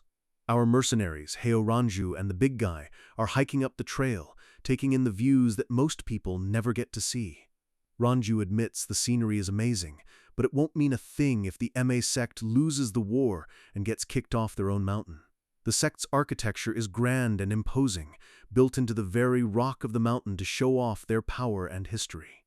Inside the main hall, the mercenaries stand before the highest powers of MA, the tension in the room thick enough to cut with a knife. Standing to the side is Jeonghwa, looking as sharp and dangerous as ever, her eyes tracking every move the vagabonds make. Next to her is the young genius, Yong Seol-ran, whose calm expression hides a mind that's constantly analyzing the situation. And at the center of it all is the Abbess of Nine Calamities, the sect leader who radiates an aura of absolute, crushing authority. The abbess doesn't mince words, noting that a group of mercenaries wouldn't risk their lives for free, so she asks what they want. Ranju stands her ground, admitting that they can't afford to take losses without a serious payout to make it worth their while. The abbess narrows her eyes, her gaze turning cold as she asks for their price to join the MA side of the conflict. The mercenaries drop a bombshell. They want 500,000 gold yangs, an amount that would drain almost any treasury. The MA disciples immediately start shouting in outrage, calling the demand insane and saying they'll be a laughingstock if they pay it. The abbess lets out a sharp shout that silences the room instantly, her internal energy blowing back the hair of everyone nearby. She warns her disciples not to cause a scene, calling their emotional outburst unsightly and unprofessional. She turns back to the mercenaries, calmly stating that they can't possibly expect her to accept a price that could hire several other groups. Ranju counters by saying none of those other groups are the Black Cloud Corps, then asks what happens if they refuse to pay. She adds a little extra pressure, mentioning that another member of their corps has likely already arrived at the Qingcheng sect to talk business. The room goes silent as the MA leaders realize the mercenaries are playing both sides against the middle. The abbess lets out a chilling smile, her purple energy beginning to flare as she realizes these vagabonds are trying to extort her. Furious at the disrespect, she unleashes a wave of power that slams into the mercenaries like a physical hammer. The floorboards crack and splinter under the pressure as the abbess shows them exactly why she's one of the strongest in Sichuan. Ranju and her partner are driven to their knees, coughing up blood as they realize they might have pushed their luck too far. The abbess towers over them, telling them to be honest and admit they never expected her to pay that ridiculous amount. Ranju struggles to breathe, thinking that the MA leader's spirit is truly on another level, but she manages to choke out that they follow the highest bidder. The abbess knows the Qingcheng sect is already a massive threat, and she can't risk them hiring these mercenaries to secure a victory. She admits she'd love to kill them right here, but with war on the horizon, she needs every sword she can get her hands on. Back in the city, Pyo Wol is sitting quietly, a thin trail of smoke rising from his tea as he waits for the chaos he started to boil over. The abbess makes her decision, ordering Jianghua to lead the next phase of the plan. Meanwhile, a merchant is stomping down the street, screaming about how hard it is to do business with the greedy Thunderclap clan. He tells his friend he feels like his soul has left his body after being squeezed for every penny by the clan's leaders. His friend notes that the Thunderclap storage rooms are already overflowing with grain, which makes their greed even worse. The merchant can't believe they're still trying to buy more supplies for dirt cheap, wondering if they have some kind of grudge against being fair. His friend just sighs, noting that the rich stay rich by being exactly this ruthless to everyone below them. High above them on a balcony, Pyo Wol watches them pass, his red eyes taking in every bit of info about the city's supply lines. He takes a slow sip of his drink, looking completely detached while the world around him slowly starts to fracture. In a private room, Zhang Muriang, the Black Cloud captain, lets out a massive yawn, looking bored despite the high stakes. He looks into his cup, wondering if his team is doing okay, and thinking about how exhausting it is to walk a tightrope between two warring sects. He thinks about retirement, but he's interrupted by Daoshi Go, who barges into the room looking for orders. Go admits he was going to come back yesterday, but he saw a familiar face in the crowd that made him hesitate. He reminds the captain about the silver-haired man, Pyo Wol, who they traveled with on the way to the city. Muriang is surprised that they've run into the unusual man again so soon and asks if it's actually bothering his seasoned warrior. The captain admits that for some reason, the thought of Pyo Wol lingering in the city makes him uneasy while things are so sensitive. Go's expression turns dead serious, noting that if the captain's senses are tingling, they shouldn't take the situation lightly. Muriang decides to have one of their swiftest members tail Wol, admitting he's curious about what the death god is actually planning. The captain turns his head as another person approaches, his instincts already on high alert. Ranju enters the room, but she's not alone. She's brought the honored guests from the MA sect. Jianghua and Seol-ran stand at the entrance, their presence bringing a cold, disciplined energy to the mercenaries' hideout. Zhang Muriang offers a formal greeting, welcoming the powerful disciples of the MA sect to his humble quarters. The two women introduce themselves, their voices calm but their eyes showing that they view these mercenaries as nothing more than tools. Muryang asks if their arrival means the MA sect is finally ready to make a real deal with the Black Cloud Corps. Zhonghua Blunt tells him that everything depends on the negotiations and whether the mercenaries can actually prove their worth. She looks down, her hand twitching near her blade as she remembers the disrespect they showed her master earlier. She warns Muryang that if they try to deceive MA with mediocre strength, the sect will make them pay, even if it means delaying the war. Muryang just smiles, looking completely unfazed, as he says they are already resolved to face whatever comes their way. He invites them in, asking if they should finally start matching their conditions to find a common ground. Suddenly, a loud bang echoes through the room as someone slams their hand on the table in a different meeting nearby. Zhonghua screams about how greedy they are, calling them vagabonds who should just be happy with gold ingots instead of asking for more. Muryang remains calm, his voice steady, as he tells her he doesn't believe their demands are unreasonable at all. He laughs, suggesting that giving up some trading rights is a small price to pay if MA becomes the new ruler of Sichuan. Zhonghua stands up, her rage finally boiling over as she prepares to end the conversation with her fists. She strikes the table with incredible force, the wood splintering and exploding in a shower of debris. Muryang just sits there as the table is reduced to toothpicks, his expression one of amused total confidence. Zhonghua glares at him, her eyes glowing with a murderous red light, looking ready to paint the room with mercenary blood. The captain just looks back with a calm, predatory gaze, his blue eyes showing that he's not the least bit intimidated by her power. The debris from the shattered table is still flying through the air, the shockwave of Zhonghua's strike rattling the entire building. Muryang doesn't even move an inch, just sitting there in the middle of the wreckage with a smile that would make a demon uncomfortable. The room goes silent as the dust settles, with Zhonghua and Seolran staring down the mercenary leader across a pile of broken wood. The captain breaks the silence, calmly stating that they'll give up on the gold and the trading rights if it'll make things easier. He offers a new deal. In exchange for their help, the MA sect must help the Black Cloud Corps settle near the Western Plateau. Zhonghua narrows her eyes, wondering if this was Muryang's real goal from the very start, a permanent place to call home. The captain admits that as vagabonds, no sect wants them living nearby, and he knows MA feels the same way about them. He points out that the Western Plateau is far away from the MA heartland, making it the perfect compromise for everyone. He leans in with a friendly grin, asking if they can allow something as simple as a small plot of land for his people. Zhonghua thinks to herself that while they're indispensable now, these mercenaries might become a serious burden in the future. But then her thoughts turn dark. She realizes she can just use them as human shields in the upcoming battles to thin their ranks. She thinks that once their forces have dwindled in the war, providing a place for the few survivors to settle won't be difficult at all. Her expression turns cold as she decides that if they ever become a problem, she can just dispose of them once the war is won. She finally speaks, her voice flat as she officially accepts his proposal on behalf of the sect.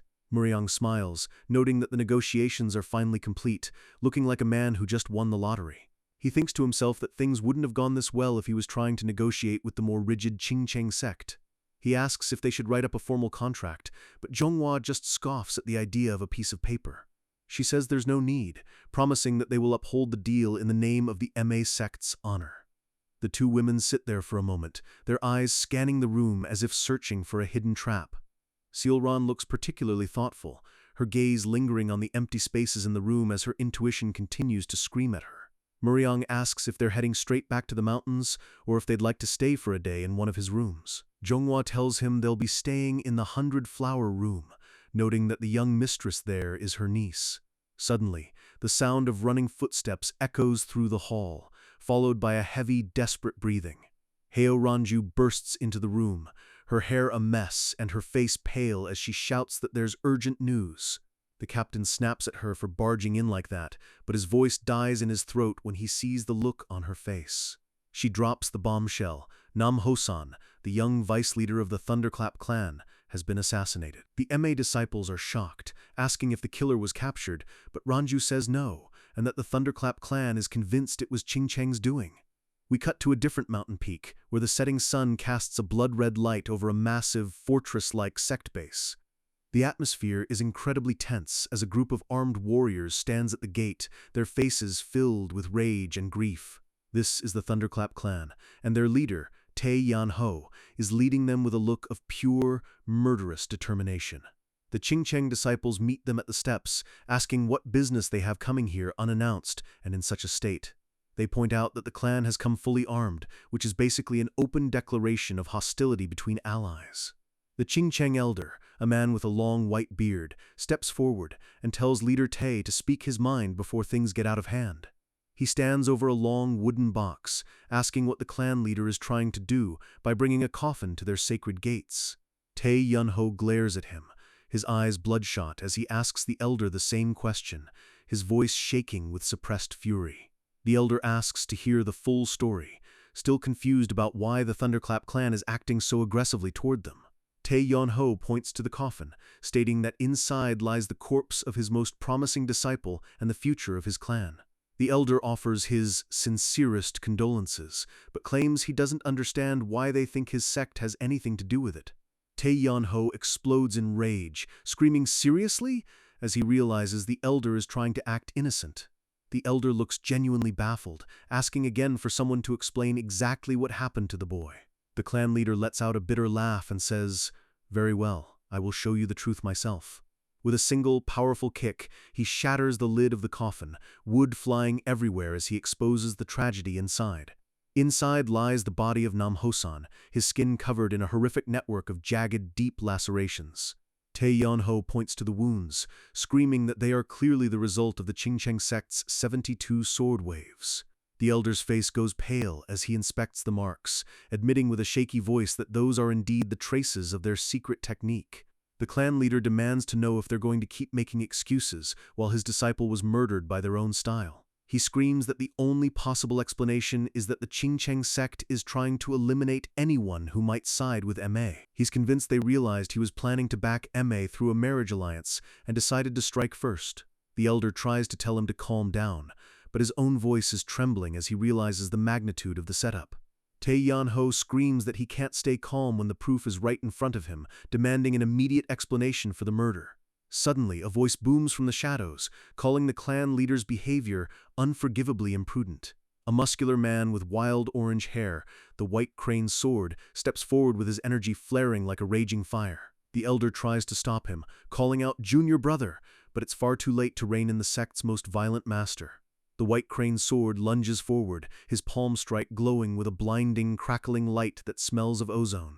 He moves too fast for Tae Yun-ho to react, his hand reaching out like a taloned claw to end the argument in blood. He unleashes a thunderstorm palm, the impact sending a massive shockwave that shatters the stone floor. The clan leader lets out a pained "Ku-rgh" as the energy rips through his chest, his eyes rolling back in his head.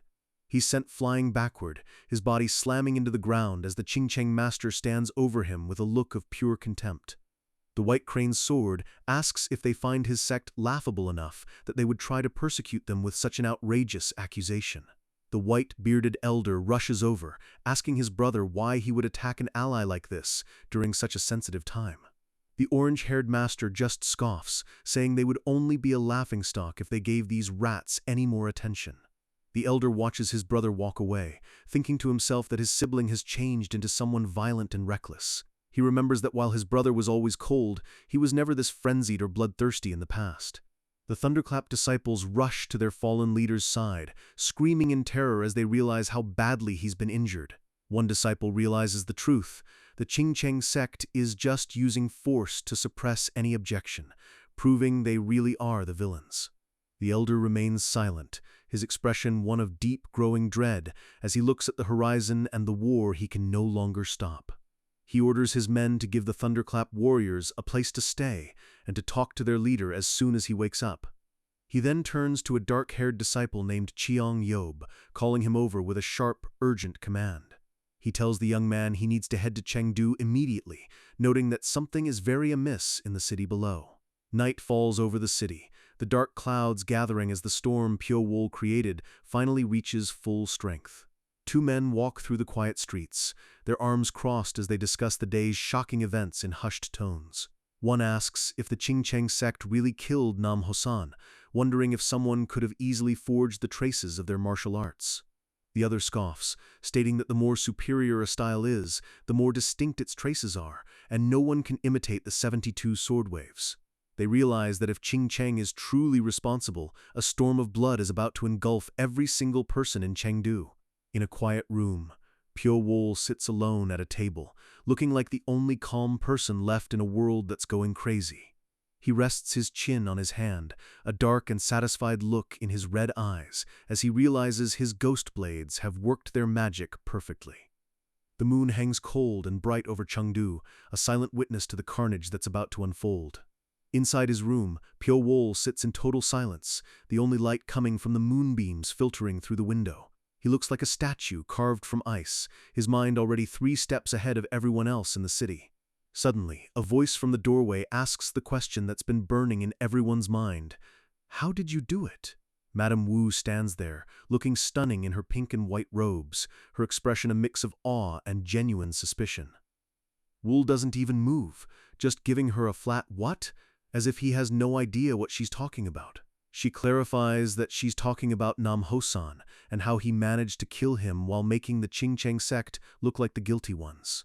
Wu turns his head slowly, his red eyes locking onto hers with a gaze that makes her feel like she's standing in a predator's den.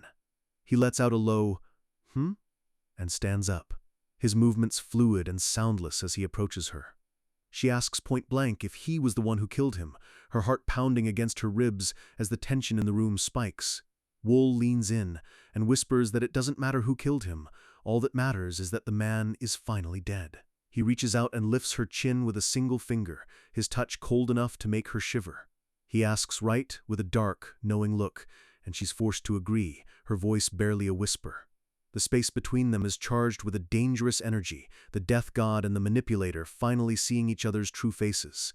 She tells him she won't be able to meet him for a while because an important guest is coming to stay at her inn.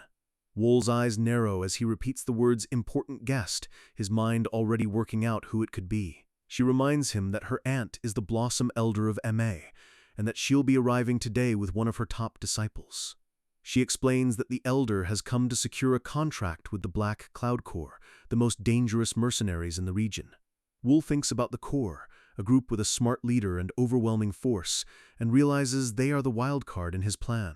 He realizes that if the MA leader is staying at the White Flower Room, he's just been given a golden opportunity to strike. Madame Wu sighs, saying seeing her aunt will be nice, but she really doesn't want to deal with the woman coming with her. She bids him farewell with a sweet "see ya," her facade of the innocent mistress sliding back into place as she leaves. Wu stands at the closed door, his expression turning cold as he realizes the board is finally set for his ultimate move.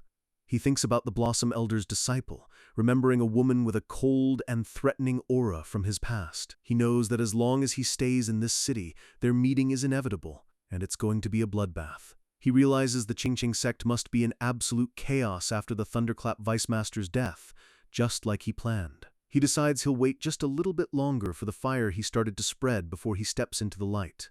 In his mind, his ghost blades dance through a wave of water, symbolizing how he's cutting through his enemy's defenses.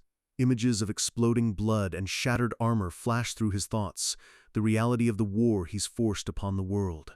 He reaches out a hand, a single dagger hovering just above his palm, as if held by an invisible thread. He stands in the center of a room filled with blood and bodies, looking like a literal god of death surveying his kingdom. His red eyes glow with a dark, satisfied intensity as he realizes the righteous sects are finally going to pay for what they did.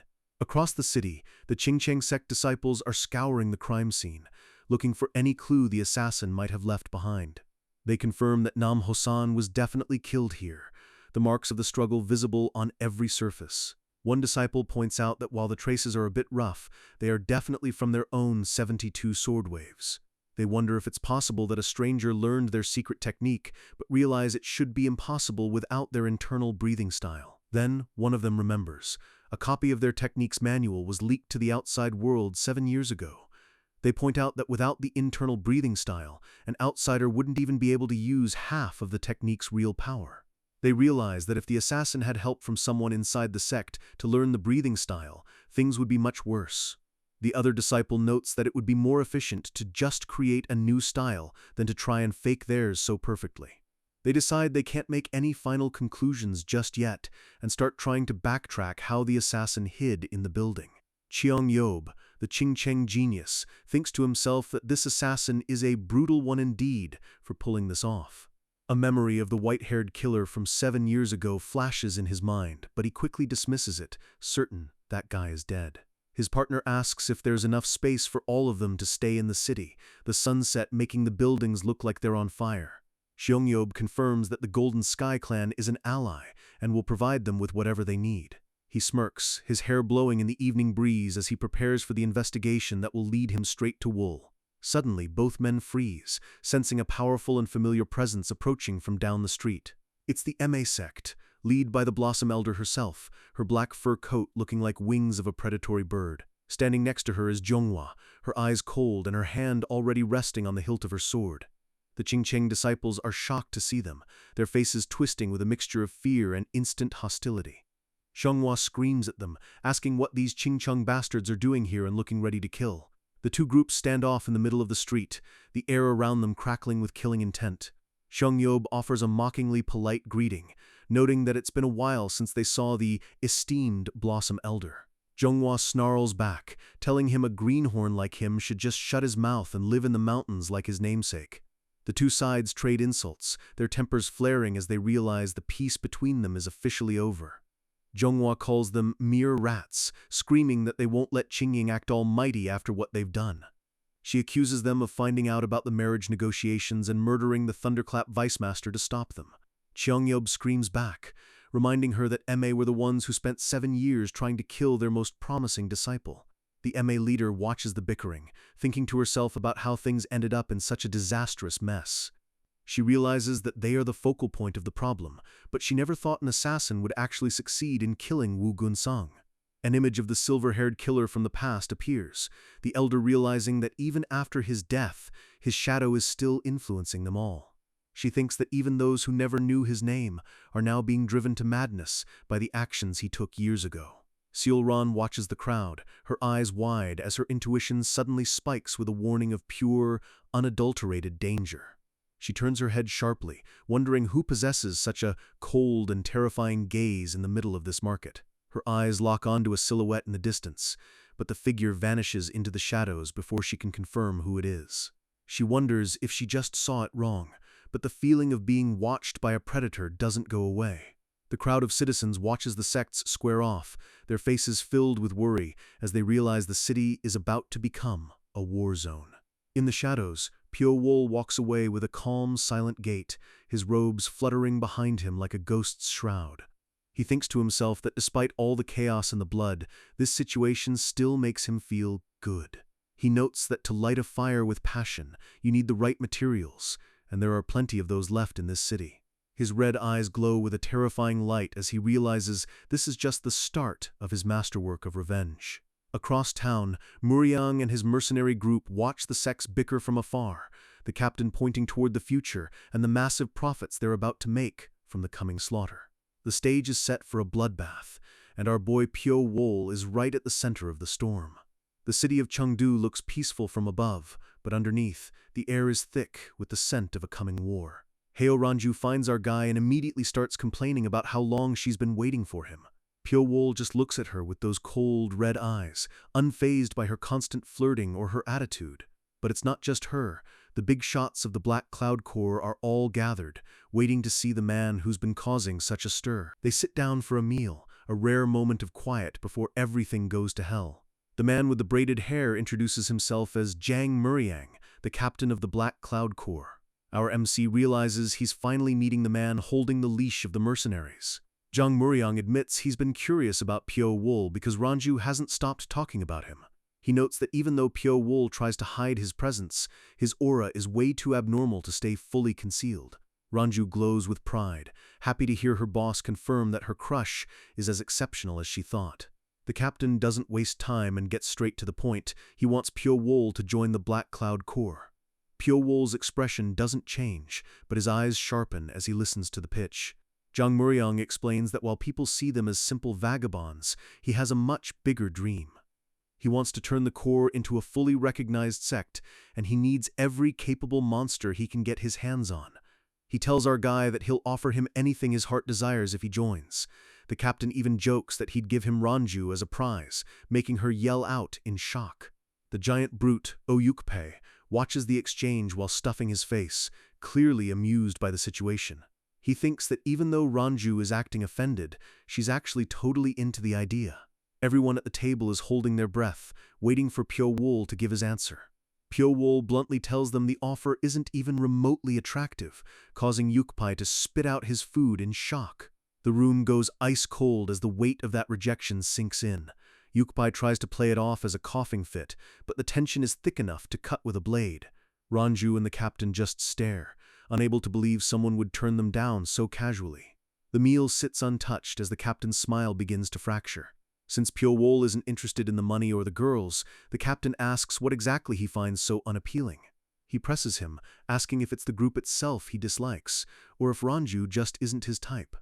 Our boy doesn't hold back, saying he'd rather not touch food that's obviously bound to spoil. He's basically calling the entire Black Cloud Corps a bunch of walking corpses. Ranju is stunned. She's never been insulted so thoroughly in her entire life. Yukbai's expression turns dark, his playful mood completely gone. The silence at the table is deafening, like the calm right before a lightning strike. Suddenly, Captain Zhang starts to chuckle, but it doesn't sound like he's actually finding it funny. He bursts into a loud laugh, calling Pyo-wol's insult a great joke to save face in front of his crew. But as he slams his hands on the table, the wood creaks under his hidden fury. He leans in, telling our MC that he has no idea how valuable Ranju really is. Then, his tone shifts into a low, dangerous warning. He advises Pyo-wol to never come face-to-face with the Corps in a real fight, because while he likes to talk, his men like to kill. Pyo-wol doesn't flinch, he just waits for the captain to finish his little speech. The captain closes his eyes, waiting to see if his threat landed. Pyo-wol leans in and says that if the captain ever finds himself beheaded while walking down the street, he can go ahead and assume that it was Pyo-wol's doing. A tiny predatory smirk flashes across our MC's face. He throws the captain's own words back at him, calling the threat a joke and mocking him for being so serious. Zhang Muryang is left speechless, his ego completely bruised by the young assassin. Meanwhile, over at the Golden Heaven clan, things are starting to move. Someone is watching the MA movements from the shadows, waiting for an opening. A disciple returns to report to his senior brother, bowing in respect. The senior brother seems relaxed, almost bored with the surveillance work. He asks about the MA sect's movements, and the disciple confirms they haven't left the 100-flower room at all. They've got spies everywhere, ensuring that MA can't make a single move without them knowing. They're desperate to find the person who killed the young leader of the Thunderclap clan to clear the air. The senior decides it's time to call in the Ignoble clan to help with the search. This clan has eyes and ears all over Sichuan, moving like a massive spiderweb through the streets. He doesn't like using such shady people, but the stakes are too high to play fair now. The disciple promises not to disappoint him as he head out to make the contact. The senior brother stares out at the moon, realizing that way more sects are getting dragged into this mess than he expected. He knows that if they don't catch the assassins soon, this city is going to burn. As the night deepens, the scene shifts to a quiet rooftop. Ma-un, a professional spy, is crouched in the dark, his senses on high alert. He's confused because he was sure Pyo-wol was inside that room, but he can't feel any presence at all. He watched the man enter, acknowledging that Pyo-wol seemed dangerous. But it's impossible for someone to be so still that even a top-tier spy can't hear them breathe. He peeks through a gap, trying to get a visual on his target. On a nearby rooftop, the other Black Cloud members are standing guard, completely oblivious. Ma-un's face contorts as he realizes something is very wrong. A flash of movement catches the corner of his eye, too fast to be human. The shadows of the building seem to stretch and twist. Inside a nearby manor, a ninja reports that the surveillance target hasn't moved an inch all night. They plan to switch to close-range surveillance as soon as the sun comes up. The vice captain, Yang Wuzhong, tells them to stay sharp because his captain is clearly worried about this guy. A sudden gust of wind rattles the room, making the candles flicker. Wuzhong sighs, thinking he should just get back to his paperwork and planning. He stares down at a map of the region, trying to calculate the best way to handle the Qingcheng sect. He focuses on the 3 gates at the base of Mount Qingcheng, identifying them as a major problem. He knows the Black Cloud cavalry is useless in the mountains. They need to bait their enemies down to the flat ground. He's a man of strategy, always thinking 3 steps ahead. But his train of thought is interrupted by a sudden, bone-chilling sensation. Without warning, a volley of blades slams into the table right in front of him. The table is shredded as the hidden weapons bury themselves deep into the wood. Wuzhong jumps back, his heart hammering against his ribs. He wonders if he's just being paranoid, or if someone actually just tried to kill him. He tries to convince himself he was just mistaken because he's been so stressed lately. But then, a dark, suffocating aura begins to swirl behind him like a cloud of ink. He turns around and sees a figure draped in shadows, holding glowing silver wires. It's Puo Wol, and his eyes are burning with the promise of a very painful death. The 100-flower room sits under the moonlight, looking like a paradise while a nightmare unfolds inside. Zhonghua tells the young Xiaoran that she needs to pack up and head back to the Ma mountain at dawn. Xiaoran is confused, asking what her elder sister means by sending her away now. Zhonghua bluntly says there's nothing for her to do here, and she'd be more useful at their master's side. She claims the negotiations with the Black Cloud Corps were a success, so she has everything under control. Xiaoran refuses to leave, arguing that a clash with Qingcheng is inevitable and they'll need her strength. Zhonghua snaps at her, saying that if things get bad, she'll just use the mercenaries as meat shields. Xiaoran sighs, realizing there's no arguing with her sister's arrogance once she's made up her mind. She agrees to leave at first light, but you can see the worry etched into her face. Zhonghua dismisses her coldly, turning back to her own dark thoughts. The night sky remains silent, but the peace is about to be shattered. Madame Wu, also known as Sun Ha, knocks on the door and asks if she can come in to see her aunt. Zhonghua is sitting in the dark, looking like a demon in the blue moonlight. Sun Ha brings a basket of fruit, claiming she just didn't want her aunt to feel lonely in the middle of the night. Zhonghua notices Sun Ha's complexion looks way healthier than usual and asks if she's seeing someone. Sun Ha giggles, admitting she is, and mentions that the man is actually proving to be quite useful. She mentions the death of the Thunderclap leader's son and hints that the man she's seeing might be the killer. Zhonghua's eyes widen as she demands to know if Sun Ha is certain about this. Sun Ha panics a bit, waving her hands and saying she doesn't have hard proof yet, but she suspects it. She promises to bring him to Zhonghua once she confirms everything. Zhonghua reaches out, demanding the man's name right now. But before Sun Ha can answer, a sudden commotion erupts outside the room. They rush out to find the disciples in a total panic, screaming about a murder. One of the girls points toward a room, her voice shaking as she says Gongxian has been killed. They burst into the room and find the disciple slumped against the wall, her life drained away. A single, horrifying line is etched across her throat, a perfect, clean kill. Zhonghua screams her name, her face twisting into a mask of pure, unadulterated rage. The sun rises over the manor, but the mood inside is darker than any night. Captain Zhang and Vice Captain Wuzhong arrive to inspect the body of the second-generation disciple. Wuzhong notes that Gongxian was a key member of the sect, and yet she was taken out inside their own fortress. The captain looks genuinely worried, wondering if they chose the wrong side to ally with.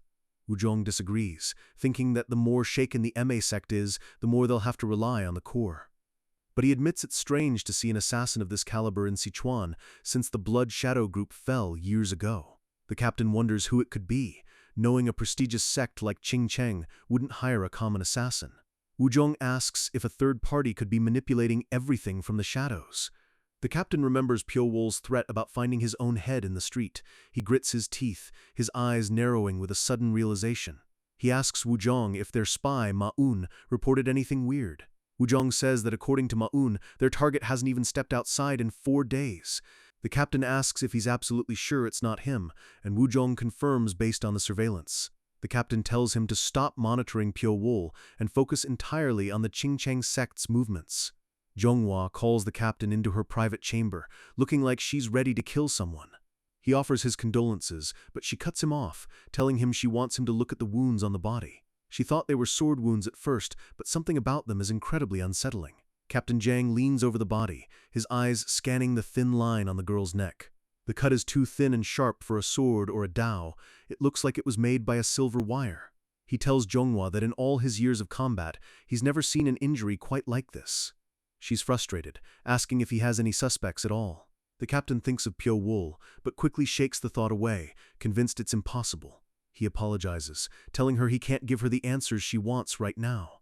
Zhonghua asks when the rest of the Black Cloud forces will arrive in Chengdu. The captain says they'll be here in 2 days, but warns her that Qingcheng will be wary of such a large force. Zhonghua doesn't care. She wants to crush them in a flash and end this. The captain is shocked, asking if she's really planning a full frontal assault so soon. She leans in, her eyes glowing with a terrifying, murderous intent. She tells him she'd rather die than live under the same sky as the Qingcheng sect. A massive surge of internal energy erupts from her, shaking the entire room. The captain and Wuzhong can only stand there, stunned by the sheer power of her hatred. And in the distance, Piowol watches as the fire he started begins to consume everything. The night is quiet over the benevolent hospital, but inside, someone is suffering. Yukpai lies in a bed, his eyes covered in thick bandages, his face a mess of pain. Captain Zhang storms in, demanding to know what happened to his strongest brawler. Ranju is there, looking dejected, and she tells him that Yukpai went to see Piowol and got destroyed.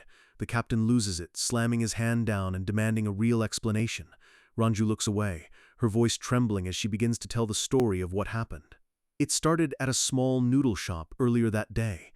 Piowol was just minding his own business, enjoying a simple bowl of noodles. He was finally getting some peace and quiet away from all the sect drama. Suddenly, a hand slams a cup of water down onto his table. It's Ranju, leaning in with a smirk and asking if the food is good. She calls him handsome and tries to get his attention, but our guy doesn't even look up. Piowol sighs, annoyed that he can't even eat a meal without being hounded by mercenaries. She tells him she's just checking in and wanted to apologize for the captain's behavior earlier. Our MC finally looks at her, but his eyes are as cold as ice. He tells her he doesn't care about their disrespect and just wants to be left alone. Ranju's smile falters for a second, but then she asks him to reconsider the captain's offer. She promises she'll treat him very well if he decides to join the corps. Suddenly, the massive brute Yukpai appears, looming over them both. He grabs Ranju's shoulder, making her snap at him to get his hands off her. He laughs it off, claiming the boss sent him to fetch her. Then he turns his creepy gaze toward Piowol, grinning like a predator. Piowol continues to eat, ignoring the giant musclehead completely. Yukpai notes that our guy is just as handsome as he heard, but his tone is way too familiar. Ranju realizes Yukpai is lusting after men again and tells him to back off. Yukpai ignores her and leans in close to Piowol, his presence suffocating. He starts licking his lips, acting like a total creep while hovering inches from Piowol's face. Our MC stops eating and tells the brute that he'll forgive him exactly once. He gives Yukpai a simple choice: turn away before he counts to 3, or he'll never see anything again. Yukpai just laughs, mocking the cutie for trying to act tough. Piowol says 1, and the air in the shop starts to turn ice cold. 2. Piowol's eyes begin to glow with a lethal red light. He grips his chopsticks, his knuckles turning white as he prepares to strike. 3! Yukpai lunges forward, thinking he can just overpower the smaller man. Sloosh! In a blur of motion, Piowol plunges the chopsticks deep into Yukpai's eyes. The brute screams in agony, stumbling back as blood starts to pour down his face. Bam! He slams his fist down in a blind rage, shattering the table and the floor. He roars, asking where the hell Piowol went as he swings wildly into the air. Ranju pulls her weapon, screaming at him to stop before he kills everyone in the shop. Piowol is already in the air, spinning gracefully like a dancer in the middle of a war zone. He lands softly, his face completely devoid of any emotion as he watches the brute struggle. Yukpai lets out a blood-curdling shriek as Piowol's wires begin to wrap around his limbs. The brute's face is a mask of pure terror and pain as he's literally shredded by the invisible lines. Blood sprays across the floor as the wires bite deep into his skin. Piowol stands over the fallen giant, looking down at him like he's just a piece of trash. He pulls the wires tight, ready to deliver the final blow to the man's throat. Yukpai can only gargle in pain, his arrogance completely broken. Our guy leans in close, his red eyes burning into the brute's soul. He prepares to finish it, his hand moving with lethal precision. Ranju screams his name, desperate to stop her comrade from being executed. She lunges forward, her own aura flaring up as she tries to intervene. Piowol senses her movement and shifts his wires to block her path. The clash of their energies creates a massive shockwave that rattles the entire building. Ranju is forced back, stunned by the sheer weight of Piowol's power. The wires and her weapon entangle, sparks flying everywhere as they fight for control. Piowol eventually steps back, letting the wounded brute live for now. Ranju looks at Yukpai, calling him a goddamn idiot for picking a fight with a monster. She turns to Piowol, her face pale as she asks why he had to take it so far. She begs him to just end things here for today, realizing they are completely outmatched. Our guy stands there, surrounded by a swirling vortex of white energy. Ranju tries to explain that she didn't come here for a fight and that Yukbai has already paid the price. Pyo-wol just stares at her, his expression unreadable and terrifying. He closes his eyes and begins to walk away, his presence fading back into the shadows. Ranju lets out a massive breath of relief, her legs nearly giving out from the stress. She mutters to herself about how unpredictable Pyo-wol really is. She realizes that her comrade is lucky to even be breathing after what he did. She watches Pyo-wol's retreating figure, knowing that they've just made a very dangerous enemy. Our MC walks out into the street, the white curtains of the shop fluttering behind him. People scramble out of his way, sensing the aura of death that's clinging to him. He notes that his clothes are ruined, and he's actually annoyed because the girl he likes, Seol-young, said they looked good on him. He stares up at the bright blue sky, the violence of the morning already forgotten.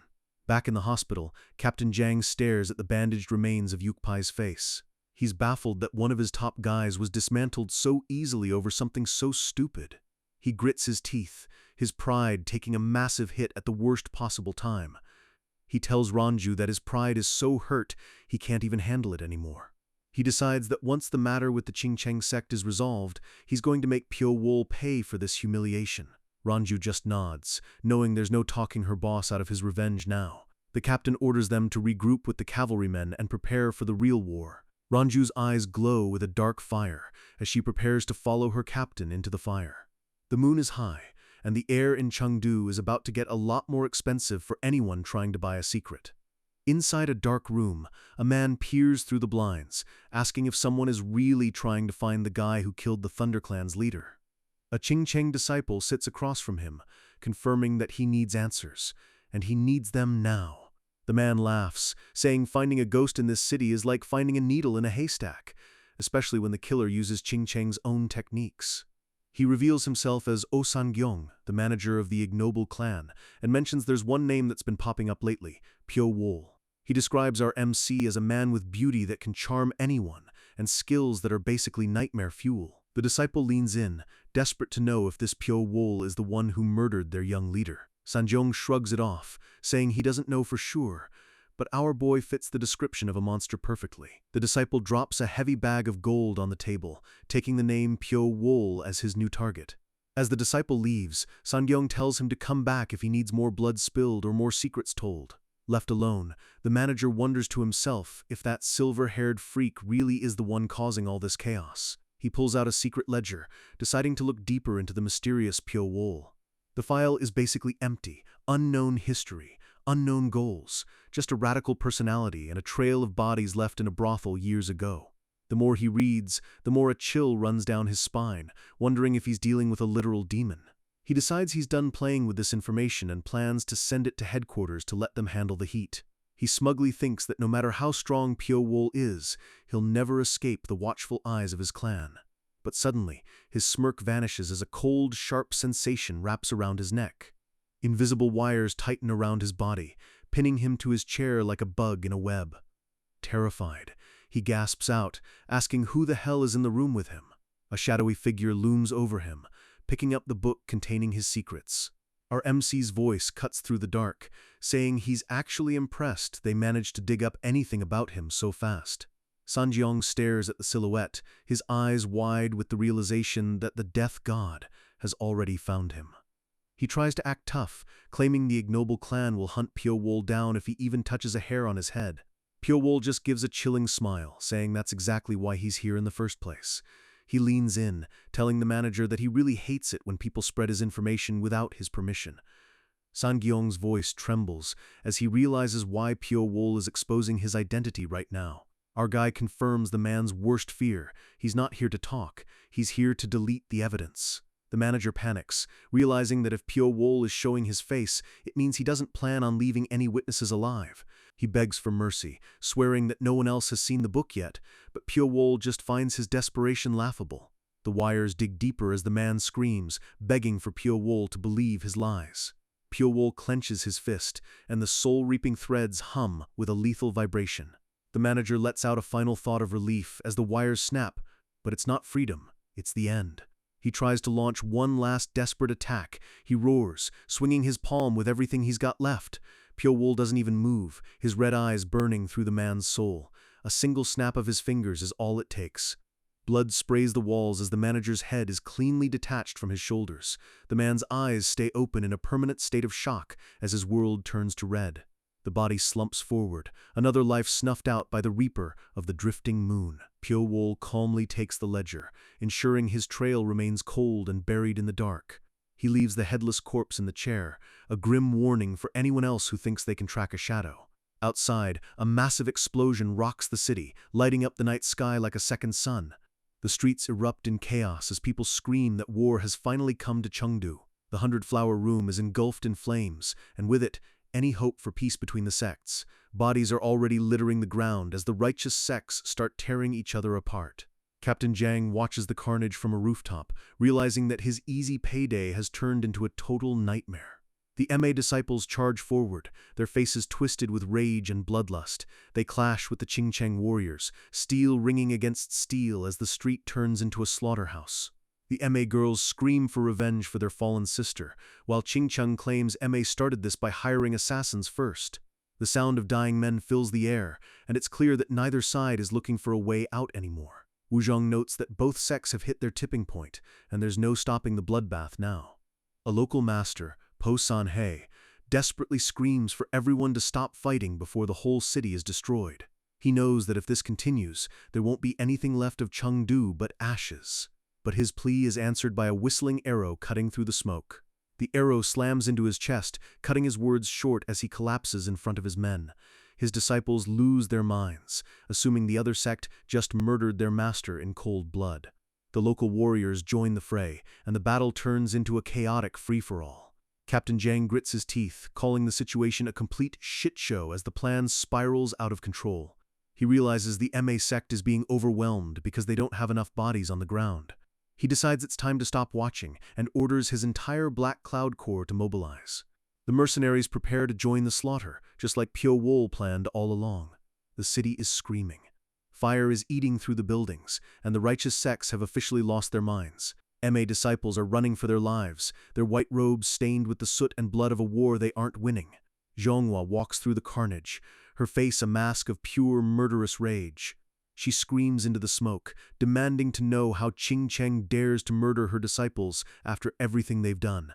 She calls them out, mocking their reputable status while they act like common thugs in the streets. A Qingcheng master, Qiong Yob, steps out of the flames, pointing his sword right at her. He throws the blame right back, accusing MA of being the true villains who started this with a secret assassination.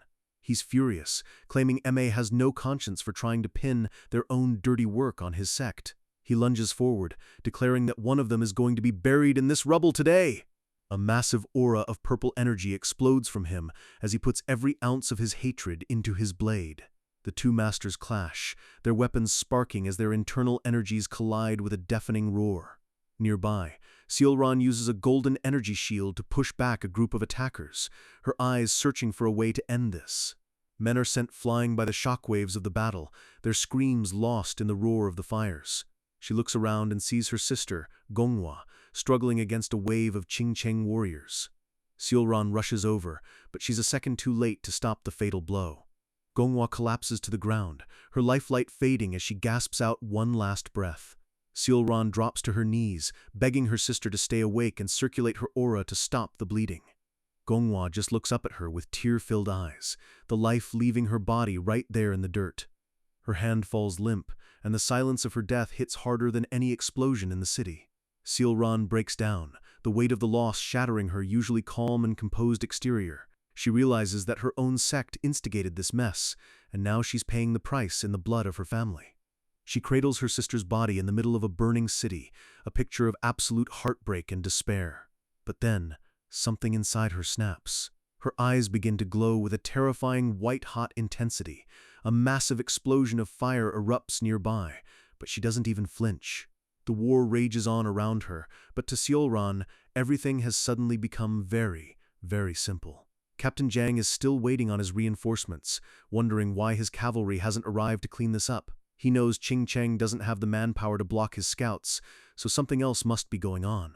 He calls over one of his men, Xiao Pyo, sensing that the flow of this battle is being manipulated.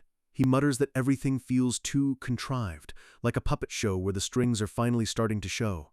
He's certain that someone is hiding in the shadows, adding fuel to the flames just to watch the city burn. He orders Xiao to leave the battle and search the surrounding area for anyone who doesn't belong. He looks out at the madness, seeing both sects tearing each other apart while ignoring the real threat. The captain knows he's right. Someone is inciting this madness, and he wants their head on a platter. Another building collapses in a shower of sparks, but his eyes are fixed on the dark corners of the city. Disciples are still locked in a death struggle, completely unaware they are just pieces on someone else's board. Xiao searches the rooftops, wondering where a master manipulator would even hide during all this chaos. He spots the massive, sacred tree that towers over Chengdu, the perfect vantage point to view the entire battlefield. He stops, his face hardening as he realizes that the perfect spot for a predator is right at the top of that tree. The tree is huge enough to hide a dozen men, and it offers a clear line of sight to every major clash in the city. He stealthily climbs through the branches, his hand hovering over his weapon as he nears the canopy.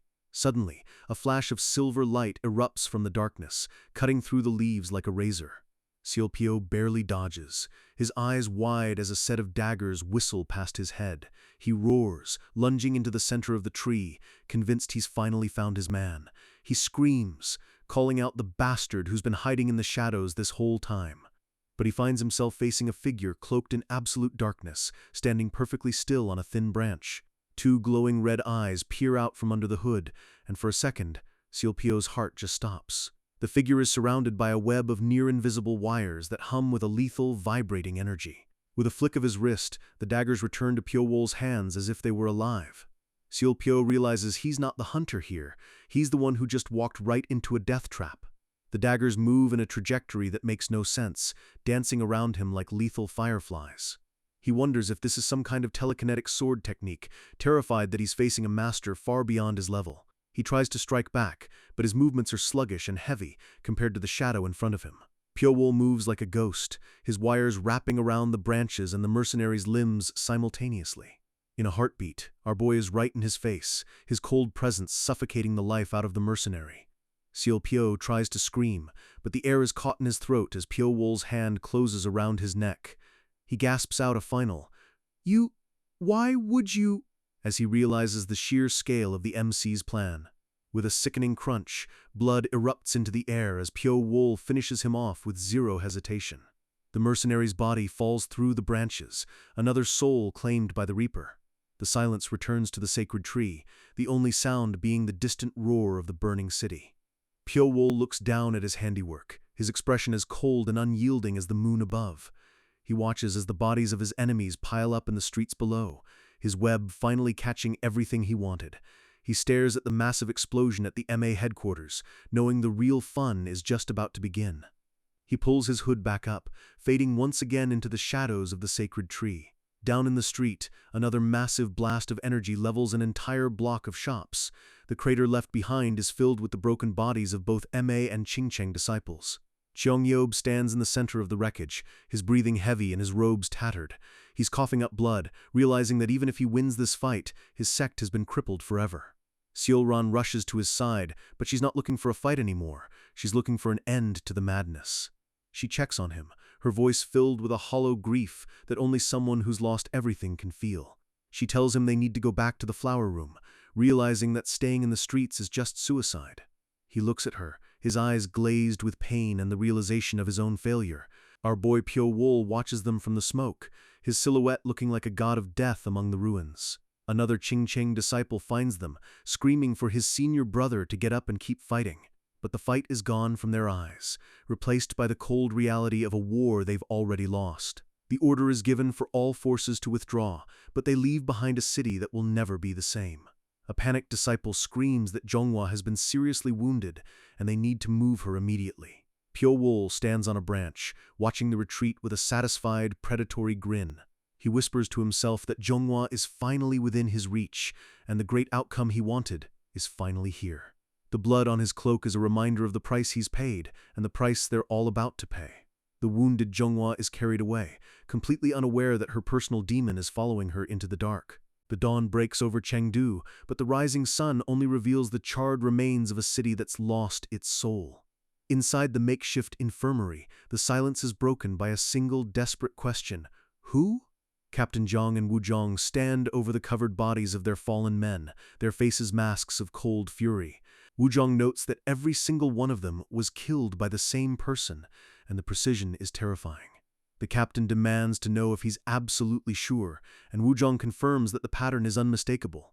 He points out that the wounds on the neck of Joksan and the ones on Seol Pyo are identical, a perfect, clean cut. The captain realizes the assailant probably used a dagger, and he remembers the wounds on the brute, O Yukpai. He snaps an order to get Yukpai there immediately, so they can compare the artistry of the killer. Yukpai stands with his back turned, his massive muscles scarred by the encounter with our boy.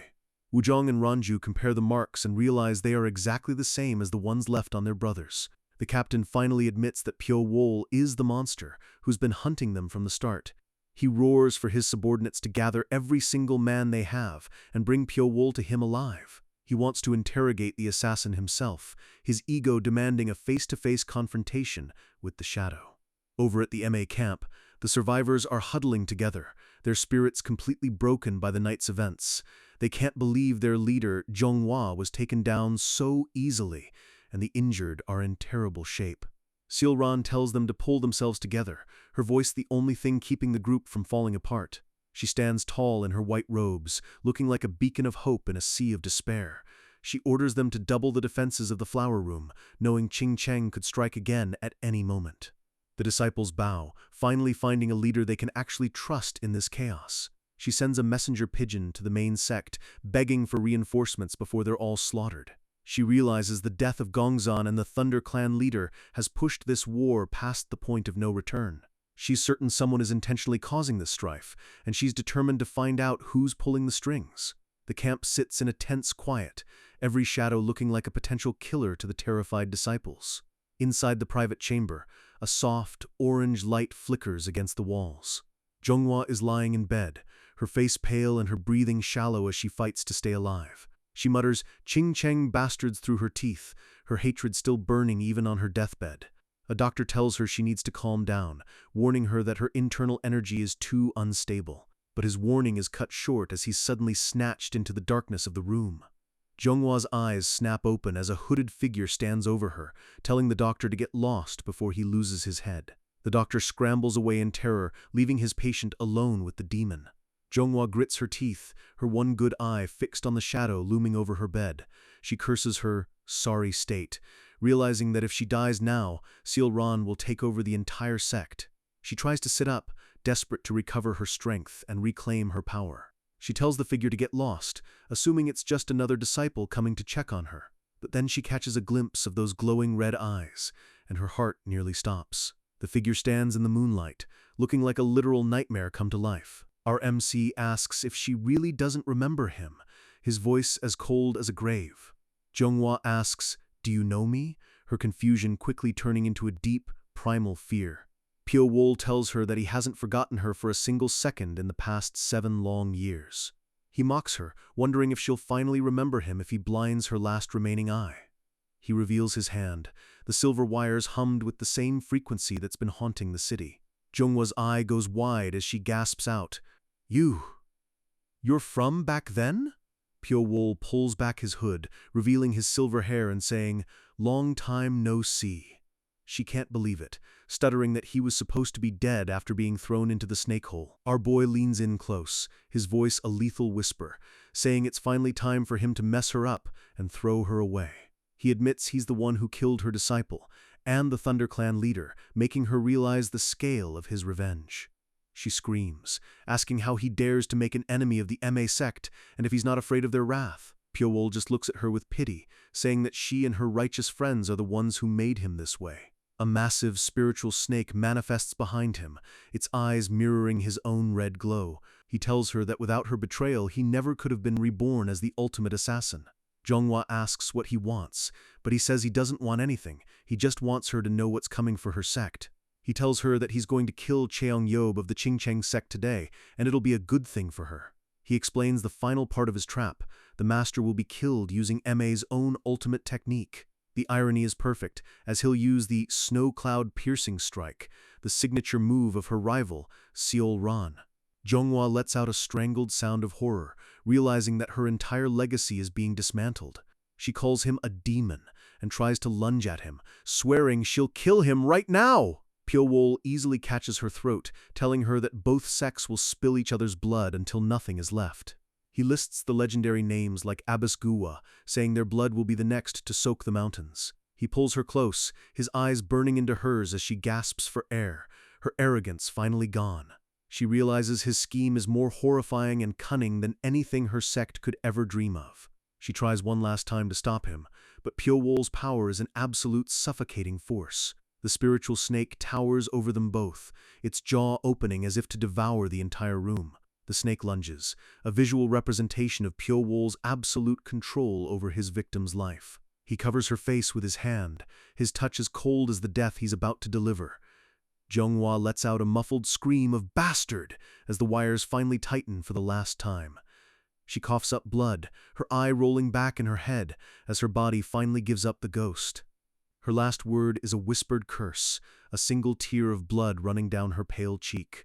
The flowers in the room are stained red, a poetic end for the leader of the 100-flower room. Pyo-wol stands over the corpse, the fires of his revenge only burning brighter after the first major kill. He tells her one last thing: she shouldn't have created something as horrifying as him.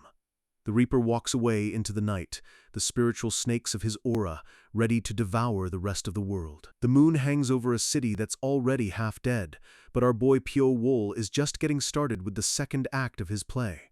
Energy waves ripple through the air as another secret infiltration begins. Ranju, Muriang, and their heavy hitters burst into Pyo-wol's old room, their faces set in grim determination. But they find nothing but an empty table and shadows. Their target has already vanished into the night. Muriang grits his teeth, realizing our MC was one step ahead of them the entire time. It turns out Pyo-wol just paid for the room as a decoy, never intending to actually sleep there while he worked his shadow magic. Ranju is furious with herself, regretting that she ever let her guard down just because the guy was handsome. The Black Cloud members are left standing around, wondering where the hell a ghost goes when he wants to hide. A dark realization starts to sink in for Muriang. The city is about to get a lot more dangerous. He stares out the window, praying that the Death God isn't out there making more trouble. Meanwhile, over at the Golden Heaven clan's temporary base, the tension is reaching a breaking point. 2 guards are on high alert, their eyes darting around every corner of the courtyard. They're exhausted, wondering how much longer they have to stay in this state of constant paranoia. One tells the other to shut up, afraid that even talking about the mysterious assassin will bring bad luck to their doorstep. Suddenly, a high-pitched vibration rings through the air, and the guards' eyes go wide with terror. Boom! A massive pillar of white energy erupts from the central building, blowing the roof sky-high. The guards scramble back, recognizing the technique as the MA sect's snow cloud piercing strike. They realize their elder is inside that room and rush forward, hoping they aren't about to find a corpse. Inside the wreckage, Cheong-yob is sitting in a meditative pose, his body surrounded by a flickering golden aura.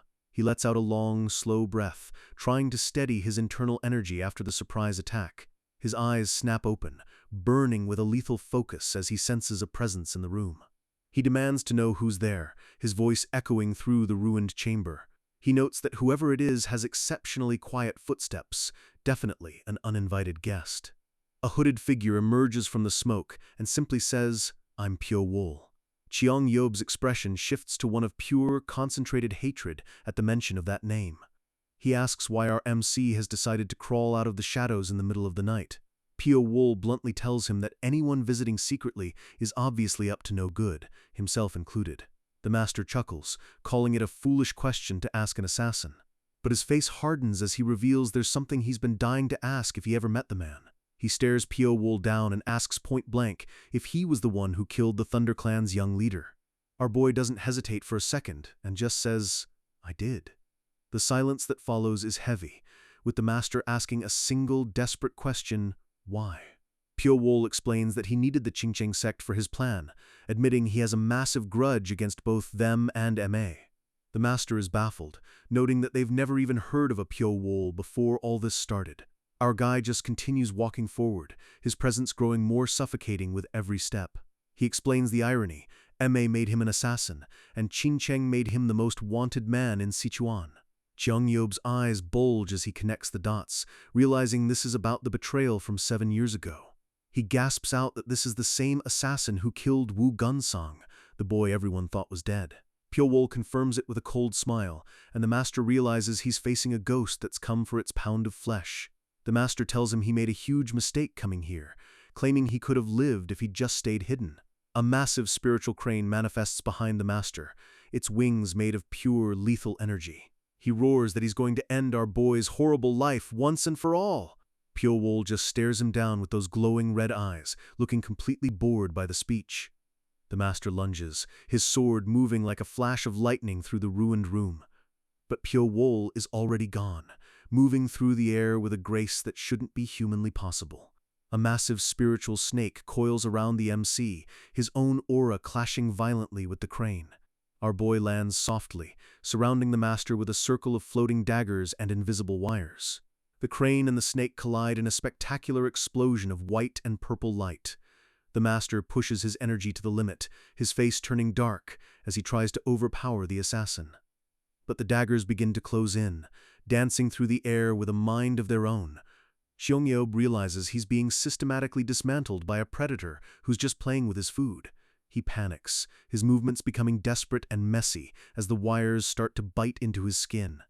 Pyo-wol hovers over him, looking down with a gaze that says game over. He raises a single finger, and the air around the master begins to freeze with a familiar snowy energy. The crane is shattered into pieces as the MC unleashes a devastating surge of power. Jeongyeob is pinned to the ground by a web of wires, his body glowing with the white light of the MA technique. He stares up in pure terror as Pyo-wol prepares to deliver the final strike. He recognizes the martial art and gasps in disbelief that an assassin would know MA's secret moves. Our boy leans in and tells him to send his greetings to Manhwa in the afterlife. The master's eyes go wide as the realization hits. MA will be blamed for his death. Boom! A final explosion of white light consumes the room, and the master's life is snuffed out in an instant. Outside, the disciples scream his name in a chorus of grief and panic. They burst into the room only to find their leader lying in the rubble, his chest a hollowed-out mess. With his final wheezing breath, the master manages to whisper a warning. He gasps out that they have created a monster before his eyes finally roll back. The disciples wail over his body, the last shred of their sanity disappearing into the smoke. A shadow moves along the rooftops, and a guard screams that the MA sect has just murdered their elder. Pyo-wol watches from the darkness of a nearby alley, his mission accomplished. The Cheng disciples roar for revenge, declaring they won't take this humiliation lying down anymore. A close-up of Pyo-wol's face shows a small, predatory smirk. The fuse is lit, and the bomb has finally gone off. The chapter ends with a blood-red call for war that's about to drown Chengdu in a sea of corpses. The city of Chengdu has officially turned into a meat grinder, and the streets are echoing with screams for revenge. As soon as the reason for war appeared, the floodgates of violence burst wide open. Day and night, the righteous disciples are busy gutting each other, their fancy robes now soaked in common blood. The idea that a single person could be behind all this chaos has completely vanished from their minds. At this point, they don't even care about the truth. They just want the person in front of them to die. The streets look like a scene from a nightmare, with bodies piled up in the gutters and smoke choking the air. A trail of fresh blood leads through the ruins, a reminder that the Reaper is still busy working. Yongseol-ran walks through the carnage, looking like a ghost herself as she surveys the hell on earth her sect helped build. She wonders how everything could have gone so wrong so fast, her heart breaking for her fallen sisters. Captain Jiang approaches her, his expression uncharacteristically somber. He tells her he has some information about the recent killings and a man named Pyo-wol. The name hits Seol-ran like a physical blow, her eyes narrowing as she processes the news. She realizes that the shadow she's been hunting finally has a face, and it's a face she's seen before. Meanwhile, back at the main MA temple, a hand slams onto a table with enough force to crack the wood. An elderly master is actually crying, mourning the loss of Manhwa, who apparently meant the world to him. He can't wrap his head around the fact that someone as strong as her was taken out by a common assassin. His grief quickly curdles into a white-hot fury, his aura flaring up like a dying star. He roars the name Pyo-wol, his eyes glowing with a terrifying electrical energy. He can't believe the kid who was supposed to be dead in a snake pit survived to cause all this misery. He's sitting with a junior master, demanding to know how a nobody could pull off such a massive scheme. He wonders how the kid learned MA's secret snowcloud strike when he was only ever taught Qingcheng arts. The junior master guesses that a disciple who died in the caves must have been carrying a secret manual that our boy stole. The master is livid, asking what kind of idiot would carry a sect's most precious secrets into a battlefield. The room vibrates with the master's rage, sparks of energy literally jumping off his skin. He realizes they have no choice now. They have to capture Pyo Wool before he dismantles the rest of the sect. A disciple offers to lead the hunt, but the master dismisses him, declaring he'll handle this monster himself. His face is a mask of pure, concentrated hate as he swears to punish our MC for the sin of mocking MA. The scene shifts to the smithy street, far away from the front lines of the war. Inside a workshop, a hand reaches out and snaps a man's wrist like a dry twig. Pyo Wool stands over a group of thugs, mocking them for still making weapons meant to kill humans while acting so noble. He kicks one across the room, calling them hypocrites for profiting off the suffering of others. He turns to Tong Sochu, who's sitting on the floor looking beat up, and asks him how he wants to handle these guys. Sochu looks up with eyes full of a new dark light, his spirit finally pushed past the breaking point. A spectral figure of a demon looms over Sochu as he tells Pyo Wool he wants every single one of them dead. Our guy gives a chilling, satisfied all right, happy to see his friend finally embrace his inner darkness. He moves like a blur, his wires and daggers turning the workshop into a blender in seconds. The thugs don't even have time to scream as Pyo Wool's soul-reaping threads do their work. He tells Sochu to take a good look at the power of the weapons he created. A fountain of blood paints the walls as our boy finishes the job with zero hesitation. Sochu starts laughing hysterically, the sight of his tormentors being slaughtered finally setting him free. The screams of the dying men echo through the quiet alleyway, ignored by a city that's already used to death. Pyo Wool stands among the carnage with Sochu, both of them looking like they've finally found where they belong. He tosses one of the thugs against the wall, the impact cracking the stone like it was glass. The workshop is a total disaster zone, a perfect reflection of the chaos Pyo Wool has brought to Chengdu. Our guy looks at a fallen body with total indifference, his red eyes already looking for the next target. He asks Sochu how it feels to see his artistry used for such a lethal purpose. Sochu admits it's incredible, stunned that the daggers he made could unleash such terrifying power. He thanks our MC, feeling like his revenge has finally been completed through Pyo Wool's hands. Pyo Wool asks if Sochu is ready for the next step, knowing the blacksmith is too talented to stay in a dump like this. Sochu drops to his knees, his spirit completely surrendered to the man who saved him from a life of misery. He looks up with a manic, loyal grin and asks, "How should I help you?" Pyo Wool looks down at his new tool, his expression calm and his red eyes glowing with the promise of more blood to come. The heavy thud of boots on stone marks the arrival of a new, even deadlier storm. An MA master is running for his life, his breathing ragged as he tries to escape an invisible predator. Suddenly, the ground explodes as a massive, bearded giant named Muzhong slams his internal energy into the street. The MA master is caught in a blast of fire and force that literally shreds his robes and his skin. He screams as the energy tears through him, another victim of the Qingcheng sect's rampaging fury. A disciple watches in horror, asking why Lord Muzhong is being so reckless and brutal. Behind the giant, a group of warriors stares at the wall where another master has been splattered like a bug. They can't believe the level of violence their own elders are now resorting to. The elder Manhwa catches up to the rampaging Muzhong, asking why he's behaving like a common beast. Muzhong turns around, his eyes burning with a manic light as he screams that it's all because of Cheong Yeob's death. He's beyond reasoning, claiming that MA's interests are the only reason his brothers are dying. He leans in, his face looking like a mask of a demon, as he vows that no one involved in this will get out alive. Manhwa is stunned, seeing the sheer depth of the hatred that's consumed his comrade. He wonders what the hell happened 7 years ago to trigger this kind of world-ending grudge. Muzhong roars that 7 years ago they lost Gunsung because of MA, and now they've lost their future too. He calls Manhwa by his name, but his voice is devoid of any respect, only a demand for more blood. He's tired of being patient and righteous when all it's gotten them is a trail of dead geniuses. He warns Manhwa not to even try stopping him, declaring that his tolerance has finally run out. With a massive surge of energy, Muzhong launches himself into the air like a rocket, heading back to the front lines. Manhwa watches him go, realizing it'll be a total bloodbath if Muzhong and the Qingcheng leader Jinpyong get together. He remembers that Jinpyong has been in total isolation for 7 years, but this chaos is enough to bring anyone out of hiding.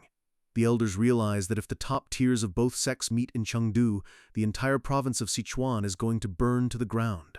One of the younger masters decides he's heading down to the city himself to find the truth behind these weird events. Manhwa gives him permission, telling him to take a group of elite martial artists and uncover the shadow manipulator.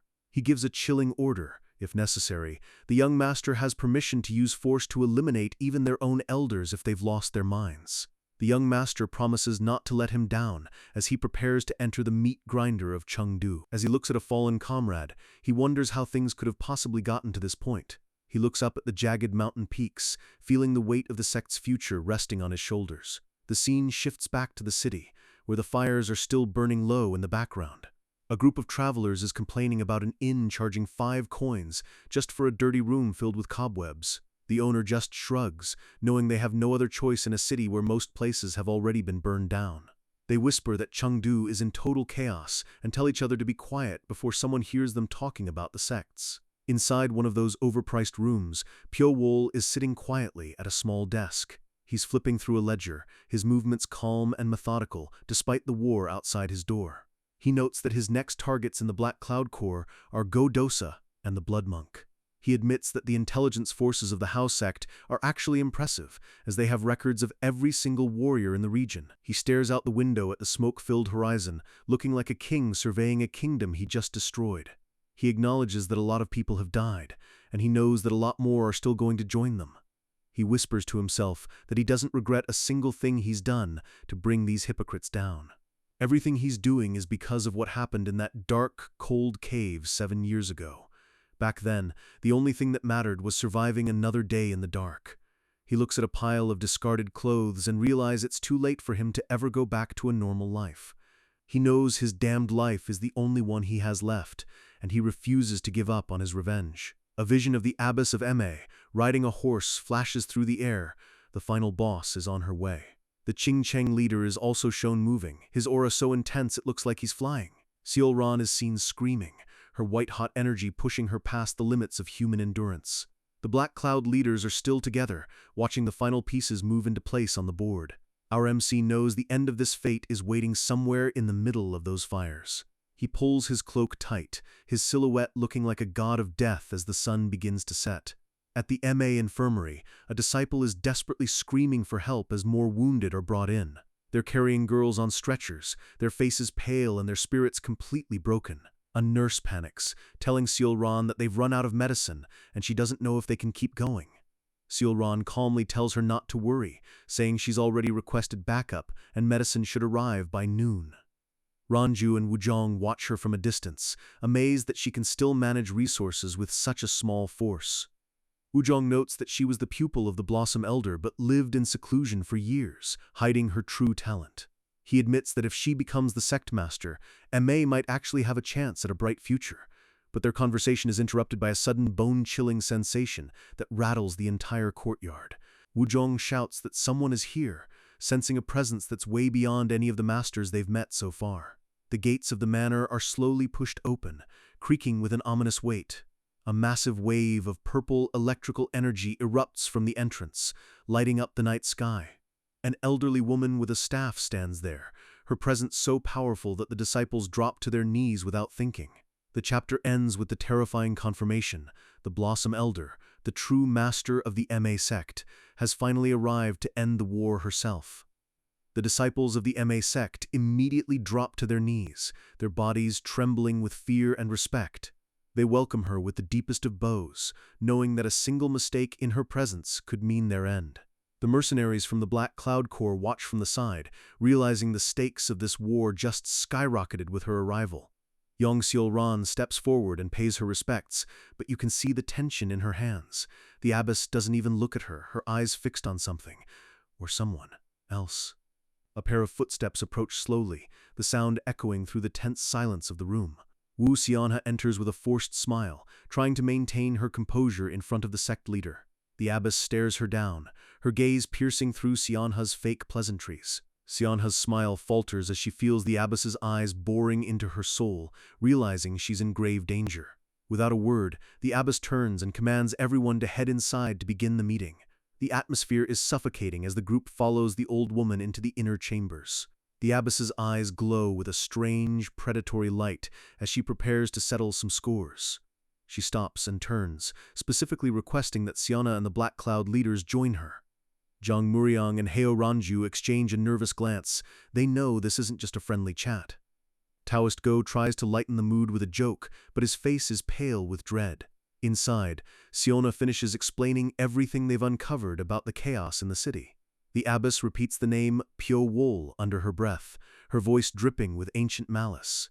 She turns her head slowly towards Sionha, and the temperature in the room seems to drop 20 degrees. The abbess asks Sionha point blank if there's anything she's forgotten to mention. Sionha stammers, her heart hammering against her ribs as she realizes her secret deal with Pyo Wol might be out.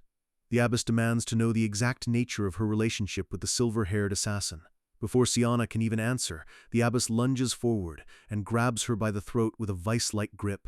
The abbess's aura explodes into a terrifying purple haze, her eyes flashing with pure fury as she demands the truth. Siona can barely breathe, tears welling in her eyes as she faces the literal embodiment of death.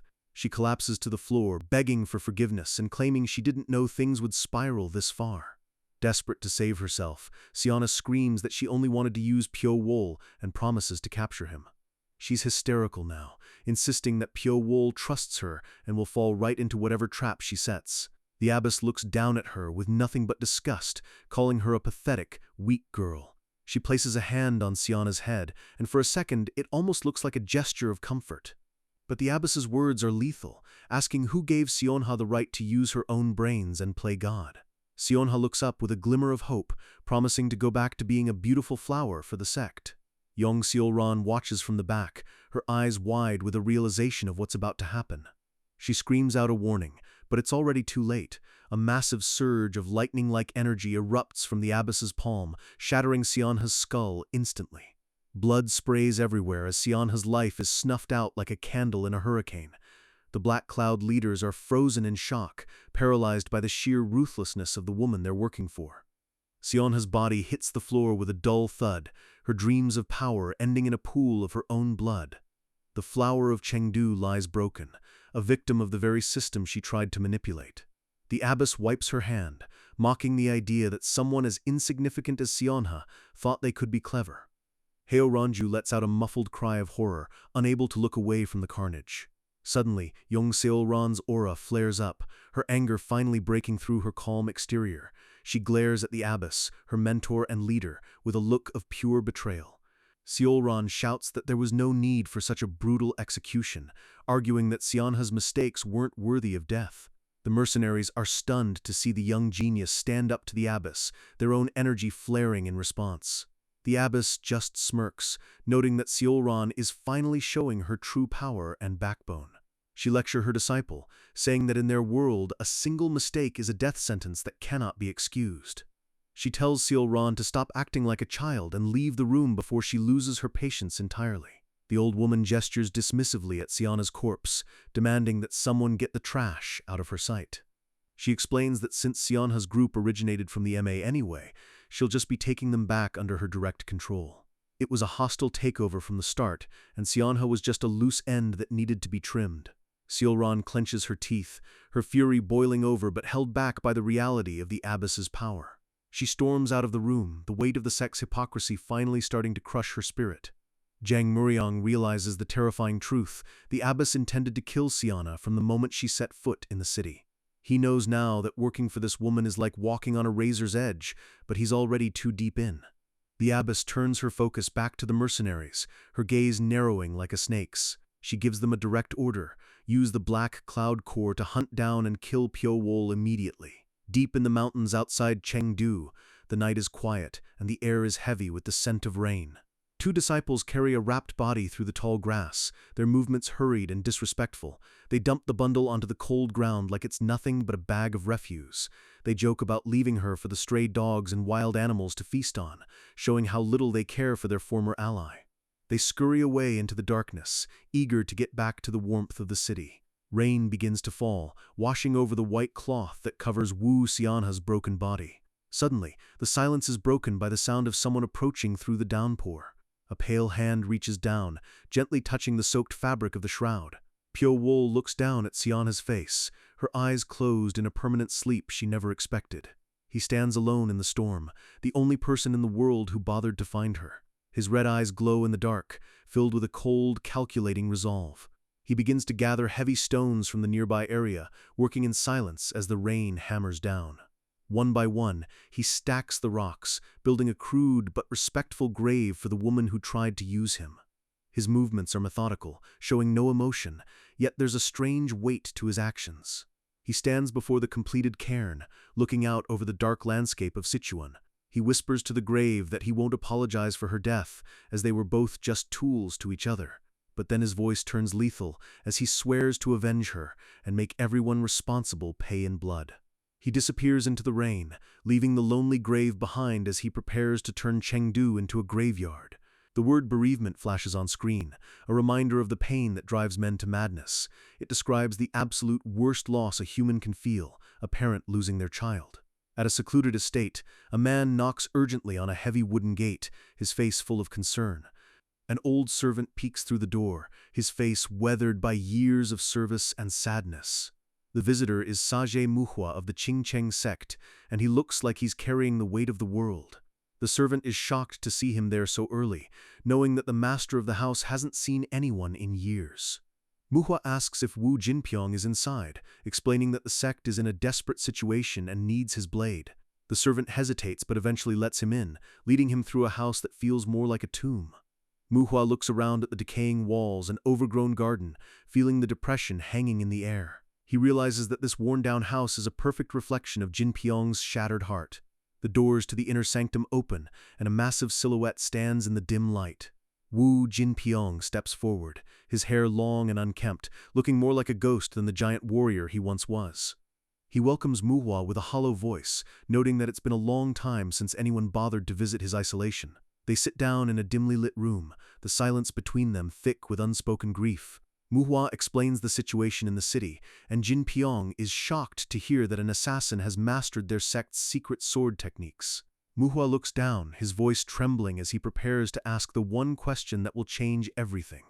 Jinpyong looks at him, his dull eyes suddenly sharpening as he anticipates what his brother-in-arms is about to say. A vision of a young man, Jinpyong's son Gunsong, appears in his mind, the memory still as painful as a fresh wound. Manhwa reveals that the assassin causing chaos now is likely the same one who killed Gunsong 7 years ago. Jinpyong grips his teacup, his knuckles turning white as the name of his son's killer echoes in his head. Manhwa asks him directly, if that assassin is truly back, what will he do? Jinpyong remains silent for a moment, the only sound being the cracking of the porcelain in his hand. He whispers that a parent who has lost their child is already dead inside, living a life without meaning. Suddenly, his energy explodes, shattering the cup as his eyes glow with a murderous, vengeful light. Back in the city, Pyo Wol stands by an old well, his silver hair flowing in the wind as he senses enemies approaching. Several blackened daggers whistle through the air, but they aren't aimed at him, they're a signal. He turns his head slightly, his red eyes tracking the movement of the mercenaries in the shadows. A close-up of his eye shows his vibration sensing in full effect, feeling the heartbeat of everyone around him. His soul-reaping threads are already deployed, forming an invisible web of death around his body. He stands perfectly still, a predator, waiting for the prey to make the first move. "Hi there," a playful voice calls out from the darkness as a figure steps into the moonlight.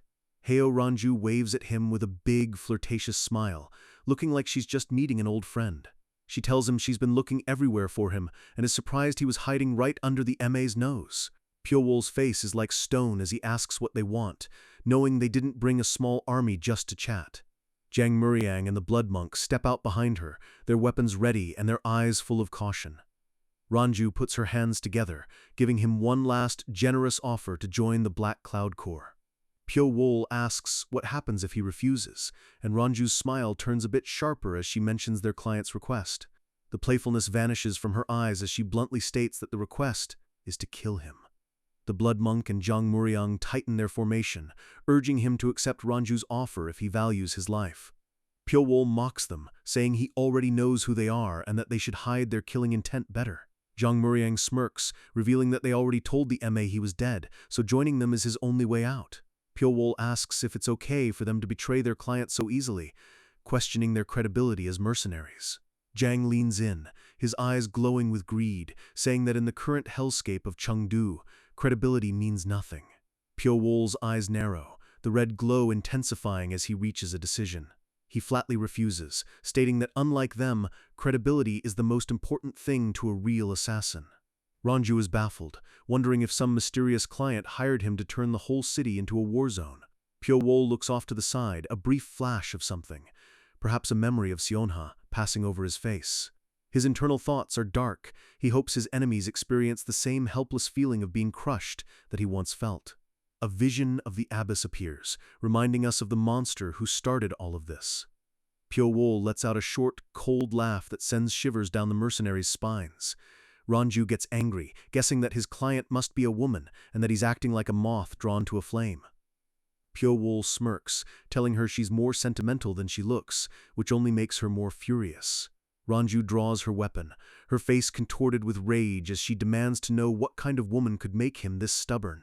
She lunges forward with a scream, her orange hair flying as she unleashes a flurry of strikes. A massive explosion of energy hits the well behind Pyo-wol, shattering the stone into 1,000 fragments. Pyo-wol stands in the middle of the dust cloud, his face perfectly calm as he prepares his counter. He uses his threads to whip the debris around him, creating a localized storm of jagged rock and lethal energy. A vortex of wind and dust erupts, obscuring everyone's vision and making it impossible to track his movement. Ranju is caught in the blast, shielding her face as the stone fragments shred her clothes and skin. The other mercenaries rush to her side, asking if she's okay as the dust starts to settle. She growls that it was just a petty trick, looking around frantically to find where the silver ghost disappeared to. A voice calls out from behind them. It's Yong Seol-ran, who has been watching the fight from a distance. She points toward the roof of a nearby building, her eyes glowing with a strange, otherworldly light. Pyo-wol stands on the very tip of the roof, his silhouette framed by the moon like a true god of death. Seol-ran's eyes turn a brilliant, icy blue as she gives the final, cold command, "Kill him." Massive pillars of blue energy erupt from the ground around her, showing that she's far more powerful than anyone realized. Several Black Cloud mercenaries launch themselves into the air, their blades gleaming with killing intent. Pyo-wol doesn't move, his soul-reaping threads shimmering in the moonlight like a spider's web. He snaps his fingers, and for a split second, time seems to stop. The mercenaries are shredded mid-air, blood exploding into the night sky as the invisible wires do their work. Pyo-wol looks down at the carnage with a bored expression, noting that they brought a lot of people just to die. Yong Seol-ran stares back at him, her icy gaze never wavering as she prepares her own technique. An army of disciples appears behind her, the sound of their synchronized footsteps echoing through the courtyard. Pyo-wol tells them they'll regret this, his voice a low growl that vibrates through the air. He unleashes his full aura, the 9 demonic flows manifesting as a giant, terrifying snake that looms over the entire battlefield. Back in a different part of the city, 2 random fighters are sharing a drink, completely unaware of the chaos nearby. Suddenly, the roof of a nearby building explodes, sending debris raining down on them. They scramble to their feet, shouting in confusion as a massive commotion starts to fill the streets. Pyo-wol streaks across the rooftops like a bolt of silver lightning, pursued by a dozen mercenaries. The random fighters watch in awe, wondering who this silver ghost is and why so many people are chasing him. A close-up of Pyo-wol's face shows his eyes glowing with a predator's focus. He's leading them exactly where he wants. He dives off a roof right toward the crowd of fighters below, his cloak billowing out like wings.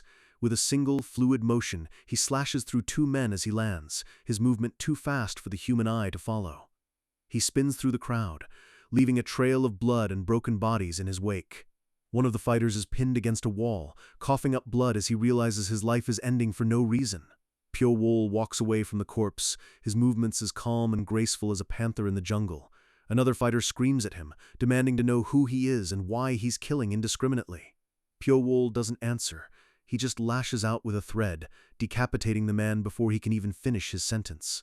A master from a smaller clan grits his teeth in rage, his face red with fury as he watches his men get slaughtered. He lunges at Pyo Wol with a heavy strike, but the MC just slips through his guard and slams him into the ground.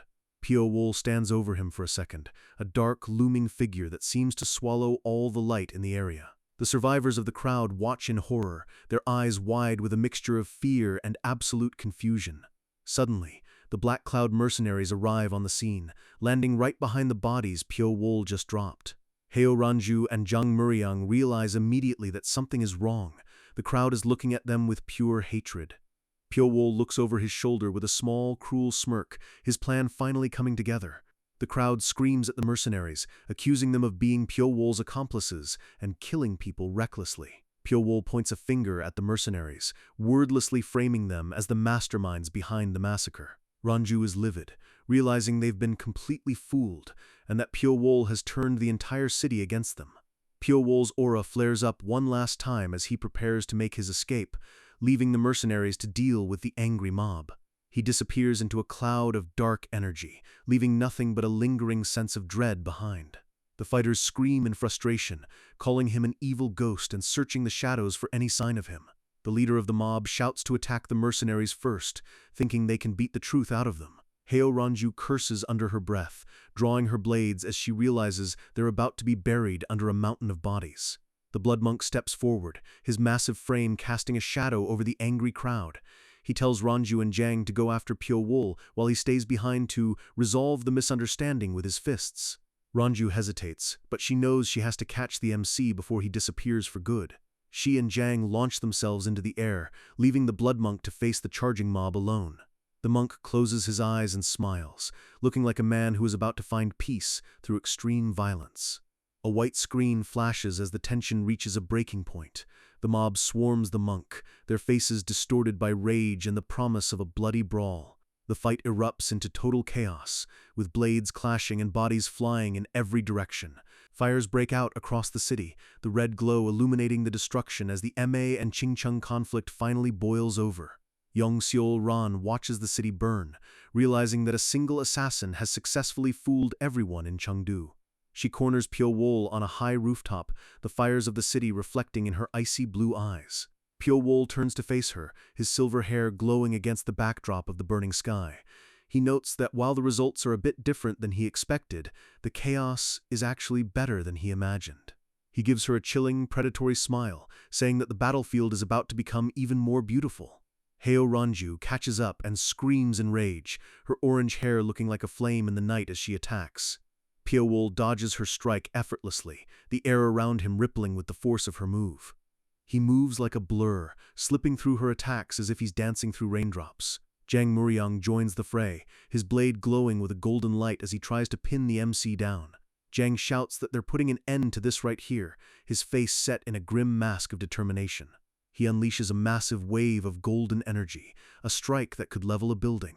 Pyo Wol just barely avoids the blast, the heat of the energy singeing the edge of his cloak. He lands gracefully on the roof tiles, his threads already snaking out through the smoke. A single thread twangs in the air, a sound like a harp string snapping under too much tension.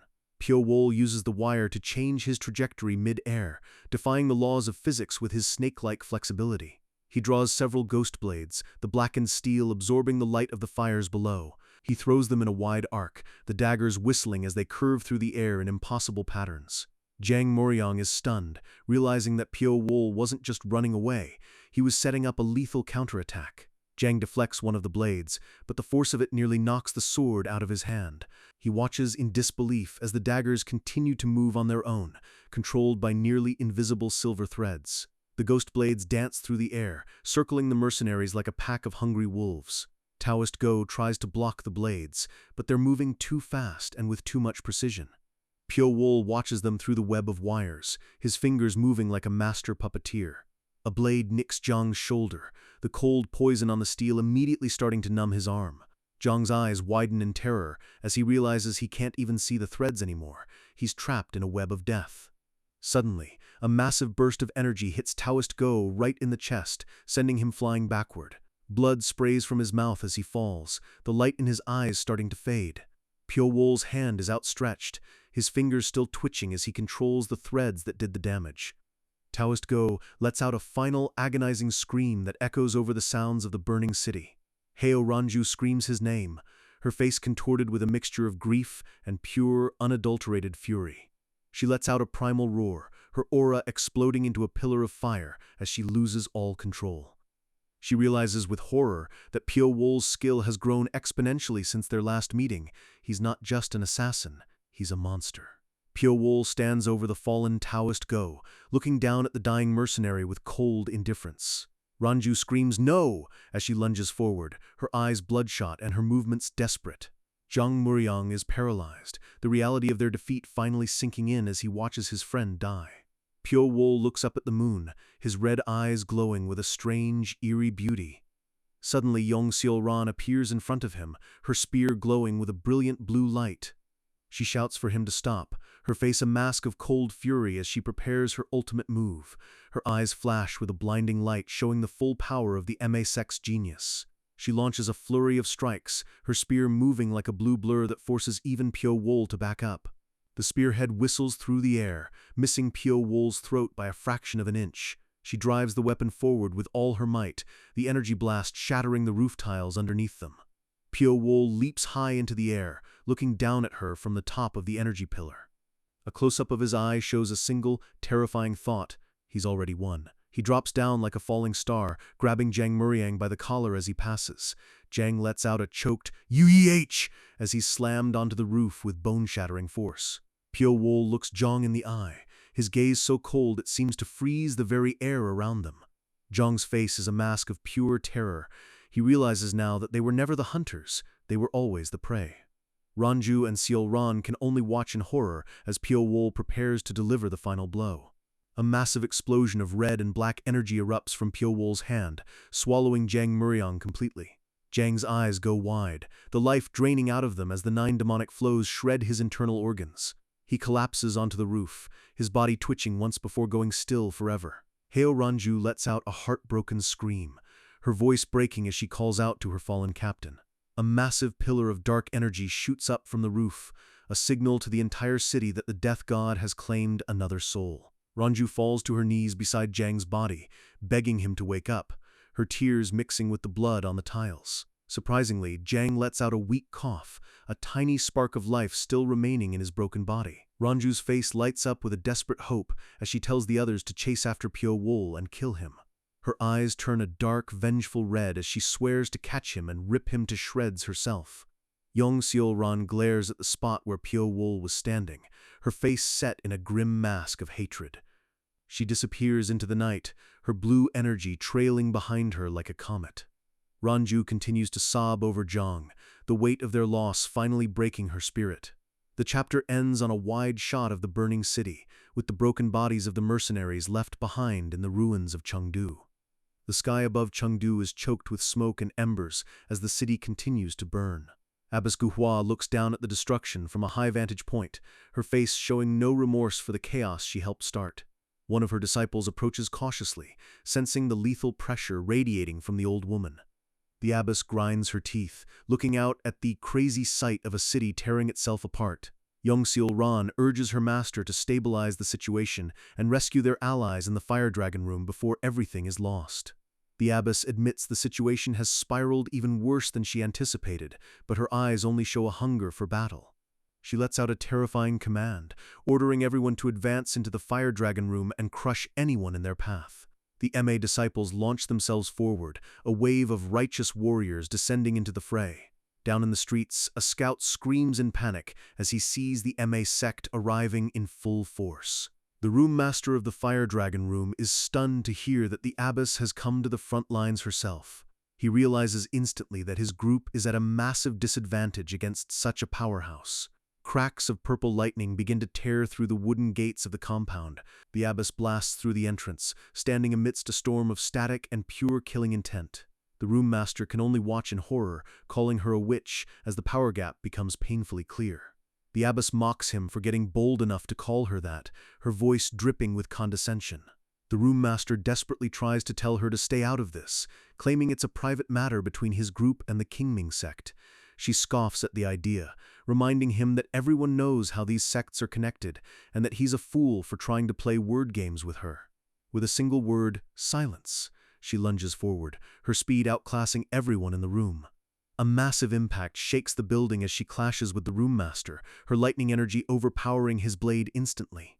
He struggles to hold her back, shocked that the legendary sect leader is even stronger than the rumors suggested. She moves with a fearsome martial prowess, her strikes coming from angles that shouldn't be possible for a human. Her aura flares up, bathing the entire courtyard in a sinister purple light. A massive explosion of energy rips through the ground, sending disciples flying like ragdolls. The room master coughs up blood, his internal organs likely shattered by the sheer pressure of her attack. He collapses into the rubble, gasping for air as the realization of his defeat sinks in. The abbess leaps into the air, her silhouette looking like a bird of prey about to deliver the final strike. A close-up of her eyes shows a cold, sadistic joy as she prepares to end his life. She declares that everything is over, her palm glowing with lethal intent. Suddenly, a massive beam of dark energy crashes down, interrupting her execution. The collision of powers creates a shockwave that threatens to level the entire building. As the smoke clears, a new figure stands between the abbess and her prey, holding a massive greatsword. The abbess is visibly annoyed, her teeth bared as her perfect kill is snatched away. She's surprised that someone was actually able to withstand that attack head-on. She looks at the newcomer and notes that it's been a long time since they last crossed paths. It's Sage Mujong of the Qingcheng sect, and he looks like he stepped straight out of a nightmare. Mujong stares at her with wild eyes, saying he's truly glad to finally see the face of the woman he hates. The abbess isn't sharing the sentiment, but Mujong claims he's waited 7 long years for this exact moment. His aura turns a deep blood red as he laments that he should have obliterated the Ime sect years ago. The abbess senses something strange about his power, her eyes narrowing as she analyzes his energy. She asks if he's obtained some new enlightenment, but Mujong simply says he's mastered a new, more brutal form of martial arts. She mocks him, saying she can't even imagine the depths of the Qingcheng sect's trash techniques. But her tone shifts as she realizes his energy is impure, suggesting he's dipped into forbidden, dark arts to match her power. Mujong tells her not to measure his sect's capabilities by her own narrow standards, insisting Qingcheng is far greater than Ma. The abbess laughs at his arrogance, wondering if he's so great that even a mere assassin could make a fool out of him. Mujong's energy flares violently at the mention of the assassin. He demands to know what she means, his voice shaking with a mix of rage and confusion. She drops the bombshell. The assassin he supposedly killed in that underground cave 7 years ago is still very much alive. Mujong has a flashback to the corpse he left behind, insisting that the kid was dead and buried. The abbess gives him a wicked grin, asking if he actually bothered to check the body before he walked away. Mujong is frozen, the realization of his massive mistake finally hitting him as she mocks his incompetence. A vision of Pyo Wol's terrifying, snake-like smile haunts Mujong's thoughts as he asks if the boy is truly alive. The abbess confirms it, explaining that Pyo Wol is the one who killed their disciples and orchestrated this entire war to make them slaughter each other. Mujong is speechless, unable to believe that the righteous sects have been played like fiddles by a single teenager. The abbess screams that they need to stop fighting each other and kill the assassin first before he finishes his plan. Mujong's eyes glow with an even darker light as he flatly refuses her offer of a truce. He unleashes a massive pillar of flame and shadow, his rage completely overriding any sense of logic. He shouts that the person who ordered the original assassination is standing right in front of him, and he won't lose this chance for revenge. He calls for the 7 swords of Qingcheng to help the Fire Dragon Room and drive away the wicked witches of Ma. The battle erupts again with renewed violence as both sides throw away any hope of peace. Masters from both sects clash in a chaotic melee, the city street becoming a literal meat grinder. The abbess sighs, calling him a stubborn old fool who's acting exactly like a typical Taoist. She prepares her lightning, telling him he's chosen the hard way when she offered him an easy out. Mujong lunges at her, telling the old crow to pay for her crimes with her own death. They stare each other down for a split second, 2 legends about to collide in a fight to the death. The ground beneath them shatters as they trade blows, the sheer force of their collision leveling nearby buildings. They move like blurs of purple and red light, their duel becoming the center of the city's destruction. A massive shockwave of energy shoots into the sky, signaling that the real war has finally begun. Nearby, Pyo-wol watches the explosion from the shadows, his silver hair shimmering in the dark. He starts moving away, but several voices scream for the devil to stop right where he is. He doesn't even look back as another explosion rocks the city behind him. A close-up of his red eye shows a single, cold thought. Everything is going exactly according to plan. He gives a chilling smile to himself, whispering that the final players have finally arrived at the board. The sunrise over Chengdu is blood-red, a perfect match for the carnage on the ground. A group of MA disciples charges through the outskirts on horseback, their faces set in grim masks of determination. High above them, Pyo-wol is literally walking on the air, his silhouette moving with an impossible grace. He moves like a ghost through the sky, staying just out of reach of the riders below. Young Seol-ran leads the pursuit, frustrated that she can't catch him even with the speed of her horse. She watches in disbelief as he steps on invisible points in midair, wondering if he's actually producing threads of energy to walk on. Her eyes glow with blue energy as she vows to catch up to him and end his life no matter what tricks he uses. Pyo-wol looks down at a fallen subordinate, his expression one of total indifference. A flashback shows a young Pyo-wol, covered in dirt and blood, his eyes already showing the coldness of a predator. We see a close-up of a mercenary's jaw as he grits his teeth in pure hatred. One of the Black Cloud leaders is fueled by revenge, furious that Pyo-wol killed Taoist Go, who was like a mentor to him. Seol-ran raises her spear and orders everyone to attack, her aura flaring with lethal intent. The disciples throw a volley of spears and daggers at the silver-haired assassin in the sky. Pyo-wol spins midair, his cloak billowing around him as he effortlessly dodges the projectiles. He lands on a high wall, looking down at the army below like a bored king. Suddenly, he disappears from the wall, leaving the disciples shouting in confusion. Seol-ran is shocked to see him running towards the spears instead of away from them. He moves through the air with such speed that it looks like several versions of him are attacking at once. The disciples are panicking now, asking who the hell this monster is as their comrades start dropping. Pyo-wol lands a brutal strike on one of the riders, the force of the blow throwing the man off his horse. He weaves through the horses, his threads slicing through armor and flesh with silent precision. A close-up of his face shows his intense focus. He's not just fighting, he's harvesting. He leaps high into the air again, his threads catching the light of the morning sun. He unleashes a web of wires that shreds several disciples instantly, blood spraying across the dusty ground. He stands amidst the carnage for a second, looking back at the survivors with those haunting red eyes. Several severed heads fly through the air, showing the absolute lethality of his soul-reaping threads. Seol-ran is shaking with rage, her righteous worldview crumbling as she faces a monster she can't comprehend. Pyo-wol's aura manifests as a giant spectral snake, looming over the remaining disciples and their horses. A close-up of his eye shows that he's reached a state of total, cold clarity. A massive explosion rocks a nearby district, a reminder that the abbess and Mujiang are still leveling the city. Dead horses and broken men litter the path, a grim testament to Pyo-wol's efficiency. One disciple lies in the dirt, his eyes wide with the realization that he's dying for a cause he no longer understands. Pyo-wol stands alone in the middle of the road, surrounded by the enemy army that is now too terrified to move. Seol-ran rides forward, her voice trembling as she swears to kill him with her own two hands. Pyo-wol looks at her and simply says, "I don't understand."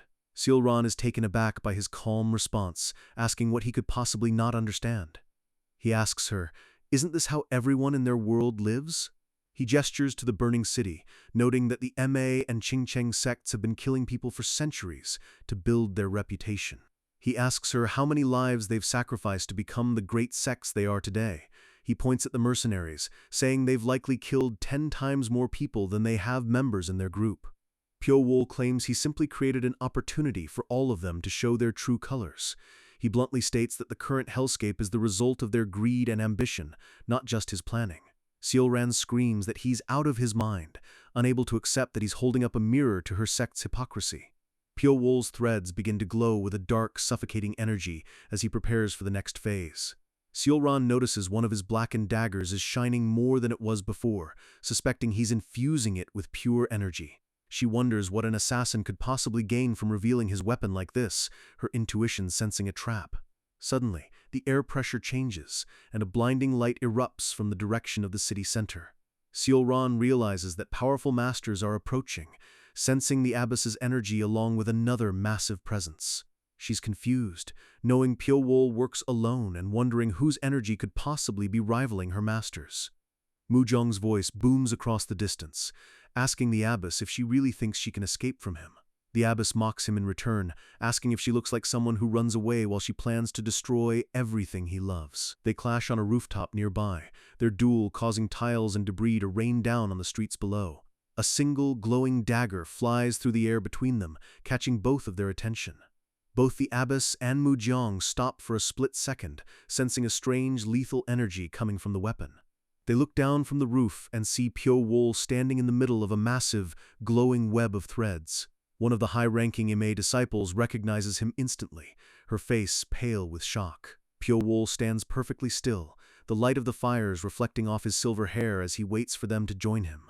The abyss looks down at him, asking her disciple if she truly knows who this boy is. The disciple screams out his name, Pyo-wol, and the memory of his death flashes through the abyss's mind. Mujong stares down at the boy he thought he buried 7 years ago, his greatsword shaking in his hand. Pyo-wol looks up at the two giants of Sichuan with a look of pure, clinical evaluation. Mujong growls, "You're really alive, huh?" His voice full of a dangerous, boiling hatred. He lets out a roar of "Bastard!" as his aura explodes, black energy manifesting around him like tentacles. The surrounding fighters and even the horses scream and neigh in pain from the sheer pressure of his voice. Mujong lunges off the roof, his massive blade aimed directly at Pyo-wol's head. The disciples scatter as the giant warrior descends like a meteor, threatening to crush everything in the area. Pyo-wol doesn't even move, his red eyes fixed on the man who threw him into the snake pit all those years ago. A close-up of Pyo-wol's mouth shows a tiny, satisfied smirk. He has everyone exactly where he wants them. The giant spectral snake appears behind him one last time as he whispers, "Everyone's finally gathered." He gives them a wide, predatory grin, his teeth looking like fangs in the moonlight. The sky over the city is a chaotic mess of clouds and smoke, mirroring the madness below. Pyo-wol turns and streaks away into a nearby wooded area, moving with a speed that defies logic. Seol-ran, the abyss, and Mujong all chase after him, their combined auras lighting up the dark forest. Mujong screams at him, calling him a coward and asking how long he intends to keep running away. The MA disciple watches with a sinking feeling, sensing that something is fundamentally wrong with this chase. She urges the abyss to stop, realizing that at this rate, they're playing right into Pyo-wol's hands. The abyss screams for her to shut up, her pride refusing to let her acknowledge that she's being manipulated. Internally, the abyss is rattled. She was shocked by how easily Mujong overwhelmed her earlier, and she's desperate to prove her dominance. She's furious that this assassin brat is acting up in front of her, worried that his survival will destroy MA's already fragile reputation. She tells herself she needs to kill Pyo-wol quickly so she can focus on a real fight with Mujong. Suddenly, a volley of specialized arrows whistles through the air, coming from the shadows of the forest. MA disciples are struck down instantly, the arrows piercing through their armor with ease. Blood sprays as more warriors fall, their screams echoing through the trees as they realize they've walked into an ambush. One of the survivors screams, "Hidden weapons!" her eyes wide with terror as she looks for the source. Seol-ran stops her horse, looking around at the traps being triggered all around them and wondering what kind of place they've entered. They emerge into a clearing and find themselves standing before a massive, ancient estate. The area is littered with rusted weapons and broken equipment, giving off an eerie, deathly vibe. Seol-ran realizes with a start that this isn't just some abandoned house. A wide shot reveals the true nature of their destination. It's the legendary Tong clan estate, a place famed for poison and death. The abyss is stunned that Pyo-wol had the audacity to lure them into the heart of the Tong clan village. Mujong roars in fury, demanding that the assassin show himself and stop hiding in this shithole. A dark, wispy figure begins to manifest on the roof of the main gate, looking down at the army. Pyo-wol stands atop the gatehouse, his cloak flowing around him like liquid shadow. Mujong goes quiet for a second, the raw killing intent coming from the boy actually making him pause. Pyo-wol's eyes are cold and empty, the eyes of a man who has already finished his business with the world. Mujong grits his teeth, his face contorted with rage as he prepares to charge. The abyss screams at Pyo-wol, demanding to know what he's planning and why he brought them here. A flash of Tang Sochu appears, the boy who helped build this trap, showing that Pyo Wol isn't as alone as they think. Pyo Wol tells them to sear this into your eyes, his voice calm and terrifyingly steady. He reaches out a hand toward the crowd, and a strange blue energy begins to hum in the air. He declares this his inescapable heavenly net trap, and a massive spectral snake coils around the entire estate. A lone warrior on the roof draws his blade, looking to make a name for himself by taking Pyo Wol's head. He shouts his name, O Jugyung, claiming he'll be the one to kill the demon.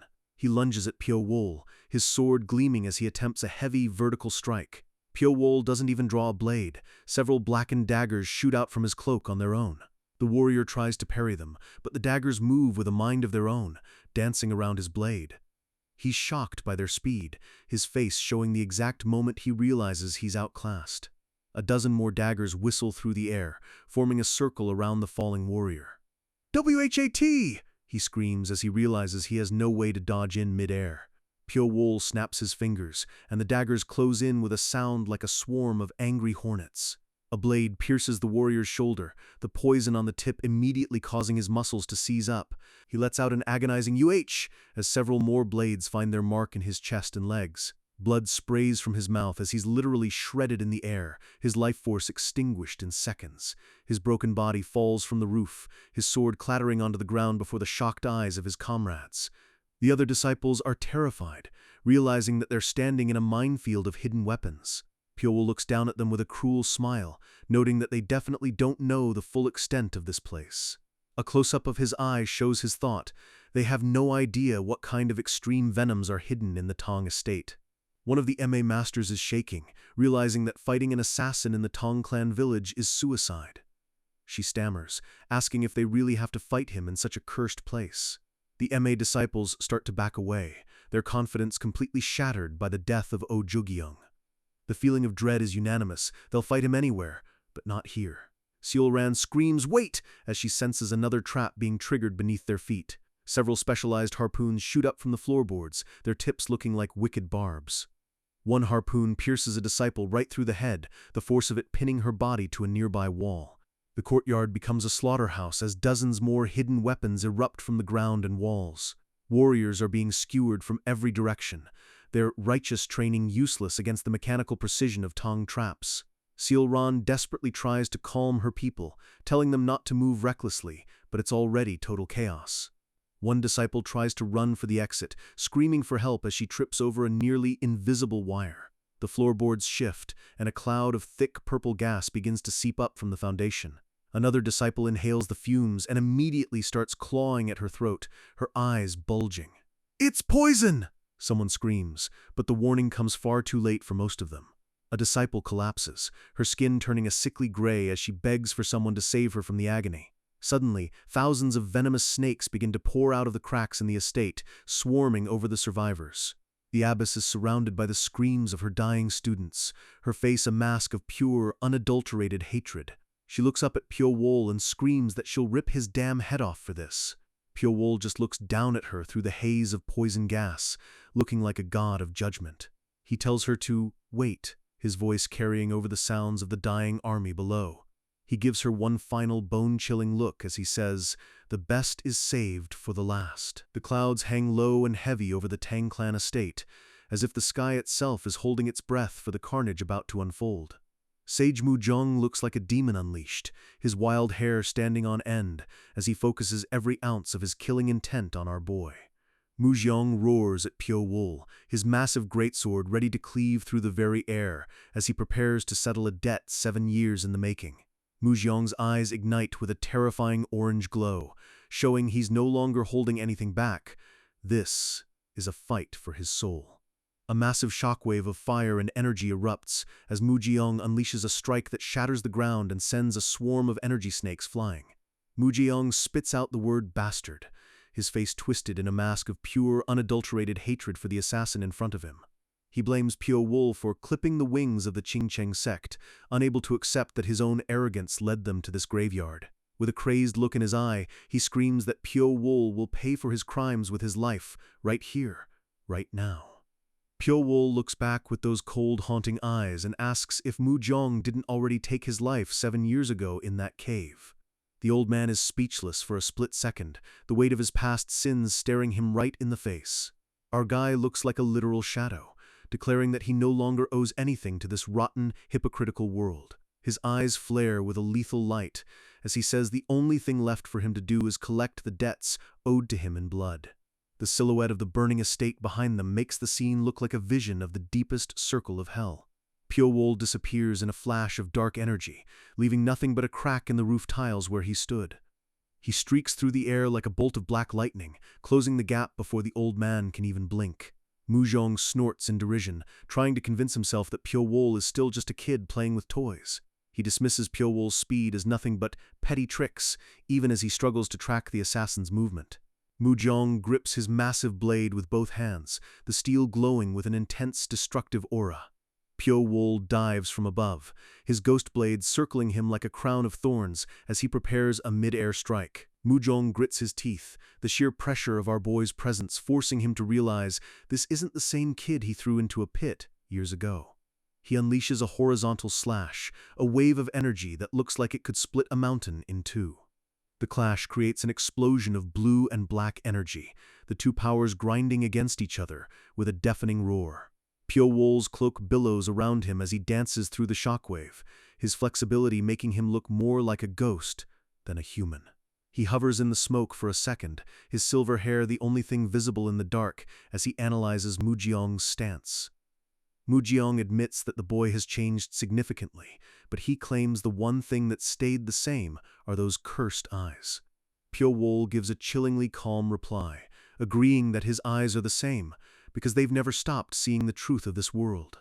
Our boy stands tall in his black robes, looking like the final judge for everyone present in this village of death.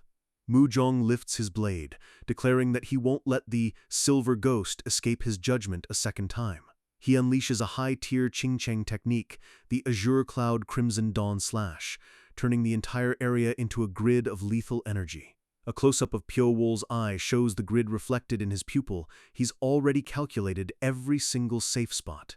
He moves through the energy lines like a snake through tall grass, the fire from the technique licking at his heels. With his hair flying and his eyes glowing, Pyo-wol prepares to unleash a technique that shouldn't even exist in this world. He streaks forward, his threads weaving a complex patterns of death that begin to hum with a high-pitched, vibrating sound. Several of his blackened daggers whistle through the air, aimed with clinical precision at Mujong's vital points. Mujong blocks them with a massive clang, the sparks from the impact illuminating the frantic look on his face. He begrudgingly admits that Pyo-wol is no longer just a regular assassin, he's a master in his own right. The exchange of blows is so fast that the surrounding disciples can't even see the weapons, only the flashes of light and the sound of steel.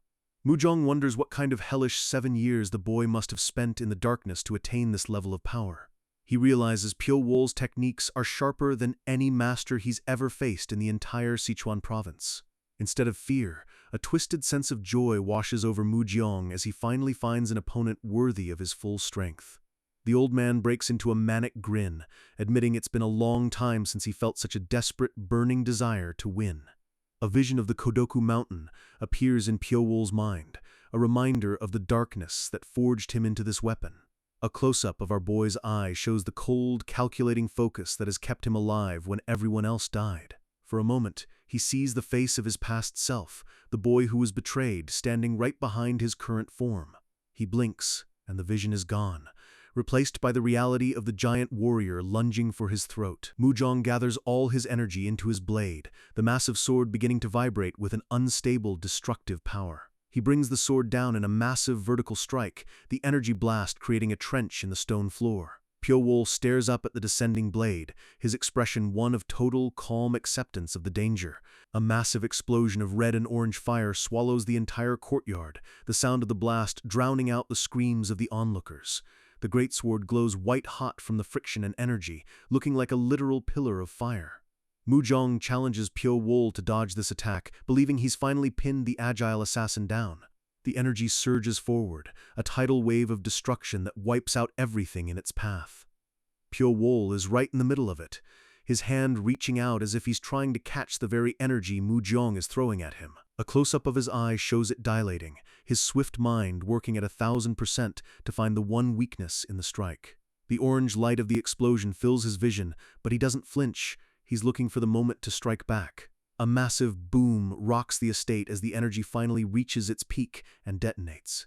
Mujong feels a slight resistance, convinced that his 13 azure cloud cleave has finally split the boy in half. He breathes heavily, his face covered in soot and sweat, searching the dust for Pyo Wol's broken corpse. A few drops of blood hit the floor, but they aren't Mujong's, they're Pyo Wol's. Through the smoke, Pyo Wol emerges, a thin trail of blood running from his mouth, but he's still standing. Mujong stares in absolute disbelief, his jaw dropping as he realizes his ultimate move didn't end the fight. He stammers "you" as he sees Pyo Wol holding a blackened saber, a weapon that radiates a cold demonic energy. Our boy prepares his counterstrike, the starving demon saber technique manifesting as a dark blue flame around his blade. He moves with a speed that transcends human limits, becoming a blur of black and blue light that circles the giant. A tiny crack appears on Mujong's legendary greatsword, a weapon that was supposed to be indestructible. Pyo Wol stares him down with a look of pure, clinical judgment, his blood mixing with the blue energy of his aura. He calls out the name of his final move, Starving Demon Saber Secret Arts, Jade Destruction. Mujong's eyes go wide as he hears the blade of his ancestors shatter into a million pieces. The fragments of the legendary sword fall to the ground like glass, the sound of their impact echoing the end of the Qingcheng sect's pride. Mujong is broken, looking down at his empty hilt and whispering that this sword had survived generations without a single scratch. He screams, "How did you do it?" at Pyo Wol, his worldview completely shattered along with his weapon. Suddenly, Pyo Wol lunged forward and drives a dagger straight through Mujong's throat, the impact sending a spray of blood into the air. The old man falls backward into the darkness, his life force fading as he finally pays his debt in full. Pyo Wol looks down at the body with no emotion, his silver hair hiding his face from the survivors. Mujong gasps his last breath, his eyes staring blankly at the sky he once thought he ruled. Suddenly, a new presence enters the courtyard. Abbess Gu Hua stands over the fallen Mujong with a wicked smile. Mujong looks up at her, realizing too late that the woman he called an ally was just waiting for him to die. The abbess mocks him, saying he did great but that his time is over and she's taking over the board. Her aura explodes into a terrifying purple lightning storm as she declares she'll finish the job and kill the assassin once and for all. Mujong lies on the ground, a dagger buried deep in his chest as he glares up at the woman who just betrayed him. He gasps out the abbess's name, the reality of her treachery being more painful than the wound itself. She stands over him like a vulture, looking down at the broken sage with nothing but cold, calculating contempt. The abbess repeats that she's going to finish this, her face twisting into a mask of pure, sadistic ambition. Mujong reaches out a trembling hand toward the blood on the ground, the life rapidly leaving his massive frame. He tries to stand one last time, but his legs buckle, the weight of his defeat finally crushing him into the dirt. He calls her a cowardly bitch for striking him from behind while he was already engaged with the assassin. The abbess just laughs, reminding him that the Jianggu only recognizes the one who is still standing at the end. She tells him to blame his own weakness for being unable to block her attack, showing the true heart of the MA sect leader. Mujong looks at her in horror, realizing that the righteous leader is more of a monster than any assassin could ever be. A disciple watches from the sidelines, wondering if the abbess feels no shame for acting so dishonorably in front of everyone. Yong Ran and another disciple share a look of pure dread, seeing their master's true colors for the first time. The abbess claims that everyone will only remember one thing, the moment the MA sect became the final victors and rulers of Sichuan. With a chilling smirk, she adds that anyone who saw differently will only be able to talk about it in the afterlife. Mujong tries to let out one last defiant word, his voice a ragged whisper in the wind. He screams, "You demon!" with his final breath, his eyes rolling back as his heart finally stops beating.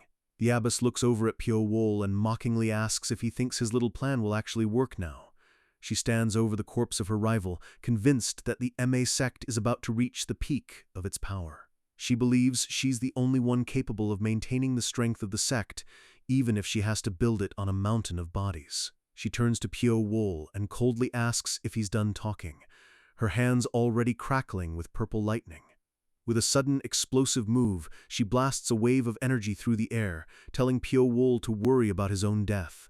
She declares that the MA sect she builds will last forever, her ego reaching heights that are truly insane. Another massive blast of lightning rocks the courtyard, sending debris and dust flying in every direction. She laughs like a maniac, saying the Qingcheng sect will pathetically fall apart now that they've lost their pillar Muzhong. A vision of the entire city of Chengdu in ruins appears, showing the scale of the destruction she's willing to cause. The body of a fallen warrior lies in a crater, a grim reminder of the cost of her righteous ambition. A young disciple screams for his master, his grief a sharp contrast to the cold indifference of the abbess. The abbess just snorts, looking toward the shadows where Pyo Wol is waiting. Our boy steps out from the smoke, several long, shallow cuts appearing on his robe from the previous explosions. A close-up of the abbess shows her eyes narrowing as she realizes the assassin brat is still very much in the game. Pyo Wol tells her he's actually thankful to a certain extent, noting that her greed created an opportunity he never could have. He looks her in the eye with those haunting red pupils, his face a mask of cold, surgical precision. The abbess responds by calling down a literal pillar of purple lightning that looks like it's trying to punch a hole in the earth. She stands in the center of the storm, her long staff acting as a conductor for the terrifying power of her lightning arts. She gives a wicked, wide-eyed grin, promising to grant Pyo Wol a level of pain he won't be able to forget even in death. The ground between them shatters into a million pieces as the energy pressure becomes almost impossible to bear. Pyo Wol looks down at a piece of debris and notes that if it weren't for her greed, he would have just been a normal person. For a fleeting second, he looks almost sad, admitting he truly would have preferred a simple, quiet life. But then the sadness vanishes, replaced by a lethal resolve as he says her ambition is what made him into an assassin. His aura manifests as a swirling vortex of blue energy, his threads snapping and humming like a nest of angry vipers. He tells her to look at me, his voice carrying a weight that seems to silence the storm around them. He challenges her to see the horrible, unstoppable monster that her own hands helped create 7 years ago. A huge explosion of white light occurs as they clash, the speed of their movement making it look like the air itself is tearing. A close-up of Pyo Wol's eye shows a terrifying clarity. He's no longer just an assassin, he is the avatar of her consequences. They move across the battlefield in a blur, their weapons clashing with a sound like 100 lightning strikes happening at once. Pyo Wol weaves through her lightning bolts with an uncanny, liquid grace, his threads looking for the slightest opening in her guard. The abbess looks genuinely rattled, her eyes wide as she realizes her lightning can't even touch the boy. Pyo Wol leaps over her, his threads glowing with a faint, eerie blue light that seems to drain the energy around them. He brings his palm down in a direct strike, the force of his internal energy creating a visible ripple in the air. A massive boom echoes through the courtyard as his strike connects with her defensive barrier, shattering the stone beneath them. Yong Seol-ran watches with a mix of awe and terror, realizing that the boy she met is now stronger than her own master. She whispers "Master," her voice full of an uncertain fear for the woman who has always been invincible to her. The abbess lets out a short, hysterical laugh, the sheer stress of the fight starting to crack her composure. She tells Pyo Wol he has no chance of winning at that level, even as she desperately gathers more energy to her staff. Her face is a mask of pure, frantic malice as she prepares a high-level MA technique to end the fight. She unleashes the golden rampant strike, a massive burst of energy that looks like a supernova exploding in the courtyard. The entire screen is filled with a blinding white and orange light as the technique levels everything in the vicinity. Pyo Wol stands right in the path of the blast, his hair wild and his eyes glowing with a feral, predatory light. The energy wave crashes over him, the heat and pressure turning the very air into a furnace. Through the flames, Pyo Wol's face is visible, showing a resilience that shouldn't be possible for a human being. He reaches out his hand, his fingers twitching as he controls his threads even through the raging inferno. The abbess is panting, her energy reserves nearly drained by the massive attack she just unleashed. Suddenly, she sees a silver glint in the smoke, and her eyes fill with a new, deeper level of panic. A close-up of her purple eyes shows the exact moment she realizes our boy didn't just survive, he used her attack to hide his own. A dozen ghost blades hang in the air above her, glowing with a lethal blue light as they prepare to descend. The abbess screams in rage and terror, looking like a trapped animal as the web of threads closes in. She swings her staff in a desperate circle, trying to create a shield of lightning to ward off the coming blades.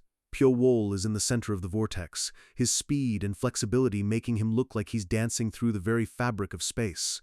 The ghost blades strike her barrier with a series of metallic clangs, the sound echoing across the ruined estate. The abbess laughs again, a desperate, high-pitched sound, asking if that's all he's really capable of. Pyo-wol drops into a low, predatory crouch, his fingers digging into the cracked stone as he prepares his final move. He gives her a look of pure, clinical boredom and simply says, "Let's find out." His hand begins to glow with a strange, dark energy, the cracks in the stone lighting up beneath his touch. The abbess freezes, her intuition finally screaming that she's looking at her own death. A close-up of her eye shows it dilating in pure terror as she realizes she's completely out of options. The chapter ends on a wide shot of the two monsters facing off, the final duel of Sichuan about to reach its bloody climax. Pyo-wol streaks forward, his silver hair a blur of light as he launches his most lethal assault yet. He lashes out with his soul-reaping threads, the near-invisible wires slicing through the abbess's lightning as if it were nothing. She can only scream shit as she realizes her defensive auras are being dismantled piece by piece. A close-up of Pyo-wol's face shows his red eyes burning with a peak level of focus. He's seeing the world in slow motion. The word swift mind flashes on screen. Our boy has pushed his mental processing speed to its absolute limit. He moves with a speed that defies the laws of physics, appearing as multiple versions of himself around the old woman. The background turns into a blur of dark lines as he transcends the limits of human movement. His aura manifests as a series of sharp, jagged energy spikes that mirror the coldness of his heart. The screen explodes with the words "Black Lightning," showing the new, forbidden power he's finally unleashed. Pyo-wol thinks to himself that if he uses Swift Mind and Black Lightning at the same time, he can push his body past any known limit. A trail of dark static follows his every move, the energy so intense it literally cracks the air as he passes. The abbess is frozen, her eyes wide as she tries to track the shadow that is already standing inches from her face. She stammers, "Where are you?" as Pyo-wol's presence disappears and reappears like a malfunctioning hologram. With a deafening crack, he delivers a strike that sends a massive wave of black energy through her entire body. The narration explains that at this peak state, Pyo-wol can literally move at the speed of sound. The abbess is thrown backward, blood spraying from her mouth as her internal organs are likely turned to pulp by the impact. A close-up of our boy shows a small, satisfied smirk. He's finally breaking the woman who thought she was a god. She hits the ground with bone-shattering force, a massive crater forming around her broken form. Pyo-wol walks toward her slowly, his silver hair flowing calmly in the wind as if he hadn't just broken the sound barrier. He looks down at her with a look of pure, clinical evaluation. No hate, no rage, just a predator looking at prey. Young Solran screams for her master, her voice full of a heartbreak she never thought she'd feel for such a ruthless woman.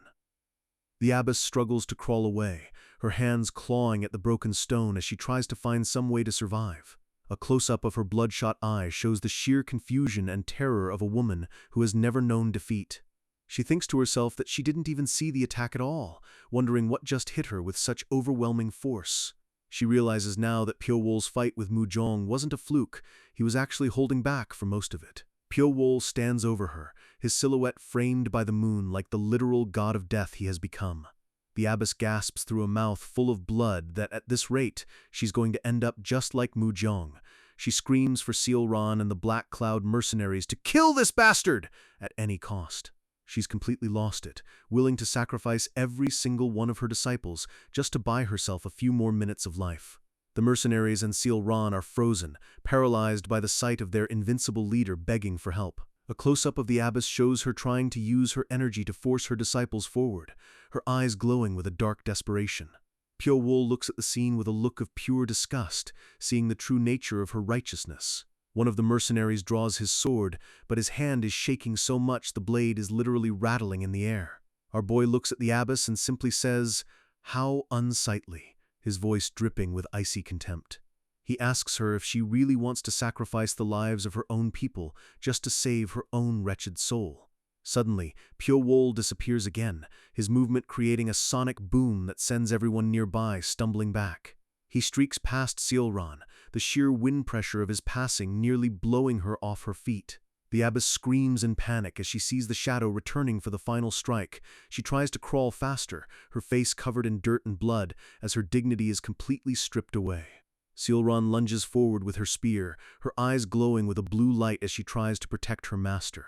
Pyo-wol just ducks under the strike with a fluid snake-like move, his hand already reaching for the abyss. Seolran spins her weapon, but Pyo-wol is moving so fast it looks like she's trying to catch smoke with a net. A close-up of Seolran's face shows her desperation, realizing she's trying to fight a monster she can't even see properly. She screams as one of Pyo-wol's threads catches her arm, the thin wire drawing blood instantly. Pyo-wol spins around her, his movements creating a localized vortex of wind and dust. A close-up of his eye shows a terrifying dark joy as he reaches the final stage of his revenge. He strikes Seolran with a shallow move, pushing her out of the way without actually killing her. She's sent flying backward, her spear clattering onto the stone as she realizes he's sparing her life. Pyo-wol lands right behind the abyss, his presence casting a long, dark shadow over the terrified woman. He looks down at her and asks if she thinks he'll really let this chance for revenge go. The abyss screams "Stop!" as she realizes he's no longer playing. This is the end. A massive pillar of white and blue energy erupts as Pyo-wol unleashes his final, secret technique. A close-up of his face shows his red eyes glowing with an intensity that seems to burn through the screen. The abyss continues to scream for him to stop, her voice high and shrill like a cornered animal. The energy pillar turns into a literal cage of threads, trapping the old woman in a web of her own consequences. Pyo-wol looks through the web, his silver hair hiding his expression as he prepares the final move. With a sharp, whipping sound, he snaps the threads tight, the wires cutting into the stone around the abyss.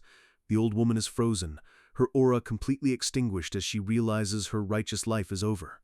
A close-up of Pyo-wol's mouth shows a final, cold smile. He's finally reached the end of the long road he started in that cave.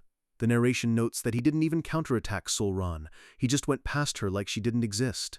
Seolran is stunned, asking why, as she realizes Pyo-wol only ever had one target in mind.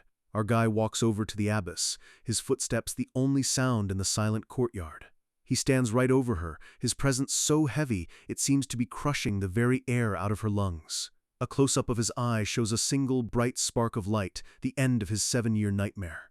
The abyss gasps out "Bastard" one last time, her voice dripping with the same hatred she's used to rule Sichuan.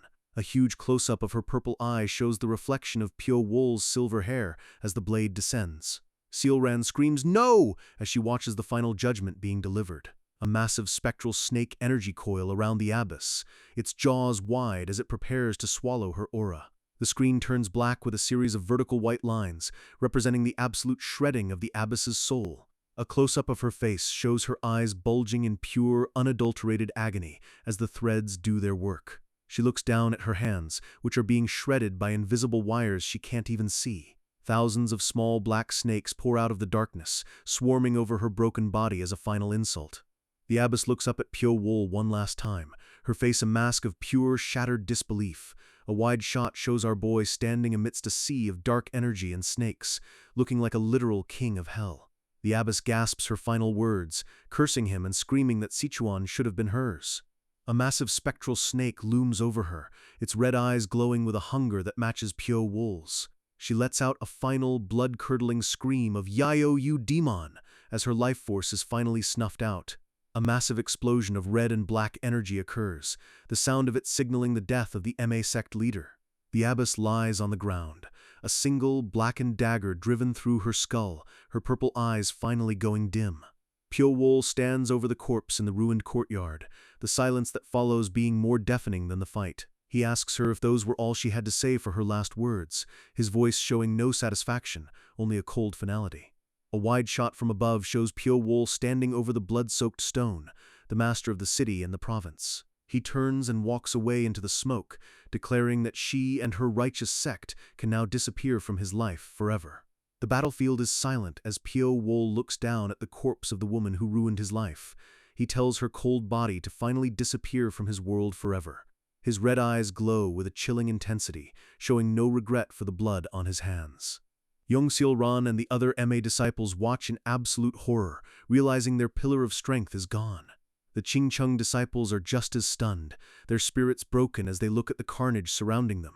They can't believe that a single man has brought the two most powerful sects in the province to their knees.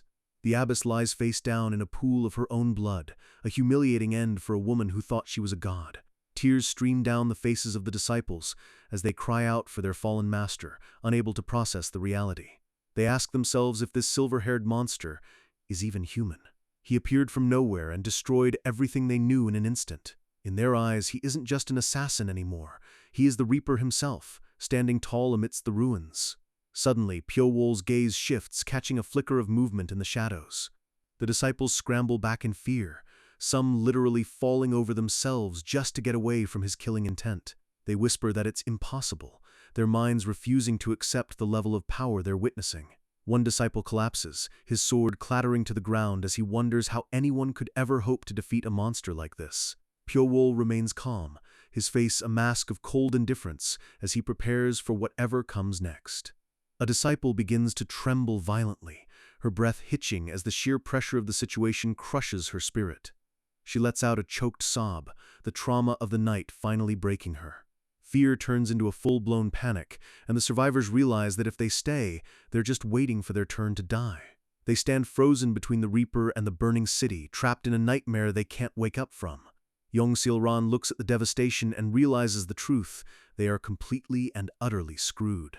The image of a massive celestial snake looms behind Pyo-wol, representing the overwhelming pressure he's exerting on everyone present. It's the ultimate irony. The great sects were dismantled by the very assassin they once looked down on as a tool. By cutting down the leaders of Ma and Qingcheng, Pyo-wol hasn't just won a fight, he's seized control of the entire power structure of Sichuan. He stands as the new, undisputed king of the shadows, surrounded by the crackling energy of his own victory. Yong-sil-ran closes her eyes, trying to find a path forward for her sect when their future looks so dark. She grips her weapon, realizing that even her master's pride couldn't save them from this fate. She looks at Pyo-wol's back, seeing a man who has transcended the world of ordinary martial arts. Their eyes meet for a split second, a silent acknowledgement of the shift in power that just took place. She starts to say his name, but her voice is drowned out by a sudden guttural roar that rips through the air. Sage Mujong, who was supposed to be finished, lets out a blood-curdling scream of pure rage. His body begins to swell and pulse with a dark, unnatural energy, his eyes glowing with a terrifying light. A massive explosion of red energy erupts from him, shattering the ground and sending shockwaves across the estate. Mujong has tapped into something forbidden, his face contorting as he trades his humanity for one last chance at revenge. Yong-sil-ran watches in horror as the elder she respected turns into a literal demon before her eyes. Pyo-wol narrows his eyes, sensing the shift. This isn't just a martial art anymore, it's something much more sinister. Mujong's skin turns a deep, bruised purple as the demonic energy flows through his veins like liquid fire. He lets out another roar, the sound no longer human, as he prepares to throw away his soul just to kill the MC. Standing tall in a whirlwind of red lightning, Mujong looks like a god of destruction, his aura crushing everything nearby. His eyes are nothing but white light now, consumed by the demonic arts he's unleashed. The other Qingcheng members are terrified, barely recognizing the man who was once their sage. A disciple tries to reach out to him, asking if he's all right, but Mujong is long gone. He grips his blade, the metal glowing with the same cursed energy that's fueling his body. Pyo-wol watches him, recognizing the stench of that ominous energy. It's pure demonic power. The onlookers realize the scandal unfolding. An elder of the righteous Qingcheng sect has been practicing the dark arts. Mujong's grip tightens, the ground cracking beneath his feet from the sheer weight of his aura. He lunges forward with a speed that defies logic, his movements a blur of red and black. A massive strike tears through the air, leaving a trail of destruction in its wake. Pyo-wol dodges by a hair's breadth, realizing that Mujong's speed and power have reached a completely different level. As they clash, Pyo-wol notes that this energy feels strangely similar to his own, cold, invasive, and lethal. The disciples beg him to stop, but there's no reasoning with a man who has let a demon take the wheel. Mujong screams that he's going to kill Pyo-wol, his voice sounding like a chorus of the damned. Pyo-wol analyzes the fight in slow motion, noting that there are no gaps in the elder's frenzied movements. But then, he spots the fatal flaw that always comes with this kind of power. Mujong isn't in his right mind. The demonic energy has reached his brain, leaving him as nothing more than a wild beast. Our boy prepares his threads. His expression remains dead serious as he waits for the perfect opening. He launches a barrage of ghost blades, surrounding the berserk elder from all sides. Pyo Wol closes his fist, and the air itself seems to tighten around his opponent. The threads pull taut, and Mu Jiang is peppered by a series of high-speed strikes that would have killed any normal man. The elder is bleeding from his eyes, but he keeps pushing forward, driven by a madness that ignores pain. He swings his sword one last time, calling Pyo Wol a bastard as he puts everything into a final blow. The red energy flares up, but Pyo Wol has already moved, gliding through the chaos like a ghost. He appears right in front of Mu Jiang, his red eyes reflecting the elder's utter defeat. A sickening sound echoes as Pyo Wol's strike connects, piercing through the demonic aura and straight into Mu Jiang's chest. Blood sprays across the shattered ground as the elder's strength finally fails him. Mu Jiang looks down, his eyes clearing for just a second as the life drains out of him. He collapses onto the cold stone, the demonic energy dissipating into the night air. Wu Jinpyong rushes forward, screaming the elder's name in a voice filled with pure agony. Pyo Wol raises his hand, the soul-reaping threads still glistening with blood, ready to end anyone else who steps up. Wu Jinpyong stands between Pyo Wol and the corpse, his face a mask of grief and shattered pride. He looks up at the death god, and for the first time in his life, he understands what true terror feels like. The first light of dawn begins to break over the ruined city of Chengdu, revealing the true scale of the night's carnage. Pyo Wol stands tall against the morning sky, his silver hair catching the light as he stares down the survivors. Wu Jinpyong looks like he's aged 20 years in a single night, his spirit completely broken. He looks down at Mu Jiang's body, the reality of their defeat finally sinking in. He falls to his knees, calling out to the fallen elder, but there's no response. The giant warrior is weeping now, his tears mixing with the blood on the ground. In his final dying breath, Mu Jiang reaches out, his voice a barely audible rasp. Wu Jinpyong asks why he had to learn the demonic arts, his heart heavy with the shame of their sect's downfall. He closes his eyes, unable to look at the monster his mentor had become. Mu Jiang whispers that everything he did, every sin he committed. He reaches out with a trembling hand, his fingers twitching as they lose their last bit of strength. It was all for the sake of the Qingcheng sect. He dies clutching the hand of his last surviving student. The light leaves his eyes, and the sage of Qingcheng is no more. His hand drops to the ground with a dull thud, signaling the end of an era. Wu Jinpyong stares into space, his mind a blank void of despair. He mutters that Mu Jiang was a fool, his voice devoid of any emotion. The estate sits like a graveyard on top of the hill, a monument to the price of arrogance. The honor of the Qingcheng sect, the very thing Mu Jiang died to protect, has been permanently tarnished by his descent into darkness.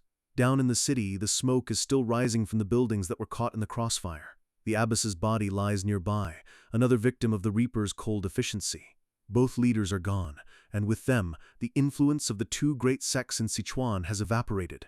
The disciples realize the depth of their humiliation, their master practiced demonic arts, and their rival sect leader stabbed them in the back. They look at Pyo Wol and realize that after all their scheming, they couldn't even scratch a single assassin. The flow of history in Sichuan has shifted irrevocably, and everyone present knows they are witnessing a turning point. They look at the MC with eyes full of hatred and fear, knowing that his name will be whispered in terror for generations. The city is quiet now, the sounds of battle replaced by the soft whistling of the wind through the ruins. Survivors limp through the streets, searching for loved ones amidst the rubble of a war they didn't ask for. Pyo Wol begins to walk toward the exit, his footsteps echoing in the silence. Wu Jinpyong remains on the ground, his head bowed in total submission. Yong Xiaoran steps forward, her face pale but her gaze steady. She walks toward the Reaper, her every step a calculated risk as she prepares to speak for her sect. She calls out to him, her voice surprisingly firm despite the situation.